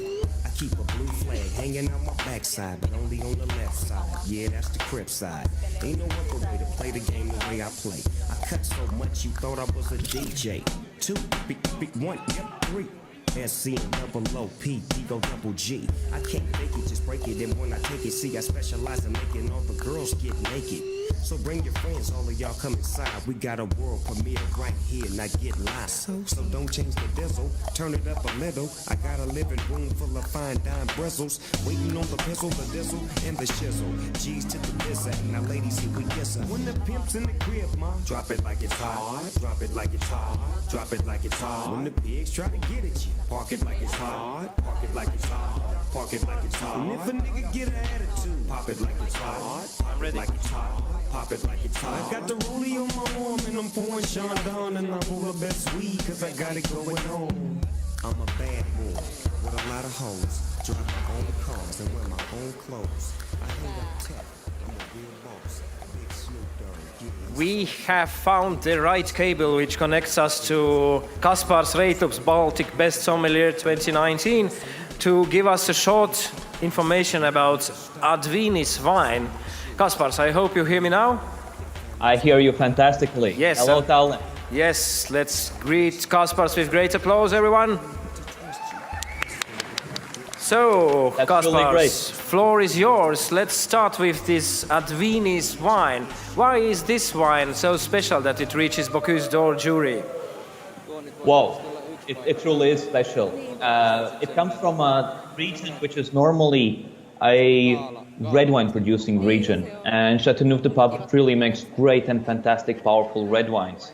But the white wines that they do produce are amongst the most gastronomical white wines in the world. This is Clos de l'Orateur, Clos du Pape, Châteauneuf-du-Pape 2015. And to me, the dish was quite challenging. And always when I'm using the food and wine pairing, I talk to the chef and I ask the chef what he truly wants to highlight in this dish, what he wants to show with this dish, what is basically the point of emphasis. And then we bring out a couple bottles and try the wines. Unfortunately, I cannot be there. I could not do it this time. But therefore, I decided the catfish is the main player for the plate, the main task. And you are having a fantastic catfish from local Estonian farms. And catfish, when it's farmed, it doesn't have this flavor, what I like to call the seaweed flavor to it, the riverweed flavor basically, but it's still very flavorful, very powerful in its structure, slightly sweet on its touch. And I wanted to pick a wine that can truly put emphasis on it, highlight it, and let it truly, truly shine and show for what it is. And this wine does it so perfectly. It is very ripe, powerful stone fruits on the flavor. It comes from a very generous vintage of 2015, which truly brings out more body, more flavor, more richness out of it. At the same time, slightly aged in oak, it gives the wine a bit of more complex, I would say, sweet spice notes, cedar touch to it. and the sweet undertones of it. And with all that, it's all beautifully balanced by Sommelier this. can keep speaking forever. Right. Actually, Reality. we are That's reaching true. our main moments of the day. So thank you, Kaspars, and I send greetings to table number 1, kitchen number 1, Spain, and Andras. They're ready to follow the plate to the jury. Oh yes, we are really getting closer to the moment that we've been waiting for since very early morning. It's 1 minute and 31 seconds, and Spain will say goodbye to their fish plate. It will arrive to the jury. One plate will go around to take photos about it. One will be delivered to the professional photographer, and we will see finally dishes that are ready. I think these are really the last moments. It's the jus that's missing from the plate, and otherwise everything is plated neatly and nicely. So Team España seems to be ready for the competition. Just the very, very last moment. 45 seconds. Yeah, we shouldn't forget that it's not a problem if they are late just a little bit. The problem begins if they are late several minutes. So they don't need to send those plates exactly on time, but very, very close to the official time, to the planned time. So we are really looking forward to see that. 20 seconds. Guys in the audience, let's make a countdown before the rocket takes off. If everyone is ready, you know what to do. 10, 9, 8, 7, 6, 5, 4, 3, 2, 0. And we have a liftoff. Do we have a liftoff, Houston? No, we don't need to. That's why maybe we shouldn't do the countdowns, because they don't need to send them like at the very exact moment. It's totally okay to be a little bit late. Yeah, it's like a new year. You do the countdown and then they all say that, come on, your clock is 5 minutes running front, so you have to do it again in some time, which is not a problem. It's still much better than being late, I think. Yeah, and it's a new year for the guys who actually finish the dish, because 1.5 years of work, and it culminates here. But obviously they cannot stop afterwards. There will be another 35 minutes of cooking for a next New Year celebration. The meat platter, and then they will still need to clean up the kitchen. The kitchen needs to be as clean as a brand new one, and I think this is the moment. Very, very soon. Yes, when I look at the sketches I was sent some time ago, the stuff I see on the Spanish kitchen table is very, very similar to the sketch. Even better. Colors are more shiny and food looks really delicious. Some of the plates have left the table now, and it's gonna happen soon. People in the audience, let's give us a great applause. It seems that the Spanish guys have made it. So, it's Team Spain, Albert Boronat, Oriol Fernandez, and the coaches Felix Noguera. It's the fish dish of Team Spain, España, arriving to the jury.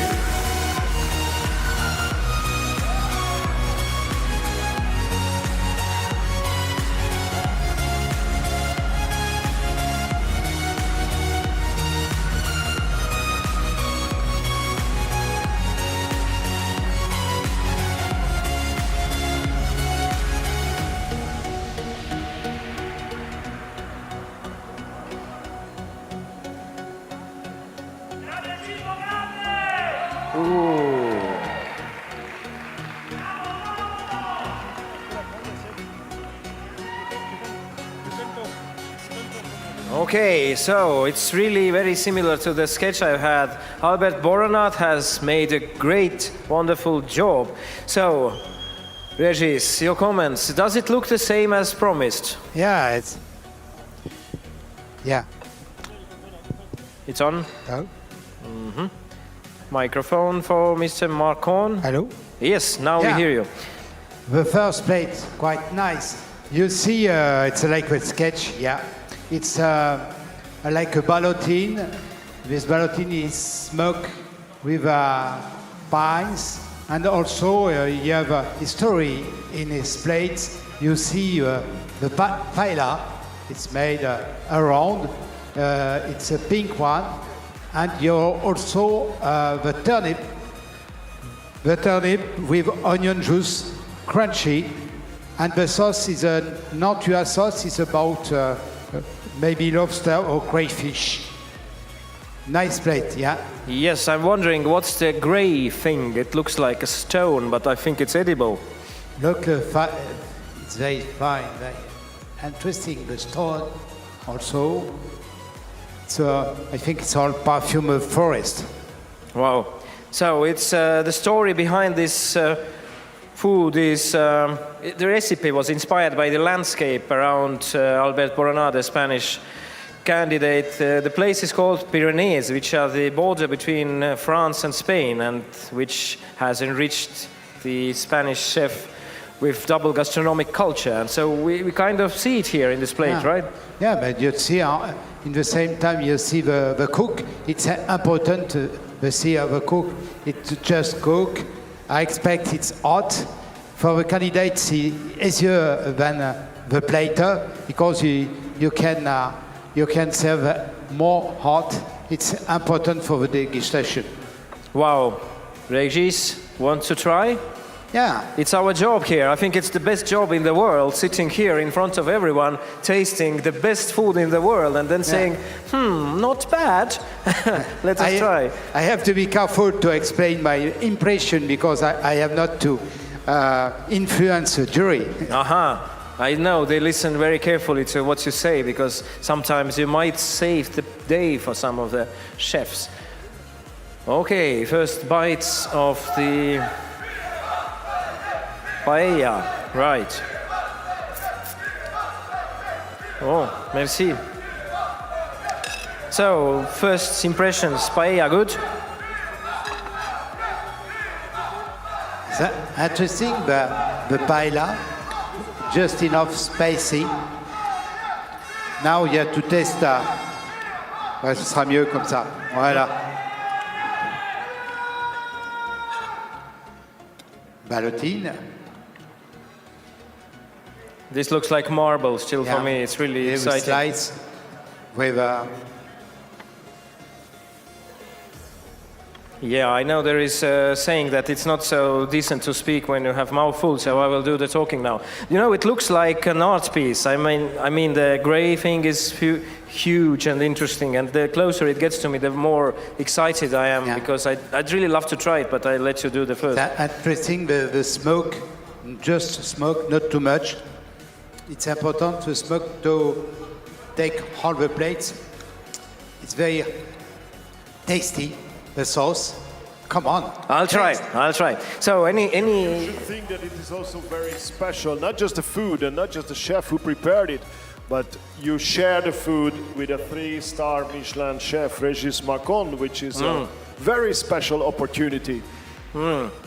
Yeah, I would say that I started with paella, and I'd like to explain something about nuts.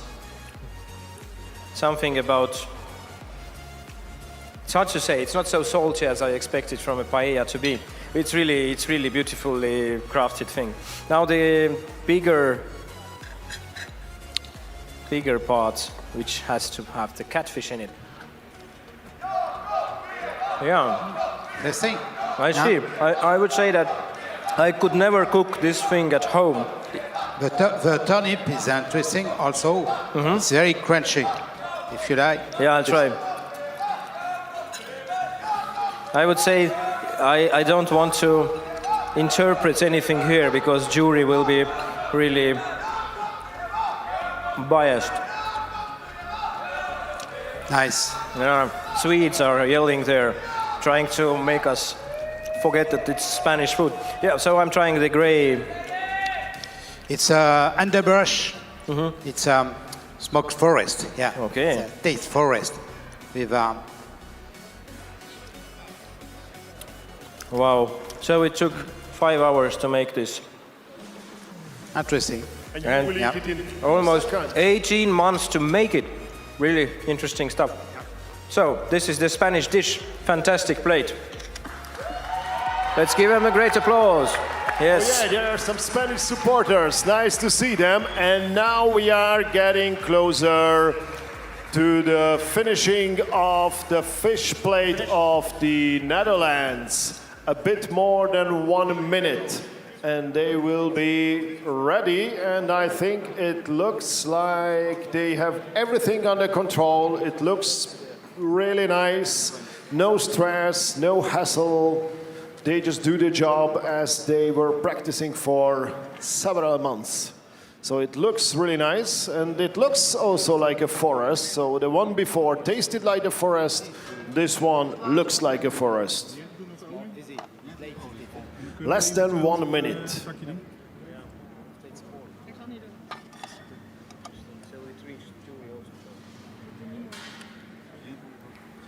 Nice. 40 seconds with plate theme. The countdown is really reaching this rocket ship feeling that almost want to do the countdown again. Situation in the Netherlands kitchen. Lots of hands moving fast. That's what I see from afar. This is the same as I can see from up close. This is what is happening. I think just a few drops of some herbal dressings and it will be ready very, very soon. This is very interesting. The Netherlands team had never worked with catfish before, so this is their challenge to see how it works out. I'm very excited, really waiting for this to be ready. Yeah, it is. It is. I see food placed on plates. Wow, it looks like some kind of miniature forest.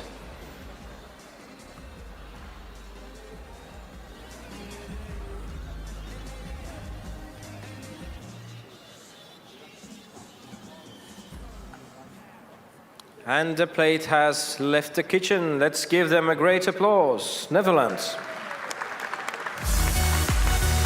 So this is Team Netherlands with the candidate Marco van der Wijngaard, Jentel van Gils, and the coach Marco Poldervaart. The fish plate of Team Netherlands is arriving to the jury. They are ready on time, and now they will focus on finishing the meat platter. They will have to work for another 35 minutes and then clean the kitchen, and then is the competition over for them. They will just need to wait until tomorrow afternoon to get the information about the results. Wow, wow, wow. I'd like to say 3 times, because what I see in front of us in the close-up camera of the plate, the dish is really like, I mean, if I could imagine that there is some forest left in the center of Amsterdam, in Netherlands, then the forest would look like this. Huge, nice design, some trees, some stones, and some chairs to sit on them. So it's really, really wonderful. Yeah, it's very different than the first plate. It's not also big, the garniture, and also the fish is different. It's in the center of the plate. Color would be interesting with carrots and also the fennel, yeah. I see mushrooms, but I doubt they are mushrooms. It might be something chanterelle, else. Some chanterelle. Yeah, it's the autumn. It's important to cook with season. Yeah. So Marco points in his production notes that it was first time to work with catfish, and it was really interesting challenge how to give the fish a Dutch twist. So let's try and see. Is there any Dutch twist in it? Nice. And you're not going to eat the tree? Please.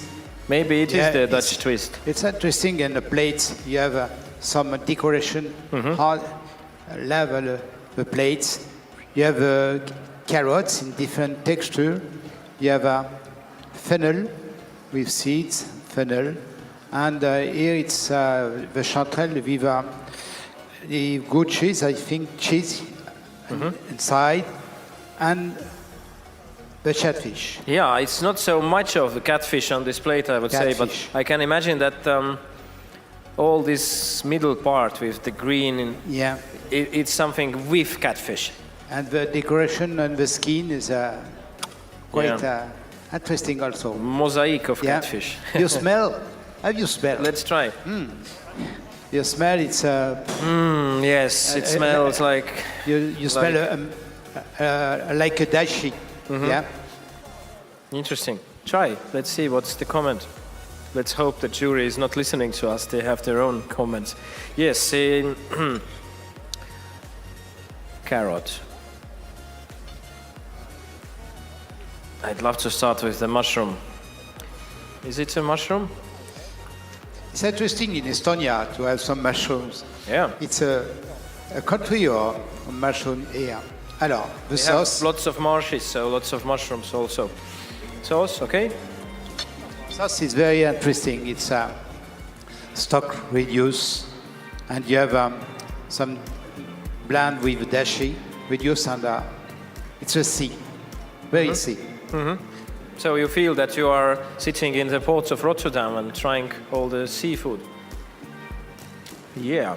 Now the catfish.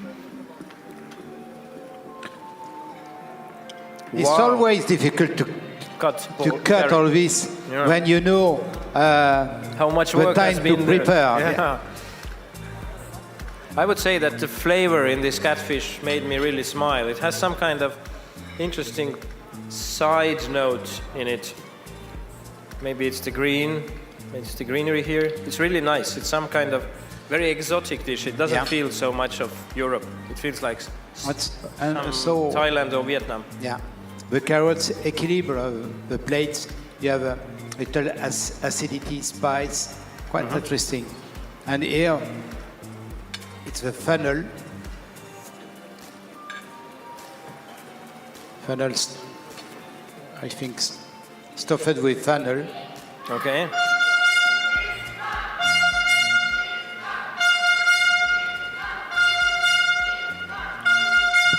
The Icelandic supporters are getting louder. Yes. It's really hard not to become biased here. This food is really lots of details, not just visual details, but in the tastes too. So tiny nuances all over the plate. So it's really interesting to explore this, but so many more dishes to go. Very interesting with the ballotine, a little mousse. After the sauce is very reduced, the sauce very sea, and the carrots crunchy with acidity. The funnel is very perfume, interesting garniture. And after the cheese, put something different. Yeah, it's like a dot on the eye, right? So it's changing the perspective how you feel this dish. And bring some crunchy also at the plates. Very calibre. Yep. Now I'll go with the carrot to see if it changes the comprehension of this food. Une assiette très intéressante, très équilibrée avec une sauce. On a un goût bien sûr d'algues, de dashi, mais très équilibré, avec le croustillant, avec le fromage, bien entendu, et le fenouil. Okay, it tastes so well it made us speak French. This is good. This is the cooking competition. So we have 2 minutes 40 seconds for Icelandic team to send in the wonderful results of their work. Yes, it's still cool in the Iceland kitchen. Not running anywhere, no nervousness. Andras, what do you see? Yeah, everything looks perfectly normal. They are just plating plates. Not like in a big competition of the lives, it's just like, okay, there are some hungry guests waiting for the dishes. And they don't care if it's the jury or just simple guests. They are doing their job. And I think it will look beautiful. So it will be a great job. It looks really spectacular, a bit minimalistic, but also very nice.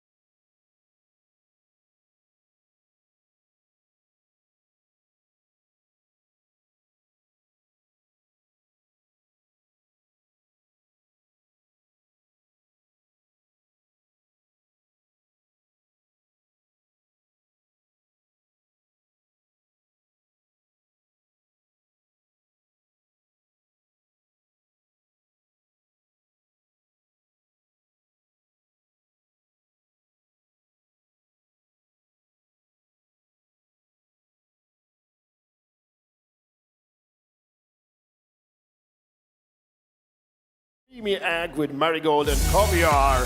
Okay, this is the moment.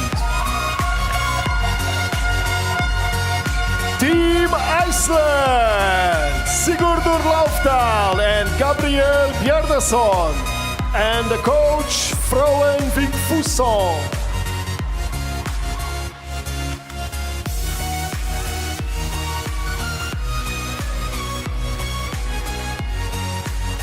On the plate we see one part is from the sea and the other part is from the garden. The sea is obviously the catfish, baked in cup butter and served in a creamy broth made from mussels, buttermilk and söl. Let's check out the faces of the jury members.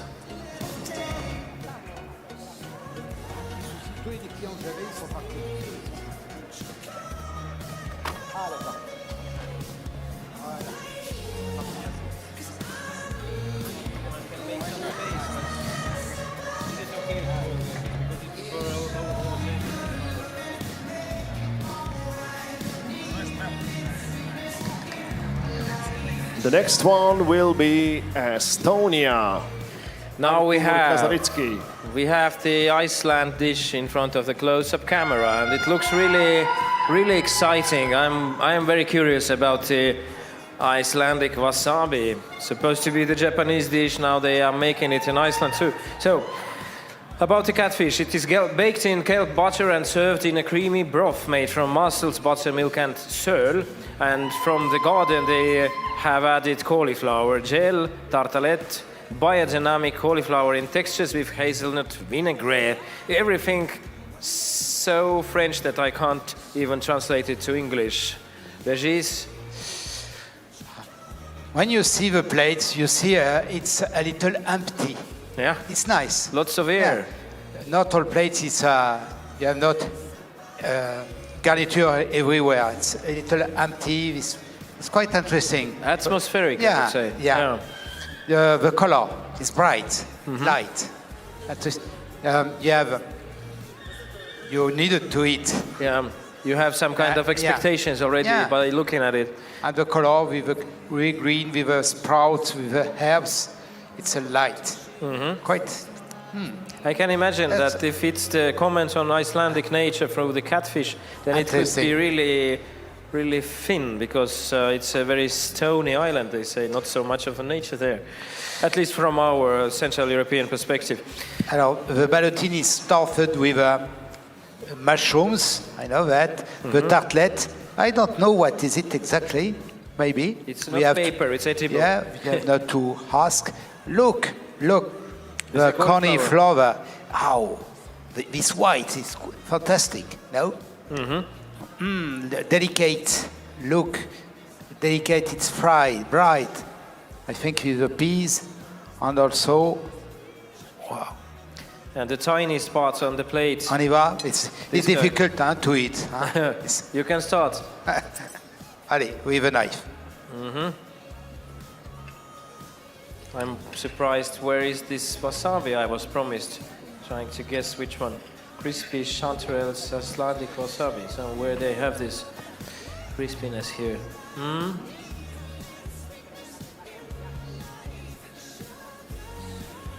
I can't wait, I'll try. The crunchy of the salt in the tofu. Yeah. The sauce with a reduce of mussels. Very tasty. It's hot. Very fine. Look, the stuffed. It's very, very fine. It's interesting how clean tastes are there. You said that the crunchy part is the sea salt. And you can actually distinguish mushroom from catfish in this. Yeah. Oh, nice. Also, you taste the cauliflower, just a little smoke with the flowers. It's really interesting. Yeah, smoky. Very interesting. How did this thing happen? I mean, I didn't see lots of fire in the Icelandic kitchen.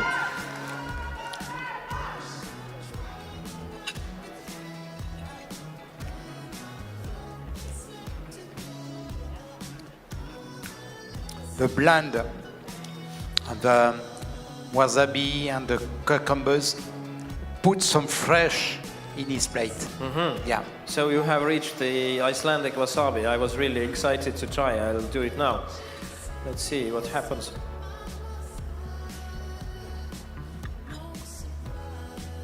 Yes, I can say that this is a wasabi.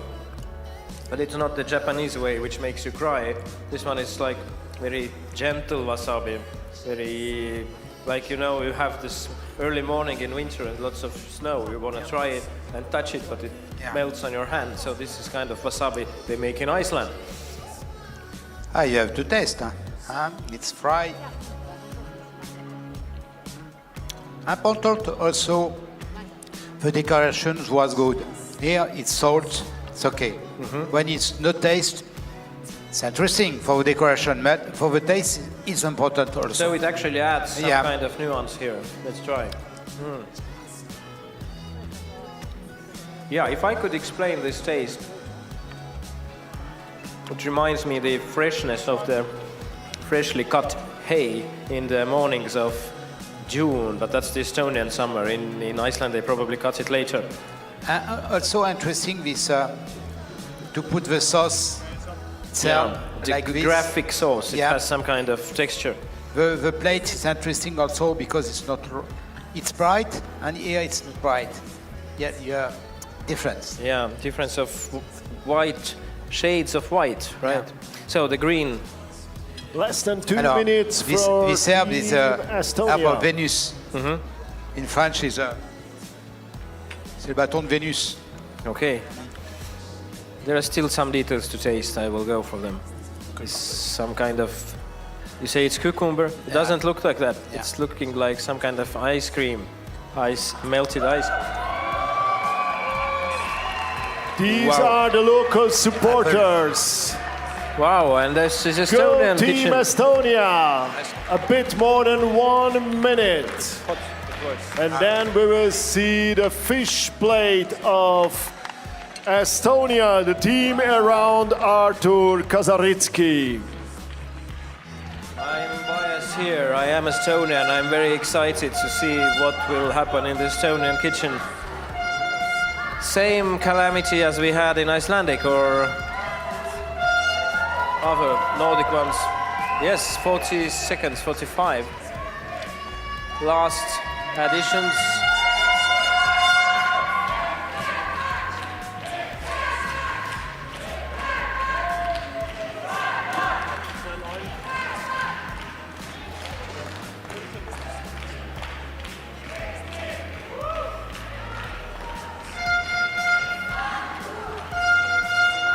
"20 seconds more for Team Estonia."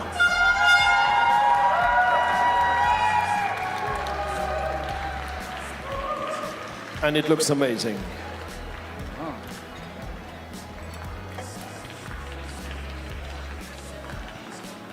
The last sauces will arrive from Artur. Yes, I'm glad the supporters came. The event is open in the town, but due to Corona things, not many people dare to come to public places. So I would give a great applause to Estonian supporters by the rest of us here.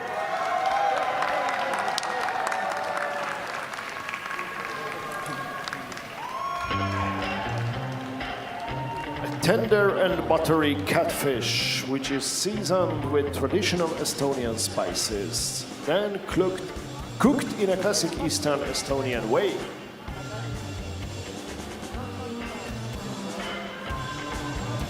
The sense of fire and smoke you will taste on the fish.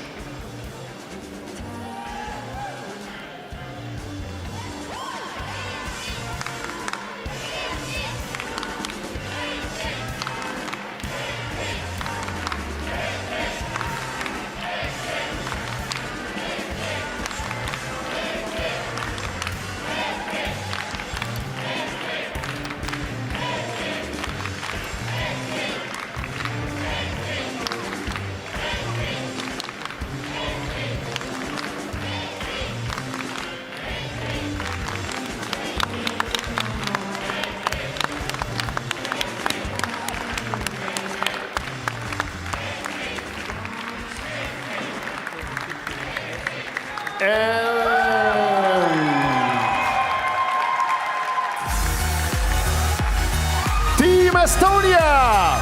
Yes! Artur Kazaritsky. His coming is Magnus Rosendahl. And the coach, Hampus Risberg. The fish plate from Team Estonia is ready on time.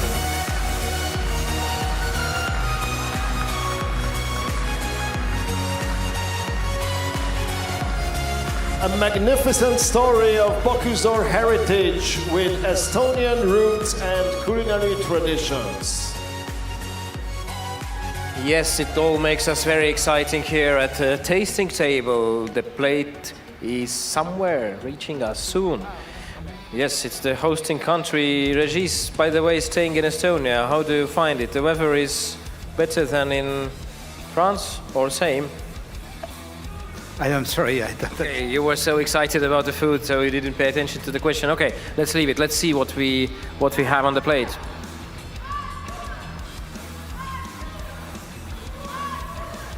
And you Catfish. should keep in mind that in several minutes we will see the meat platter of Spain. So from now on, everything will be more dynamic.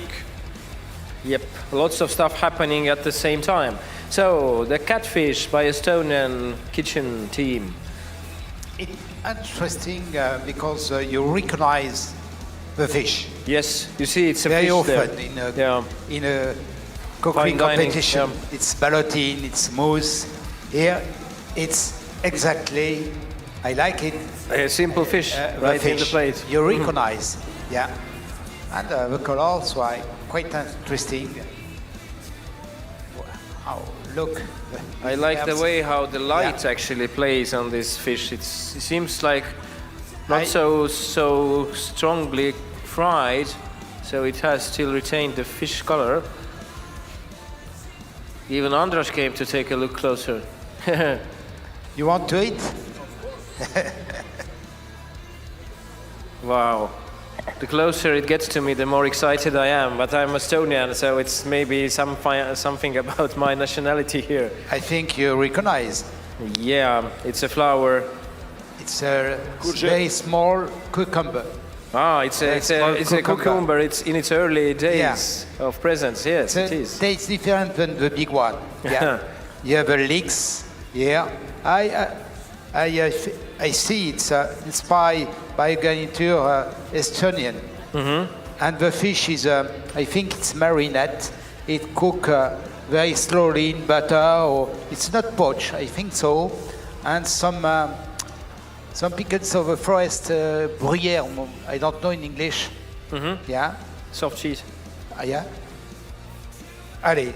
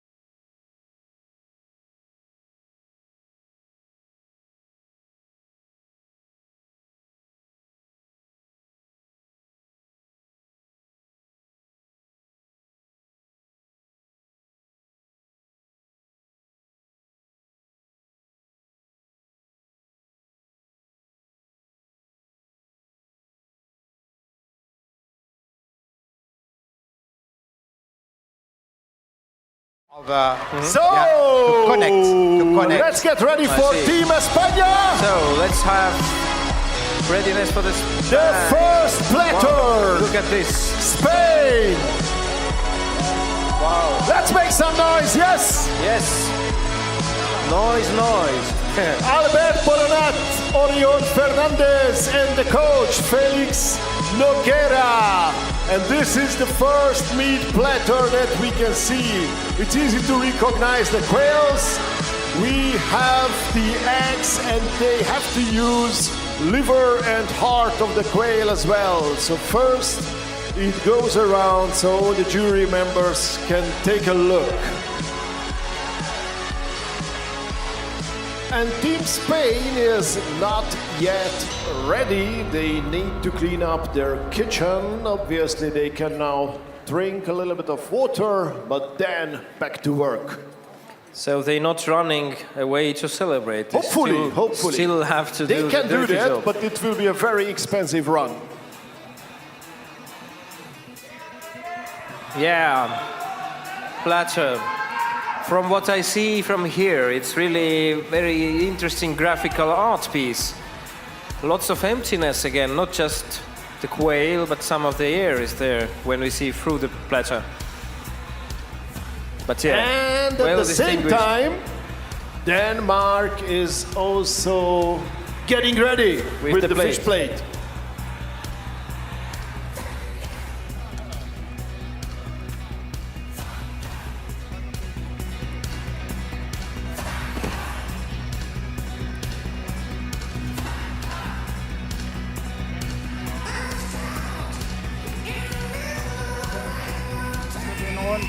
Sorry, excuse me, please.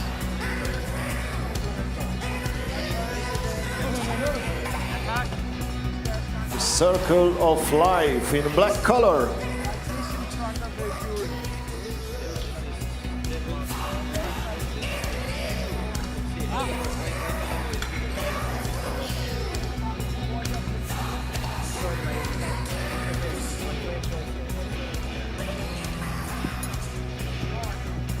And the platter of Team Spain has arrived for the official photography, and then the chefs will start plating it for the jury members.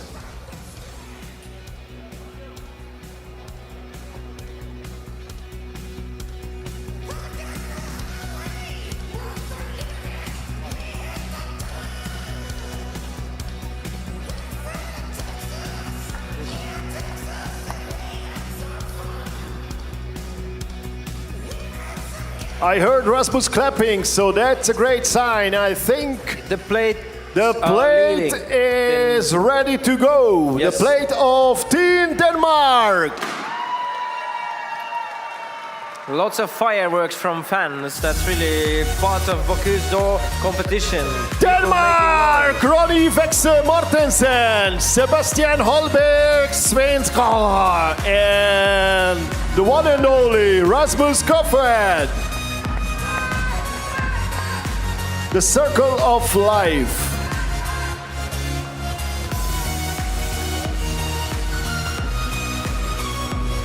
A poem on a plate.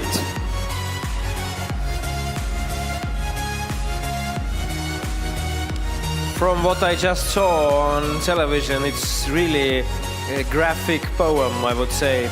You know, poems, when they are printed, you can't print them like newspaper, text too narrow, too close to each other. Each poem needs separate page to have space around it because the content is so condensed there, you need to have space around it. So it's really cool how Denmark has made us a graphic poem which you can actually taste. Let's hope Less than 2 minutes for the Netherlands. Yeah, we see Denmark plate arriving to us. That's bien. Wow.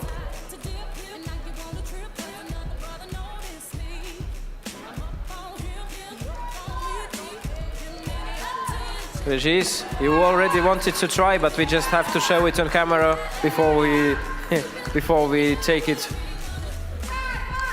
Lots of details, lots of nuances. Yeah. It is. It's It's very fine, delicate. You see, it's not garniture. It's very small. Yeah, interesting. Your eyes go to the fish before, with the leaves dry and the blades. It's quite nice. Okay, let us see. The closer it gets, the more excited I am. I feel lots of geranium influence here. The poetry, look at this. If you turn it, it starts to look like something else. You see the fish. The fish are celery, the slice of celery under, burn a little bit to. You have to taste. Sure. You're crunchy with, I think, wow, delicate. You know. It's so beautiful. You don't know where to start, is it? Yeah. It's really hard to go to the middle, but we have to do it. The ravioli very small. Italian. If Italian. Some very exciting news about Team Netherlands. Allez, on y va. It's like a toy. You can actually play with it before you start to eat. The Netherlands meat platter. Marco van der Wijngaard, Jent van Gust, and the coach Marco Poldervaart. The meat platter of the Netherlands with a giant quail's egg in the middle.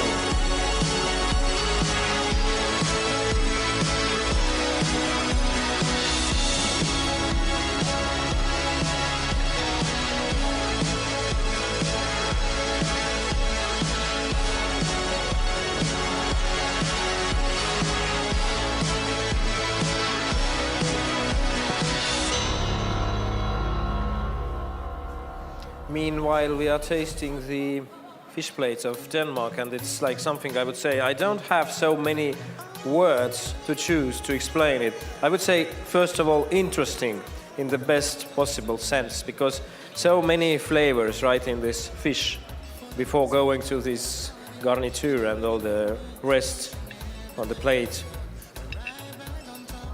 And I can tell from the first moment that it's not so eel, not in the territory of trout. It's very much catfish, like it should be. I feel that it's a fish, but it's a strong fish. It's not so light. The product is very important. This apple, plenty of taste, good apple. You can do with anything apple. Yeah, you have to choose the best one.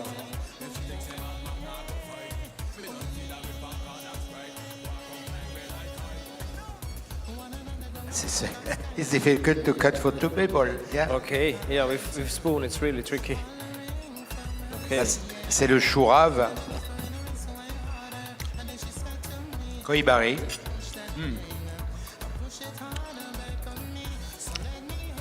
Interesting. Very tasty. Yeah. Interesting side note, as if it's some kind of when you have those hazelnuts or some of those hazelnut feeling here. This was the most beautiful parts of the plate, some kind of yellowish sculpture. Tiny, and how does it taste? The potato, interesting to put some mash in the plate. In 2 minutes, less than 2 minutes, we will see Sweden's first appearance today with the fish plates. I think they need some support. Are there any Swedish fans here? Yes, please. And we found some mushroom. And don't stop. They need your support now. It was interesting. This mushroom, I wouldn't expect it here, but it's really nice. Like when you have a journey and then you have a crossroads, then this mushroom took me completely different direction.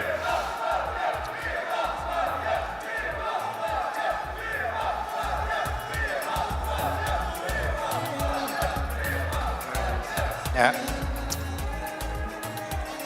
Very nice plate. Very interesting. Some oysters live also.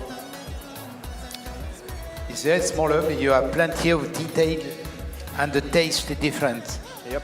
I think this food will take about an hour to eat if you want to.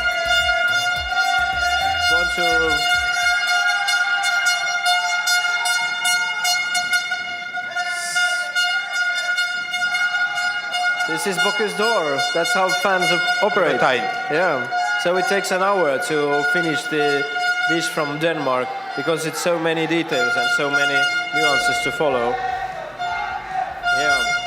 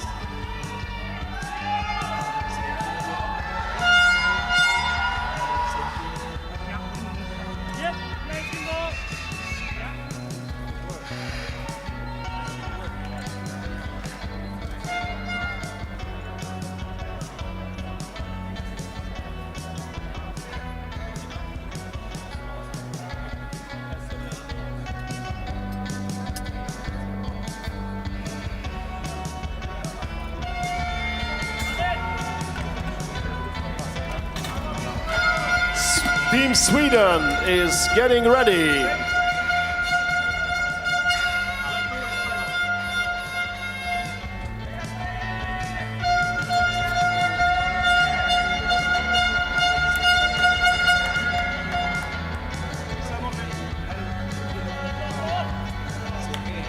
And we have the Spanish platter in front of us, the quail.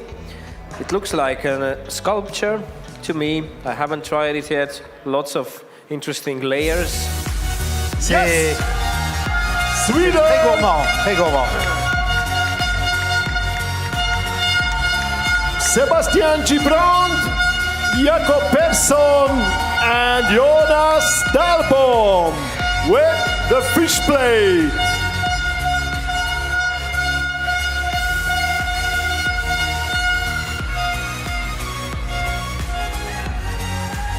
Estonian catfish with lobster and dashi caviar, a garden tomato, aromatic flowers and herbs, crispy pea leaf and artichoke with lobster and butter sauce. Ouais, ouais.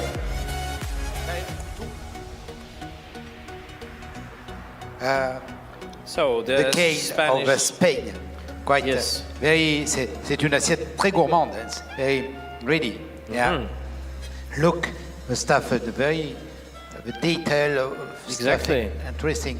You have two sauces, sauce reduce of fake, and also the sauce, the name Albufera. It's a chicken stock reduced and with duck liver, with white wine. And tartlets, spinach tartlet, celery, and here I don't know. I am going to see. It's a thick stuffed. Interesting. I would comment that this stuffed quail, it reminds me of the artworks of Gaudí, the Spanish painter and architect. It's really lots of details there. Let's see how does it taste then. So the first quail today smells really, really well.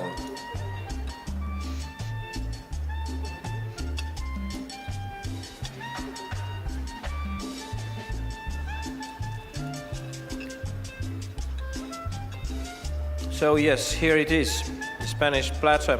Well, what we see is not what we get actually. It's tasting so different from what I see on the first impression.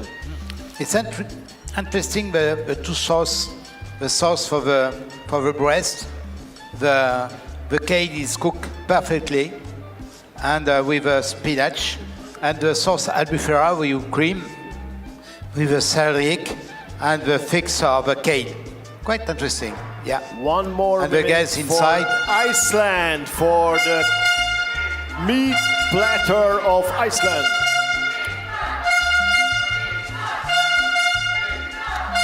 Okay, let's take a look at the fish plate from Sweden in the meantime.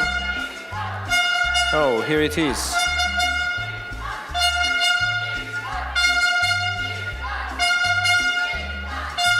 Sebastian Gibran, Sweden.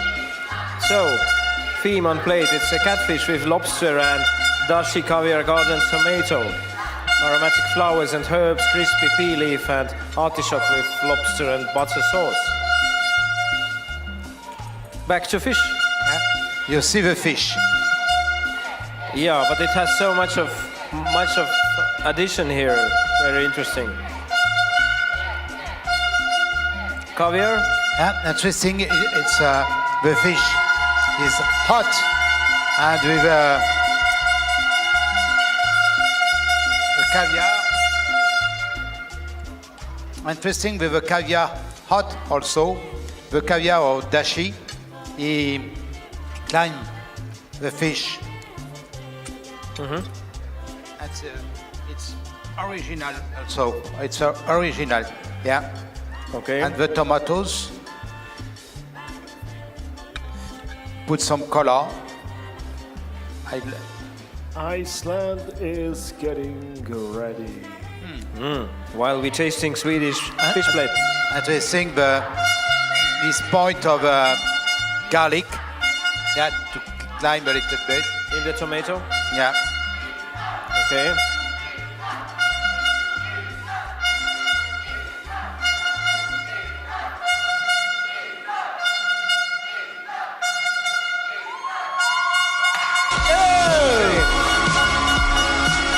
The meat platter of Team Iceland! Sigurdur Lofdal and Gabriel Bjarnason and their coach Fraffen Vigfusson. The quail. Yep.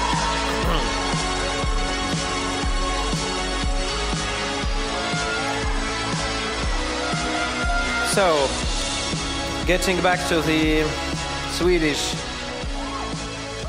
catfish thing.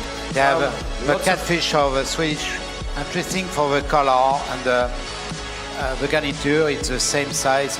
Interesting, yeah, the color. And the catfish, the cook is nice with the caviar of dashi. It's a seasoning, yeah. And the t-shirts quite nice, and the tomatoes with the spice, and also some little point of garlic. Interesting, yeah. And this is and some the kind fresh with the peas, this color of green and the peas.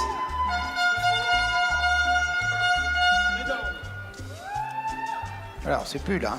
In 2.5 minutes, we are expecting Georgia's fish plate. It's the first time in the Bocuse d'Or. Okay, so done with the Swedish fish. Okay, thank you. Nederland.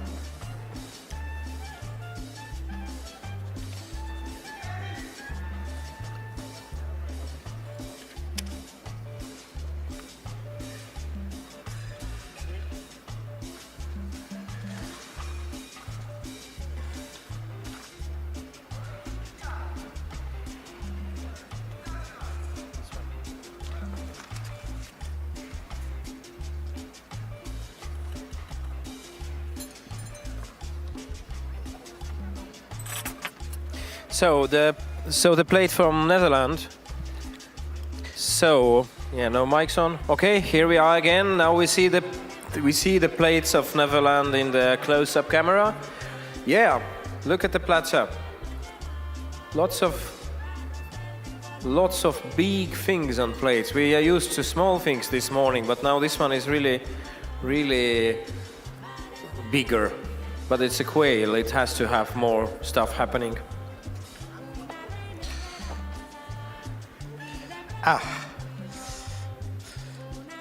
You see the decoration on it. The kale, the cook, and it's a sauce, emulsion sauce, hollandaise with morel.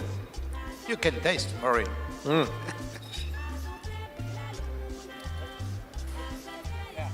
It's very strong sauce. I think it's interesting to taste with a kale. Half a minute for Georgia. Do we have any Georgian supporters here? Let's make some noise, please.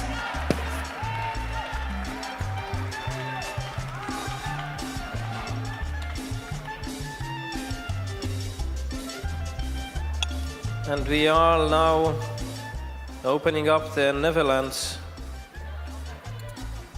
meat meal. Looking for the stuffing. Monsieur Regis, so just stuffing?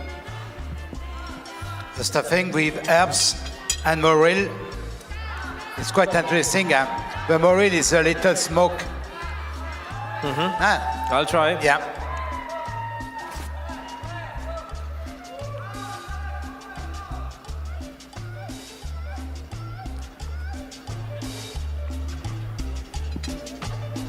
The Jerusalem artichoke with onions. Very fine. Yeah. What's let's see, grain. There's some kind of grain, fried or roasted. Probably to add some crispiness. It's from the outer parts of this.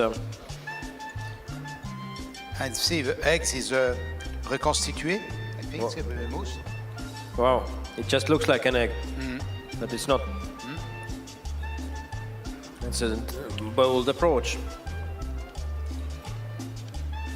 With the pickles, it's good to equilibrate the plates, the kale. Interesting. And also the peas, I don't know what is it exactly. So Georgia is getting it's ready. Colibri, Shurav. Yeah. Okay. Björn, let's follow the event happening in Georgian kitchen now. Yeah, it's the first time they are competing in the Bocuse d'Or. It's their first theme, the fish on the plate, the Estonian catfish. And they just remove some parts and then I think it will be ready to go.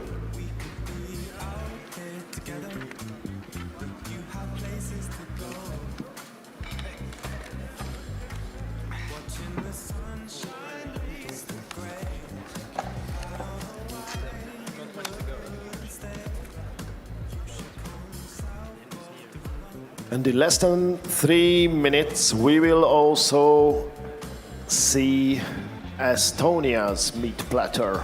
2.5 minutes, actually. So Artur Kazaritski's team will be finishing the competition very soon. But first, hopefully, Georgia's fish plate.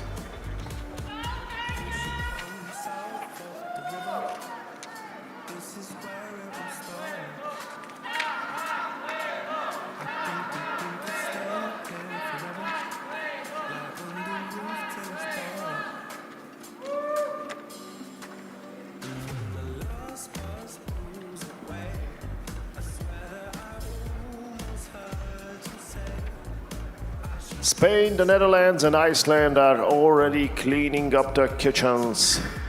This is the quiet part of their job today. They woke up very early and they have done all the jobs they wanted to do.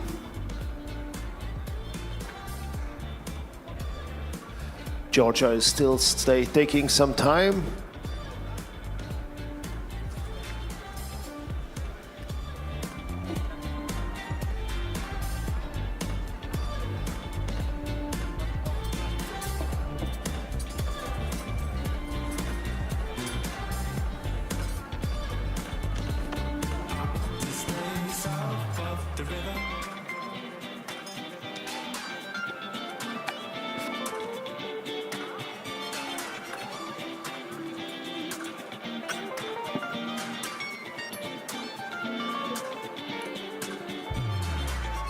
Georgia, we need you.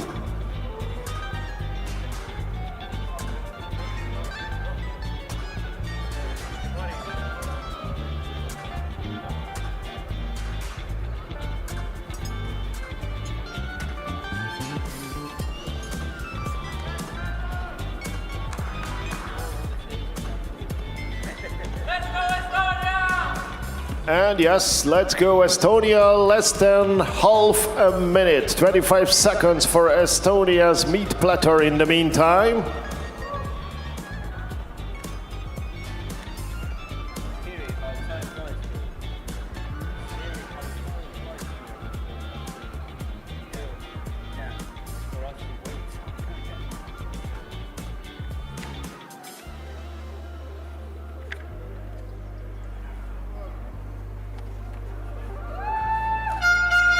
Georgia is still working on the fish plates. And Estonia is finishing.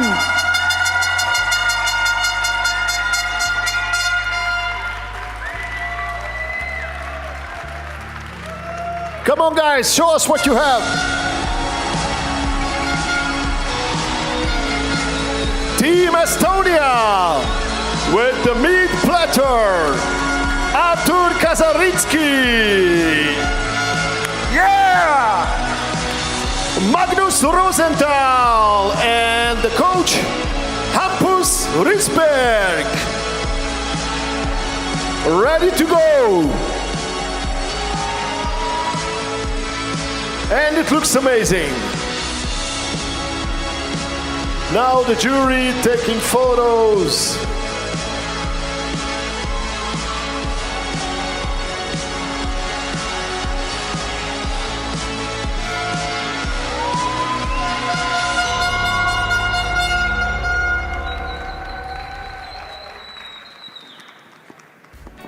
And we are still waiting for Georgia.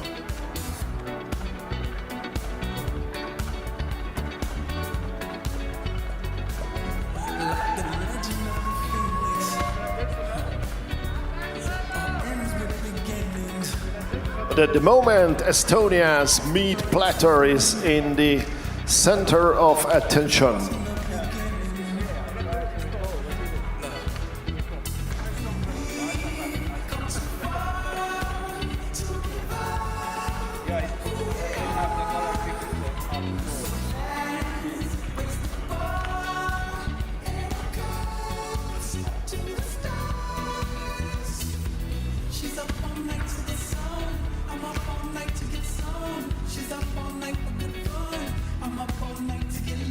In less than 3 minutes, Poland will need to say goodbye to their fish plate.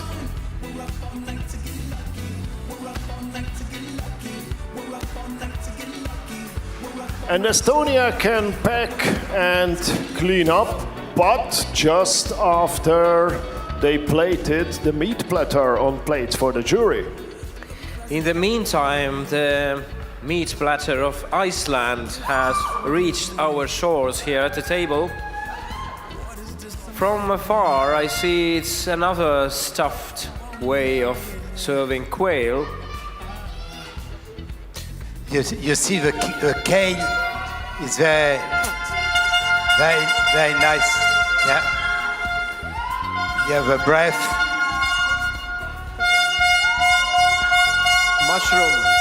Mushrooms. Yep. The form mushrooms is quite interesting, yeah? Yeah, it's like very, very simple. All bright, very bright. Mm-hmm. The egg kale, you have. Yeah, you want to try it. It's yeah. really interesting with those dark-colored sides of it. Now the question: how to get mushroom so shiny? It doesn't shine so much in the forest unless it's radioactive. Yes, exactly. This one is like radioactive on the table. Let's hope that it doesn't blow up soon.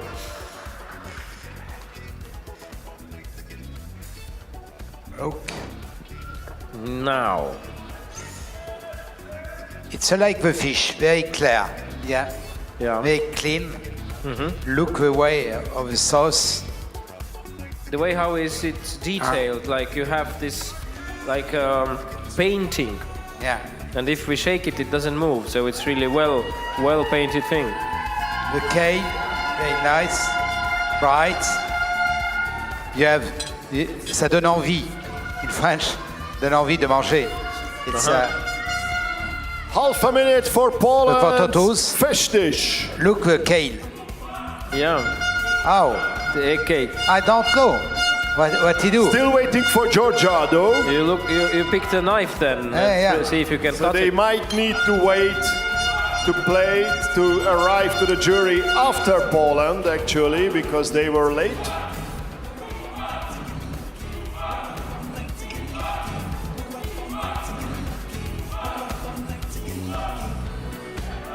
Wow, mushroom is actually something else. It just looked like one. It's interesting, huh? When you cut. Look the mushroom. The eggs. And Poland is looking good. Yeah, very good work. Very good work. Iceland meat plates in front of tasting table. Say hi to Team Poland. Jakub Kaszprzak, Patryk Paczkowski, and the coach Tomasz Purol with the fish plate. The last fish plate we see today, and no, it would have been the last one, but we haven't seen the one from Georgia yet. So it will arrive after Poland.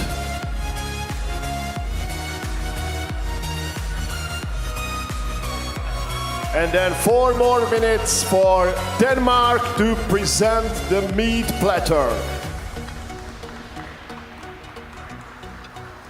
So, meanwhile, we can still comment on meat platter of Iceland. Very clean, lots of details separated from each other. Mushroom, which looked like mushroom, is actually something else. Also, the blend of sauce is interesting. The cream, a little heavy, with the juice a little acid. The blend is very interesting. And the mushrooms in mousse, it's funny, yeah? And look, the kale, the egg of kale. Funny, yeah, with the color. I don't know how you do. How to make this egg? Maybe, You yeah. should ask whales. They make those kind of eggs, colored eggs. So, yeah, egg cake, good. You have a taste of just a little vinegar. Wow. The eggs maybe can be a little heavy. Here it's light.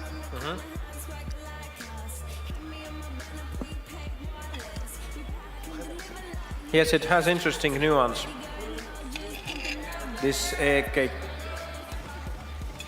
Trying to recall now, quail egg is very common product in Estonian kitchen. We have it in every shop. I'm sorry. Okay. Now in the close-up camera, we see from Kohlrabi in pickles. Interesting also. Good bait, very nice. Good work, very detailed. Yes, in the close-up camera we have the fish plate by Poland, which seems somehow similar, but in a way very different. Because they had the same raw materials, each kitchen, and they have to interpret it somehow, staying true to the raw point of departure and then giving it some of their national additions, flavors and traditions. So looking at this Polish fish plate, looks good. Let's take it. Lots of green color in this one. Poland fish, yes. It's a steamed catfish fillet with pumpkin, local mushrooms, kohlrabi, celery, and horseradish puree and baby leg. Inspired by the memories from Jakub's, the Polish candidate's childhood and of course local high-quality products. He plans on telling a story about autumn eternal freshness, highlight how important it is to remain faithful and loyal to what nature around us offers, and build something unique but traditional at the same time. So, it's most interesting way to explain this. Let's see, how does it taste? Sauce? A good wine sauce, a little sweety, and very interesting. And here, the cook is quite nice. Look, softy, not too, because very often in this fish, the skin, it must be dry.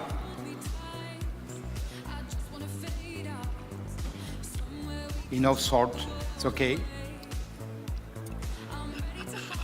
The final touches for Denmark's meat platter. Yes, make some noise, Denmark It's very supporters. Nice. Yeah, very interesting. Yeah. I don't know what is it exactly. Not to have.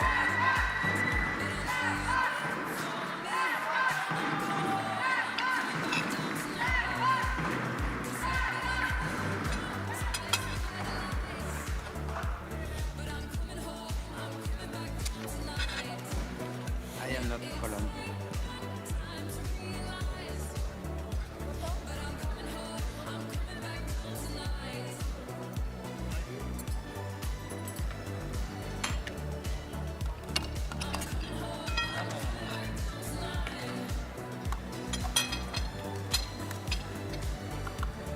French is very interesting and fresh. But celiac, very interesting also. Yeah, we're still commenting the Polish fish dish. It is.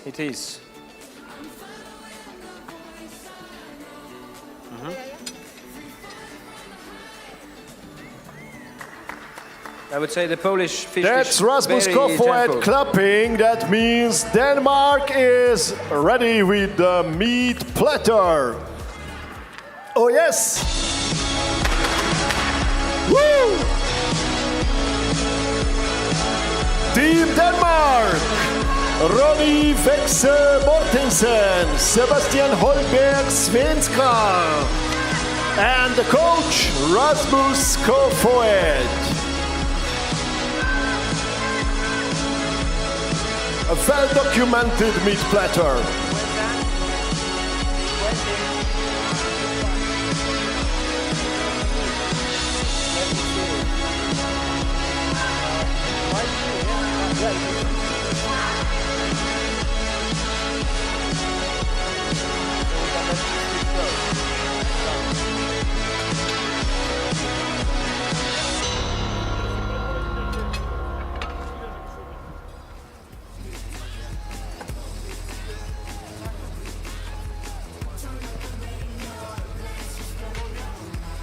The meat platter of Denmark on the big screen.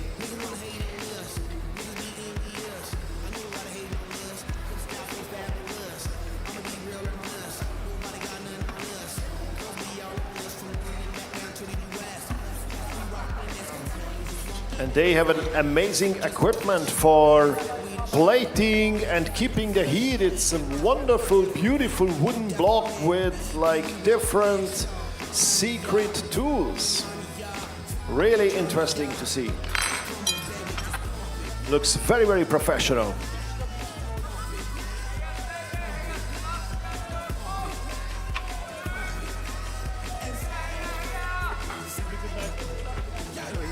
Some preheated stones for the sauces. On the tasting table we have the Estonian meat plate. Quail, whole quail gently cooked until the skin turns very crispy and fragile. A true inspiration of Estonian roots that lay in our hearts. And then the quail is stuffed with its own liver, wild forest mushrooms and traditional spices collected from the island of Saaremaa. A stuffed quail thigh will accompany the tender and juicy breast. Roasted bones of a bird will turn into a rich, silky sweet and sour sauce that will enhance the flavors. That's the long story. What's to make it as a commentary? Regis? Good at seasoning, yeah. And interesting. And very interesting this skin. Skin, yeah. Yeah, taste. Okay. It's stay crunchy. Very interesting, this work. Wow. And the sauce also with the liver. It's nice. Yeah, two sauce, maybe a juice and a sauce. Now it's a tricky way to go to roast some skin because most of people throw the skin away in such cases. But here it has really strong addition to the overall concept of the food. Jerusalem artichoke, quite nice also. L'œuf marbré of kale. Wow. Wow, it's not egg on the inside, it has something else. Less than 5 minutes for Sweden for the meat platter. How did they put the green stuff into this egg, which usually has the yellow content? I don't know. How you do? Secret. Yeah. Secret of the kitchen. Ask to him. An artichoke tourné, champignon tourné.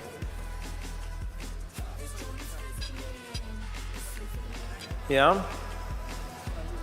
How you say it's tourné? What's the name? Forest. Okay. Forest. Mushrooms. Perfume in noise. Quite interesting. Good this job. This is very Good strong. work. This is very strong. The taste and the way how it... The reduce of perfume, you have mushrooms in your mouth. Yeah. Very good work. Okay, now let's turn our attention to the big screen and we have close-up on the Georgian fish plate. Georgian fish plate in the close-up.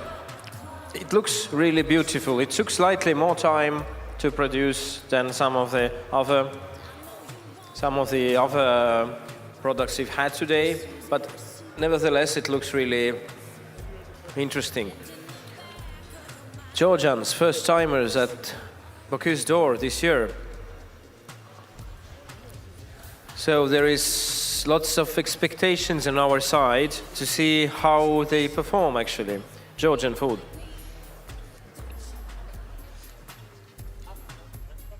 The image is really interesting. It's very graphic. Yeah. It's not so...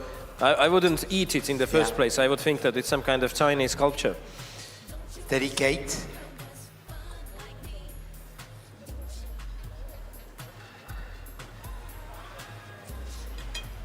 Tartar. Fish tartar? Wow.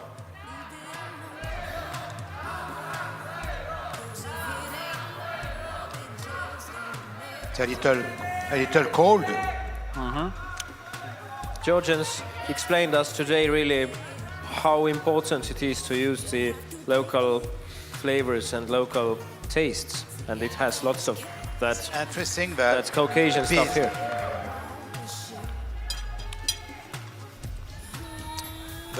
The cream with the cheese and I don't know exactly. It's a fruit. Yeah, this I would comment on this cheese. It has very special name in Georgian. It's very natural and very local thing. We don't have it in Europe. In 2 minutes, we are expecting the Swedish meat platter.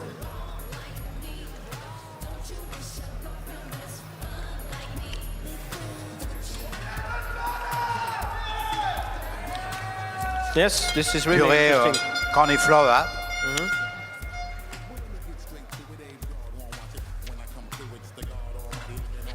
So yeah, this Georgian food really stands out. Yeah. Good result for first comers, isn't it? Yeah, sure. We have to, maybe we prefer a little hot. Yeah. Yeah. The plate. But in the case of tartar, it's sometimes cold and Yeah. it's okay.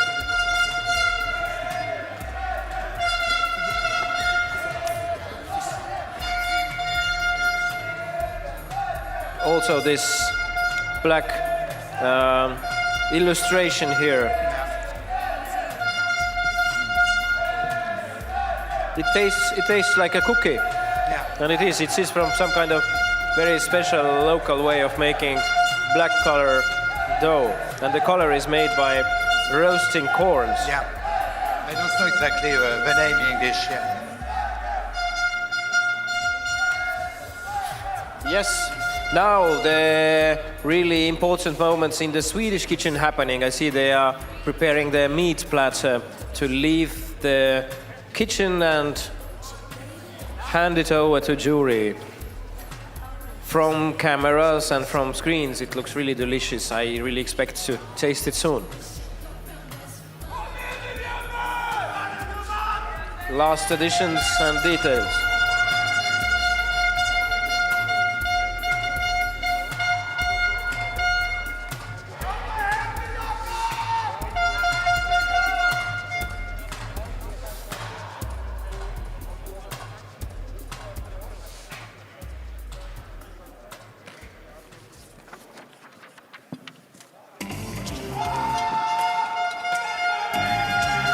Sweden is getting ready.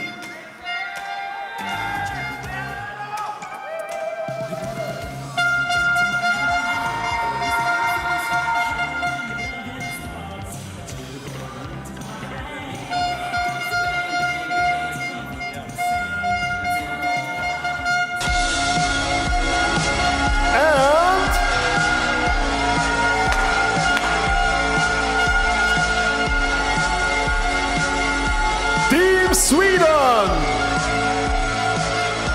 Sebastian Gibron, Jakob Persson, and the coach Jonas Dahlbom. The meat platter.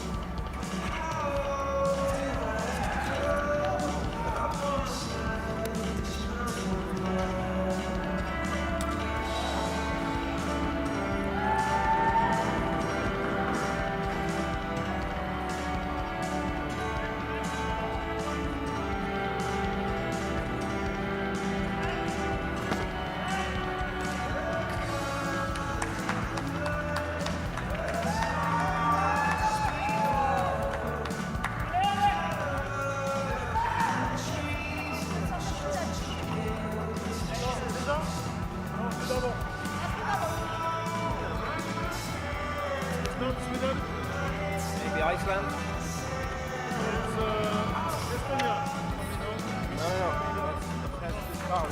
So we are getting closer and closer to the finish of day one, but the jury still has to do a lot of work. For example, tasting the meat platter of Denmark, and then will be Georgia and Poland still to go with the meat platters. So the close-up camera maybe shows it already, but I see the meat plate from the hottest kitchen of Europe now here competing, even in free kitchens on the competition ground. That this is from Denmark.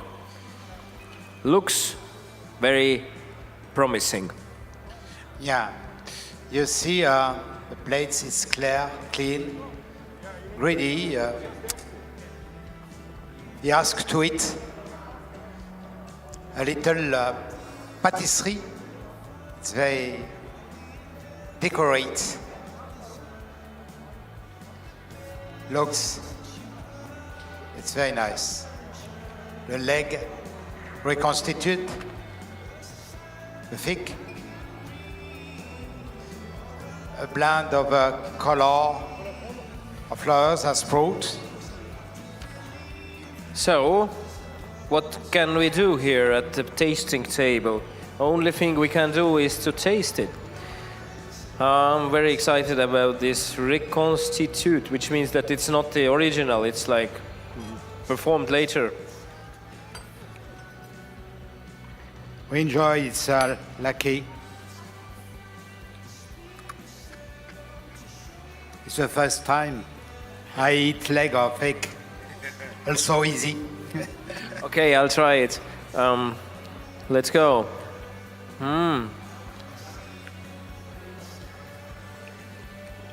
It's like very delicious lucky cookie, like they have this Chinese thing.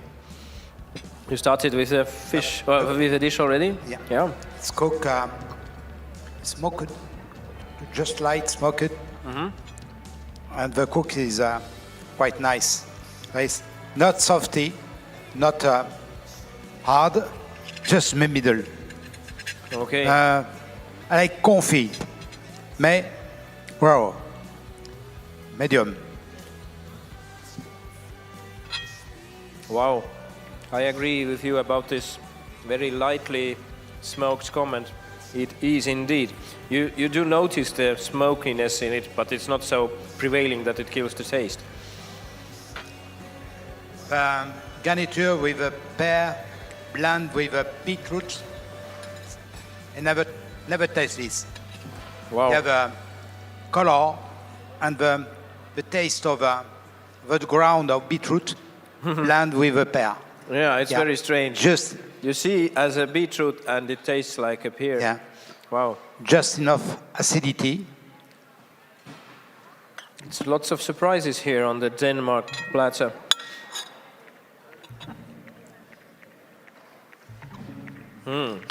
You see, Yeah. I like a pâtisserie. Wow. Petit four.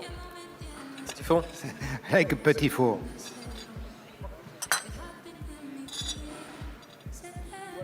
Fried wild mushrooms, dried ceps, stamped cauliflower and thyme. That's what it is on the inside. I never taste mushrooms like this. You have a jelly, a little hard.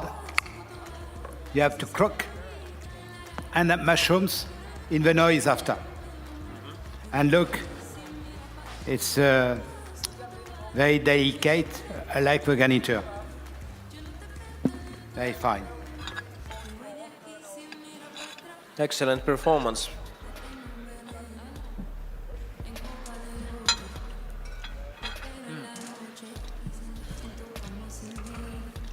Interesting, the thick is not enough, it's not just meat.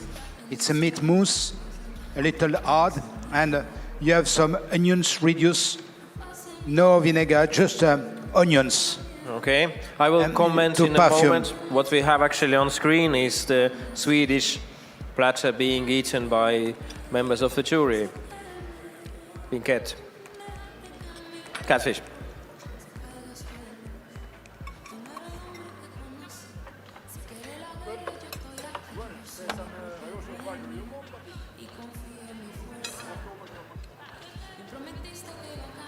Interesting, the egg, just smoke, but after you have the crunchy of vegetables or peas.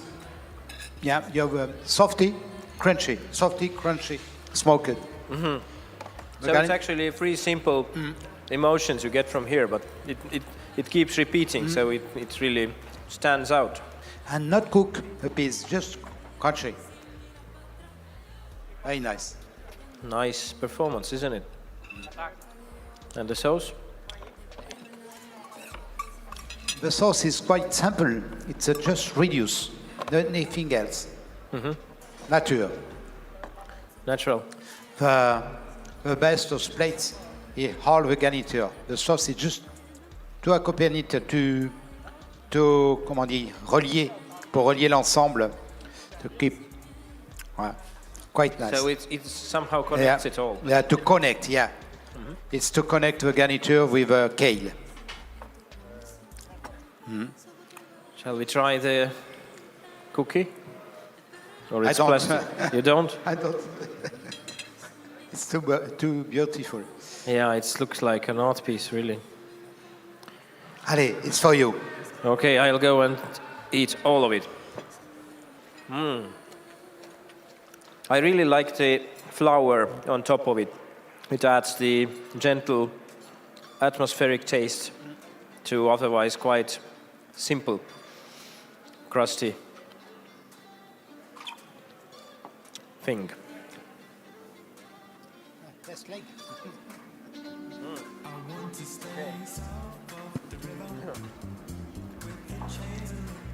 I can eat like this forever. This is the best job in the world. I hope I won't get too fat too soon because Fish, the kale. Yeah.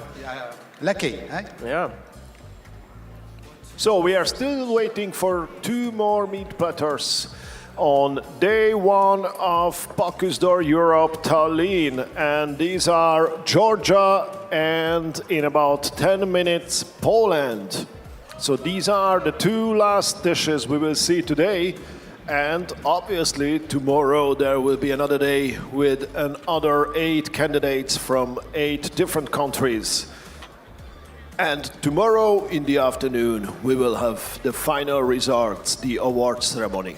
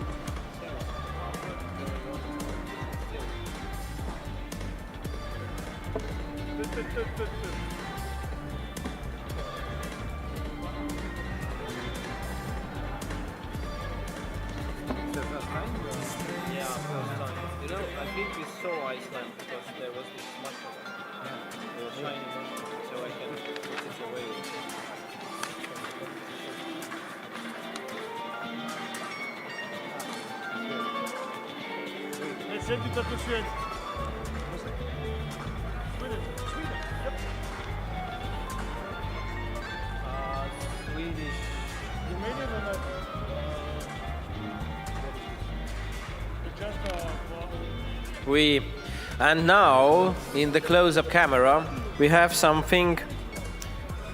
When I look at it, it reminds me mostly Swedish work of art, Swedish platter. Beautiful.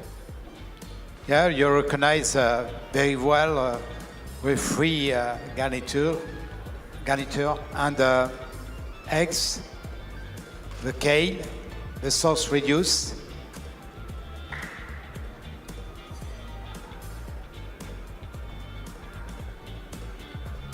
It looks so delicious. Yeah, so pretty. Even after tasting so much as we had today, I still want to try it. Let's go.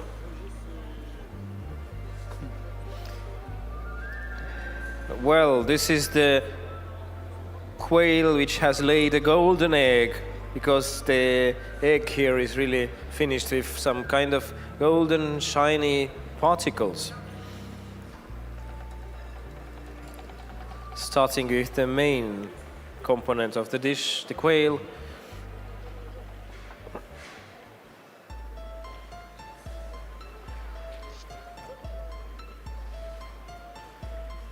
I have here Rasmus Kofoed for a brief interview, like right after. Are you ready? Kitchen is already cleaned up, or it's not your job? It's also my job. We are not done yet, but we are working on hard. I mean, the competition will finish when the kitchen is left empty and clean. Okay, and what do you think? Are you satisfied with the work the boys done? Yes, I think they did all that they could. The plate and the platter looks beautiful. I taste the quail and the sauce, which I really enjoy and like. Taste it like it should be. But, you know, I never taste the whole dish. So it's up to the great judges here to judge it. So Ronnie might keep his job in Geranium? Yes. Okay, that's good news. Actually, I think I will upgrade him. Okay, he will be the chef instead of you, or how can you upgrade? He's already a sous chef. Yes, but we have a guy that has been with us for like many years, Tanos Feskas, my loyal Greek assistant head chef, and now it's time for him to discover new adventure, and then for Ronnie and Kun, my Dutch sous chef, to take some more leadership. Okay, that sounds pretty good. So even if he doesn't win the trophy, that's already great news for him. He will still get a job, no matter how the result's gonna be, for sure. Great, thank you, Rasmus. Go for it. In the meantime, we've been tasting the Swedish meat dish, and we have reached all the main milestones, cutting all the pieces in 2 or 3. And Regis, you are now undoing the egg. How does it perform?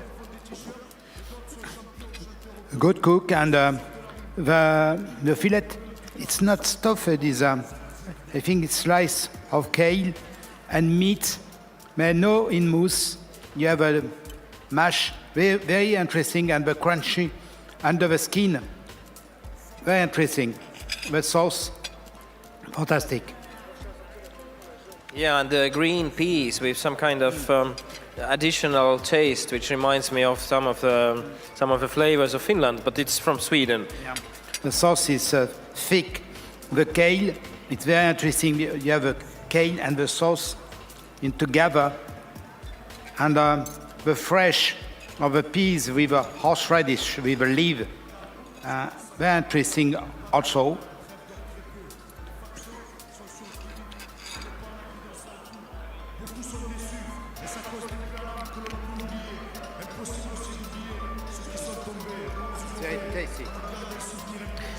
Indeed, it's very tasty. So what we see here is for the quail, the Swedes makes us experience the kitchen Swedish garden technique in the form of pickled ramson, wild flowers, aromatic herbs, and creamy forest mushroom sauce. So I mean, what they promised, they have delivered, isn't it? Yeah. Très équilibré. Very all in balance. Yeah, all. And the sauce do a difference also. Yeah. I'll try the golden egg now. I was waiting for it to be made sure that it is an egg. It's not some kind of artificial ingredient.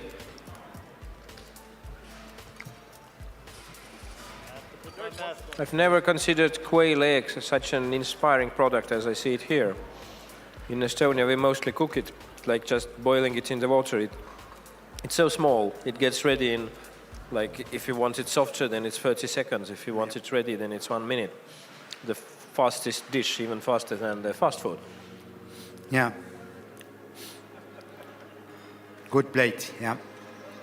Not anything else to I'm glad for the Swedes, because this might reach even the jury. And you can ask a question now, the Swedish team, because I have the Swedish coach here, Jonas. Are you satisfied with the work of the team? I'm very satisfied. It was on time, and it was exactly as we planned and trained for. So yes, I'm satisfied. Have you tried the dishes? I have several times. No, really? not today. No. So everything worked out as you planned? Yes. Okay, what do you expect now? Because you said earlier, I think you will be number 1. We are aiming for number 1 always. Yes. And it's still your goal. Of course. Okay, thank you very much. And congratulations. As far as now, I would comment on a certain trend I notice here today. The dishes I've tried, it has some kind of softness this year. All of the dishes, they're not too fried, they're not too dry. It's all very buttery, very soft, very fresh and very juicy. Could this be the trend of the year, Regis? What do you see, or what's your comment on the same? We've been tasting same food, same time, and same portions. All the plates today. Yeah, what's the trend? How do you see? Every Bocuse d'Or, you know the temperature at Bocuse d'Or Europe, and for the first candidate, you see the difference than the last competition at Milan. More technique also, and I see this morning when I go around the kitchen, I think you are in organization in the kitchen also. It's for me it's very important. It's quite important because it's a message you bring for the young cooker to explain, not also for the competition, also in the restaurant every day, to the organization, the clean. All this is important in a restaurant. So, Team Poland, the meat platter of Jakub Kaczprak, Patryk Paczkowski is his colleague, and the coach Tomasz Purol. And this is almost the last meat platters we will see today, because Georgia is a bit late, but it's not easy, believe me, it's not easy to compete as a first-timer in the Bocuse d'Or. They will still need some practice to be on time.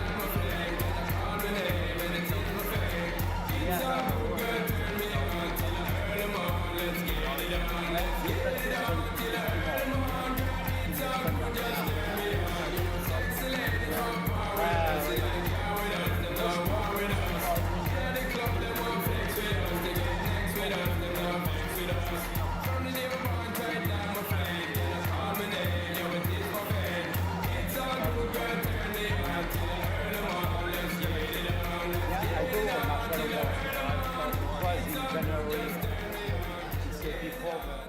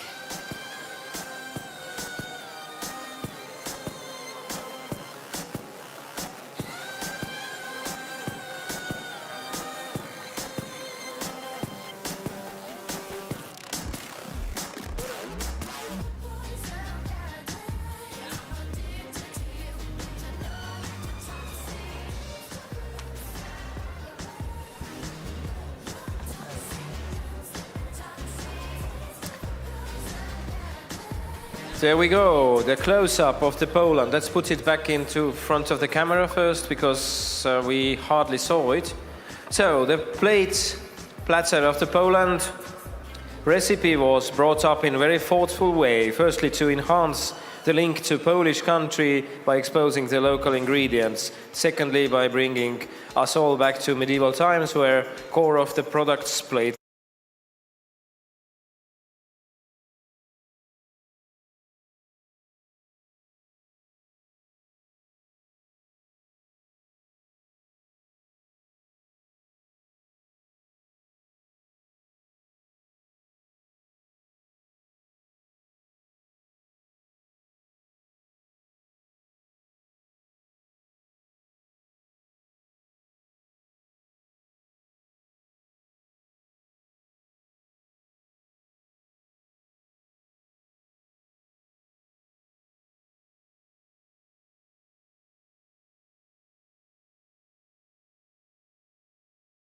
male. Does it speak to us? We have to try. Okay, and this is a smile. So, does it make you smile? Yeah. Regis? You know, you are in Poland with blueberries. Ah, the berries make the stuff is just under. Interesting, I think, for taste. Yeah, it has different layers. Nice celery. It's a celery stick. Just take off, fill, and you have a celery, whole celery. Oui, then there are two types of sauce here. Nice and interesting. I will start with the berry to see the difference of Polish forest.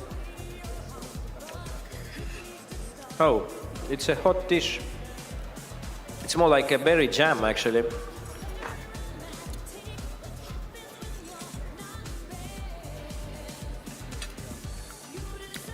The bitter and a little acid of a black currant. Interesting, but it's the kale is cooked like a game. It's quite interesting. It's the first plate we taste with a spirit of a game. Beetroot. Yep, it's not just beetroot, it's some kind of mousse made of beetroot. It's really nice and soft.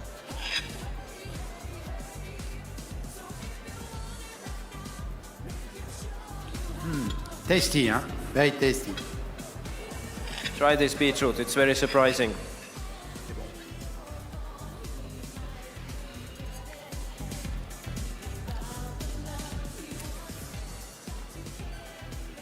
Very good, yeah. And hot. And this kidney and heart are also here. I'm glad they are so distinguished and you can actually try them separately from everything else.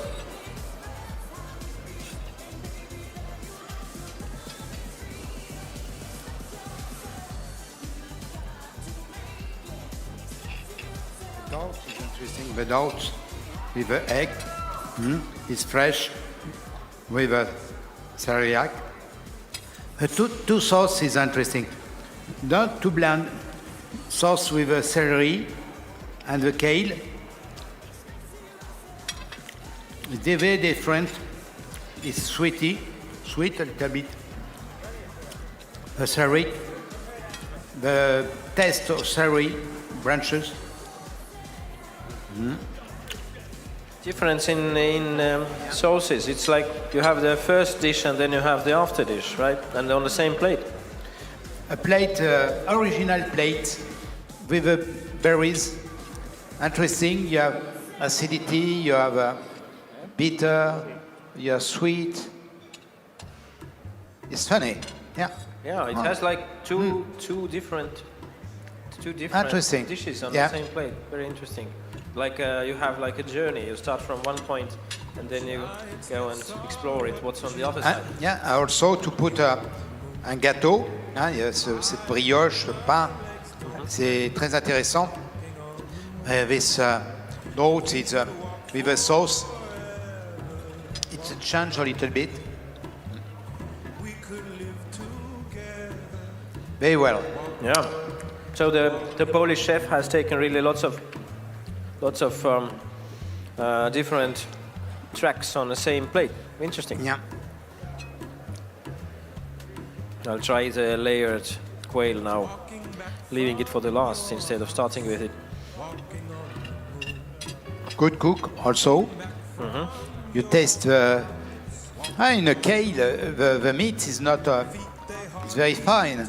If you stuff, don't stay too much. Yeah, when you it taste. will lose the taste. Yeah. So it's very challenging raw product to put into dish. Interesting. The quail itself. Yeah. Now those tiny parts. Try. I think one of them is heart and the other one is the liver. Maybe. I'm not sure. I didn't read the recipe till the end of the page. It's heart. Heart. Nice.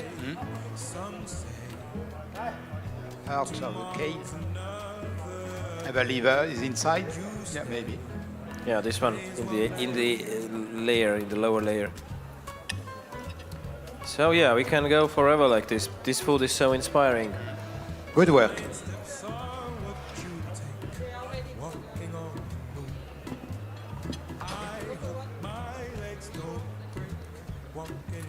And we have the Estonian chef ready for a short interview, I guess. Andras. Yes, I have Artur Kazarczyki here, and we need a camera to show him the national hero of Estonia. Okay, it's too early to announce that. Wow. But yes, put your hands together for Artur because you competed amazing, and I think it was a great success, and I think it was very delicious. How do you feel? I feel all right. I think we did a good job. We've been focused and we did our best. We've been training for this, and today was just another day. So it was good. I actually had fun. Okay, that's cool. That's cool. That's great. I think this is the most important part, to have fun while doing this competition. Do you have any kind of expectations, or you are the guy to say, no, I will wait for tomorrow afternoon? I'm one of those guys. No, I guess so.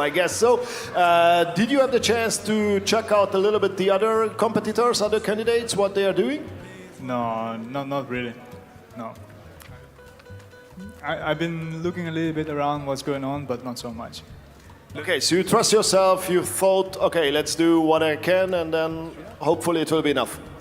Yes, and yeah, I think it was a great competition. I really had a good time. My team did a good job. Hampus, Manus, they stay focused, and it was really fantastic. Yeah. Thank you so much, Artur. Congratulations. Yes, he deserves it. So we're still waiting and very excited to see what's going to happen with the newcomers, and they are there in the Georgian kitchen finishing up the huge and very unique sculpture of food. Yes, and we shouldn't forget to protect them a little bit. We shouldn't forget that Bocuse d'Or is also very much about logistics. And if you are a newcomer, you have to learn the way how it works. It's not easy to try to work on time, to make everything what you wanted to do.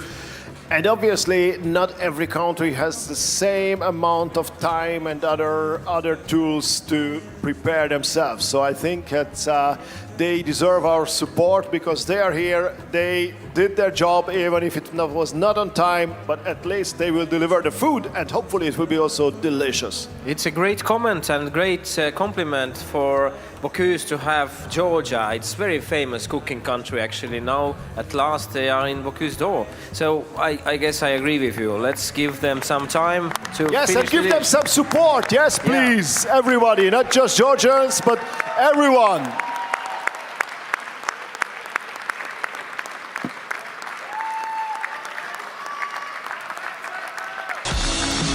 Yes!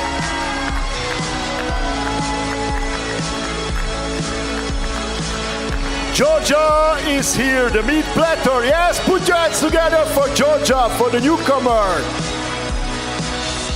It's Eric Sarkisian, Luca Hinkiladze, and Irakli Todadze, the coach. And this is their meat platter with the quail.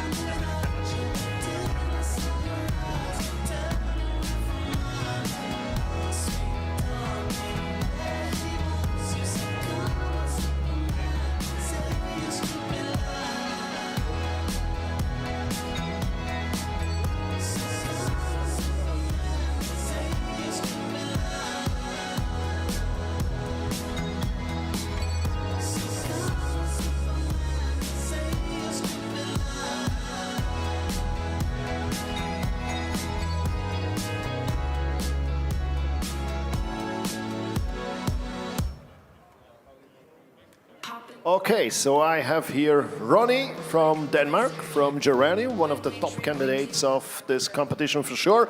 How do you feel after competing? How was it a long day? You don't even look tired. A little tired, I have to say. I'm a little exhausted, but now it's nice to finally be here, and we're so happy that this event will finally happen. So, and everything went well in the kitchen, so we are really pleased about the whole setup, and everything went as it should. So no technical failures, no problems at all. Quail didn't escape. No, everything was actually as we trained at home. I mean, there's always some small changes, and the shock freezer didn't work as we thought in the start. So after half an hour, we just see that the temperature was 1 instead of minus 30. So it sounds like a difference. Yeah, we have some nitrogen, so that helped us a little bit. Yeah, just in backup. Okay, this is also part of any kind of competition. Like, you need to find a solution. Exactly, and that's what we're training for as well at home. I mean, we've been training a lot of times. Sometimes the electricity went off, and sometimes the oven didn't work, and that's how it is. And that's what. Then you use open fire. Exactly, that's what we did. I don't know if you can do it here in an event hall, and it's probably actually it was a shorter day than any working day in Geranium. Yeah. Normally we'll go home at 12, so it's a little shorter. Okay, so now you will find a kitchen somewhere and then start to work. Yeah, exactly. We're gonna take a run instead. Okay, so what's your plan for the afternoon? Will you explore Tallinn? Do you have some time for that? Today I think we're gonna organize everything, pack everything nicely down, so when we come home we can relax a little bit, a few days at least. Okay, so you won't return to the restaurant work?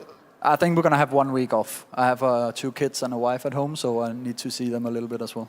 That's very generous of Rasmus, but he spoke actually very highly about your competition today. So I think that's why you deserve it. Thank you very much, Ronnie, and now I leave you to pack. Thank you, Ronnie.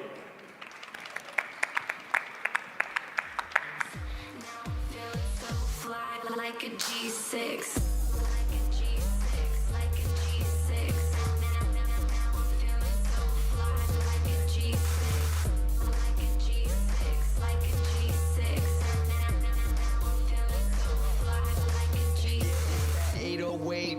Make you put your hands up. Make you put your hands up. Put your hands up.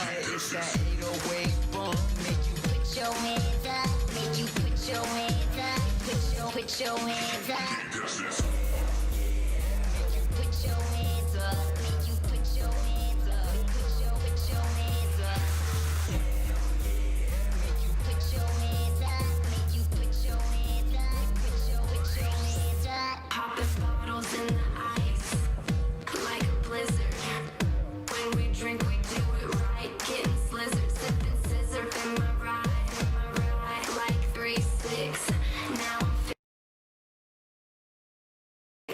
like a G6, like a G6.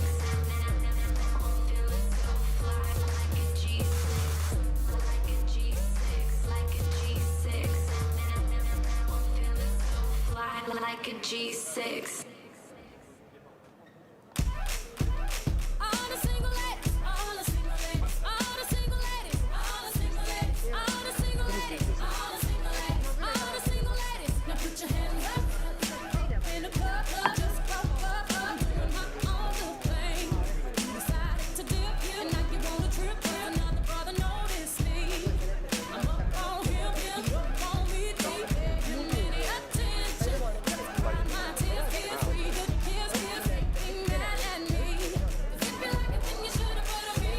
Okay, I have the Spanish candidate here, Albert Boronat. How do you feel? You made your paella. Did you have the opportunity to check out the faces of the jury if they liked it? No, I don't have a check to see the jury when I tested, but now I'm very happy. I'm happy with Oriol to make all the job. It's real when want to make it. So look at the sea now to waiting for. Okay, cool. So now you just lean back and wait for the results. Okay, tomorrow night, no. So waiting now. Any plans in Tallinn? Very beautiful country. Yeah, really, very, very beautiful country. We don't see never what's happening now in all around the world. So very, very happy. And the people, it's very hospitality, yeah. Mm-hmm. Thank you very much, Albert. And good luck tomorrow. Thank you. Bye-bye.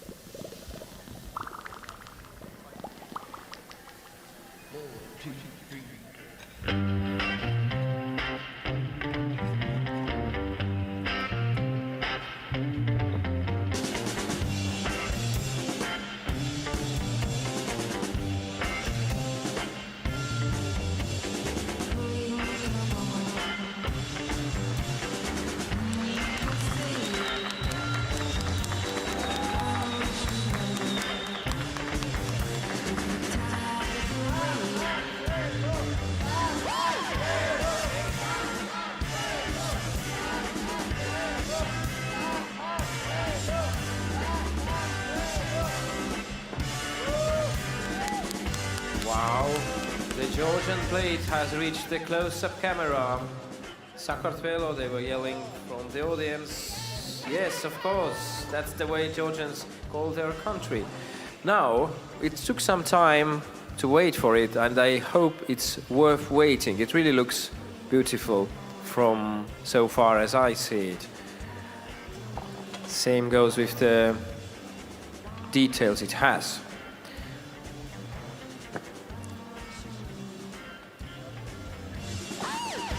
Okay, let's put the plate back for the camera. 1 second. Just again, yes. Voila. Yes, it's nice. Now we see it in the big frame. Wait, let's see. Let's eat it with the eyes. I hope audience enjoys it as much as I do. I have the best job in the world tasting this. Okay, let's try to taste it. Georgian specialty. Let's smell first. It's yeah, smell of quail. And just starting with the sauce. So, sauce, I think, with red wine, the little acidity, interesting. I don't know what is it exactly. I think it's the egg, but interpreted somehow differently. I like a crumbled egg.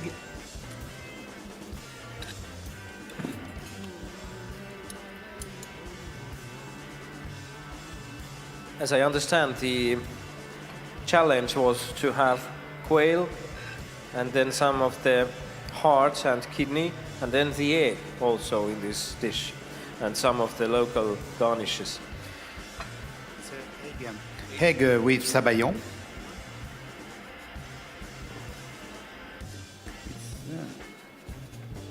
Takes an effort to cut the yellow parts of the food. This is It's breadcrumbs with maize, with corn, corn mousse. Good.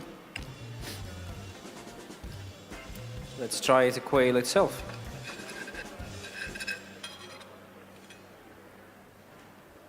What's the dark thing? It's the liver mix, yeah, with carbon for the color.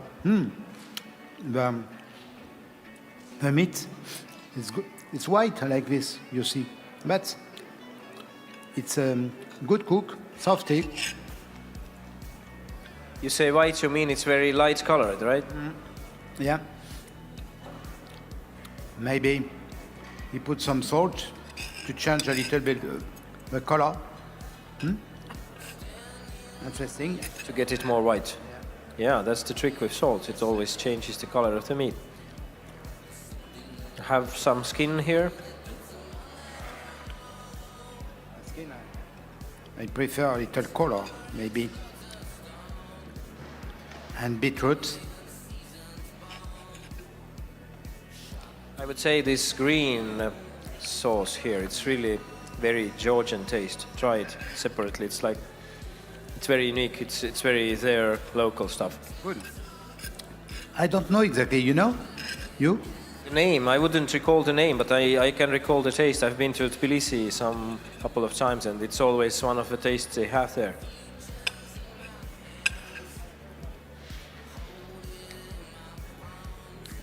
Queens. Queens with cheese. Interesting. Yeah. Good. Good blend.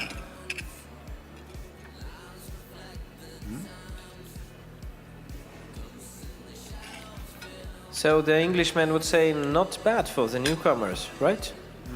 Yeah. Équilibré. C'est good work. I like how the beetroot is actually not just the beetroot, it has some interesting ingredients in it. Yeah. It's okay for me, it's good work.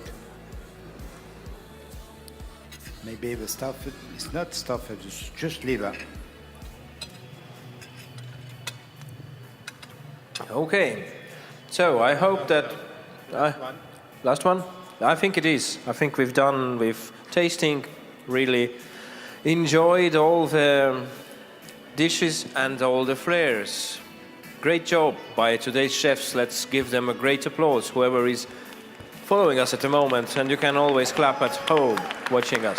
And please also put your hands together for the jury. Thank you very much, jury members, that you did this job. It's really, really tiresome sometimes. It's really a tough job. Thank you so much. And now we will still have some interviews, but first a video of one of the main sponsors of the Bocuse d'Or.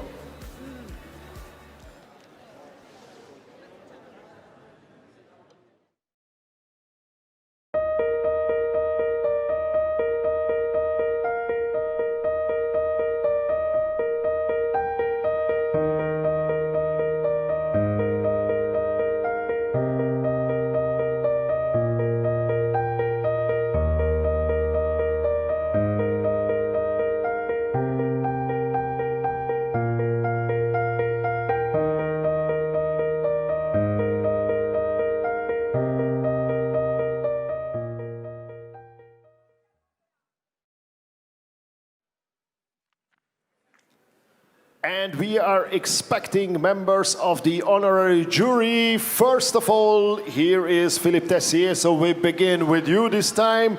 How did you feel? How did you like it? You are a Bocuse d'Or veteran, so it was not your first time. Do you think there are big changes? Is it always the same? It's, you know, some similarities, but never the same. And I think every time we come, we see some new techniques, some new ideas. So for me, it's always very inspiring. And then, you know, tasting the food today, I think they made our job quite difficult because a lot of the teams is quite close. So you texted the Team USA like, come on guys, put your, like, you need to do something special. You know, it's a difficult situation, but I know all of them would love to be here. And, you know, we'll see what happens as the schedule now is shifted. So we'll, hopefully they, you know, I would love to see them here. Okay, thank you very much, Philippe Tessier. Claire, it's your first time in the Bocuse d'Or. What did you expect and how did it turn out? Yeah, I mean, I expected obviously an extremely high level and, you know, but to get to taste the food for the first time is phenomenal. Every detail on every plate is just exceptional, and it's a lot to take in because there's so much work and it's beautiful. Yeah, so many elements, so much to reflect, and just to give each plate the time that it deserves. It's really important. You had plenty of food, obviously. How did you manage to even have like the taste of the last plate? Yeah, I mean, you know, keeping the photos, trying to take as many notes as possible, and obviously just going back over it in between when I had the time to really think about all the elements. Obviously, all the material that the teams have presented us really helps us to then reflect and make sure we've picked up every single little garnish, because every little thing is, you know, an extreme amount of work for every little detail, and you know, we as judges need to show it justice. Yeah, and I assume you might not work with catfish in core in your restaurant, but probably with quail? Yes, quail, we have a really good quail farm in Norfolk in England, but catfish, no, first time. First time really trying it. You know, obviously, trying it here, you're getting to try some of the best chefs in the world cooking it, so yes, it was delightful. Okay, thank you very much, Claire Smith, and see you tomorrow. And we will see you hopefully all tomorrow as well, because this is the finish of day one. And tomorrow there will be another day. We will start again very, very early in the morning with Yuri. It will be 8:30 local time, which is 7:30 Central European time. And it will be a long, long day, a long coverage, the same as today, but then even more. Lots of tasting. I expect you to have some of the tasting tomorrow instead of me. When I look at my belly now, no, you look amazing. I look like don't worry, pregnant. don't worry. You look amazing. I already looked like fat. That's why. That's why it's not a big problem for me. But so tomorrow there will be the day two with another 8 candidates, with a Hungarian one who is very good, and obviously like several other great nations. And I think we are all looking forward to it. And we will have the award ceremony in the afternoon. So it will be amazing. It will be very, very nice. And who knows which 10 candidates will manage to get to Lyon. So this is the road to Lyon. I know, but I will know it tomorrow the same time as now, 24 hours from now. So stay tuned, don't worry, we'll be back soon. Tomorrow, 8:30, the show starts. All day, lots of excitement. Now we will be left here to clean the kitchens and to clear the hall for the next day. Andras, thank you for the day. Thank you, Yuri, and thank you very much for the audience, for your attention. Hopefully see you tomorrow. And we have some nice last video for you, so don't leave right now, don't turn it off.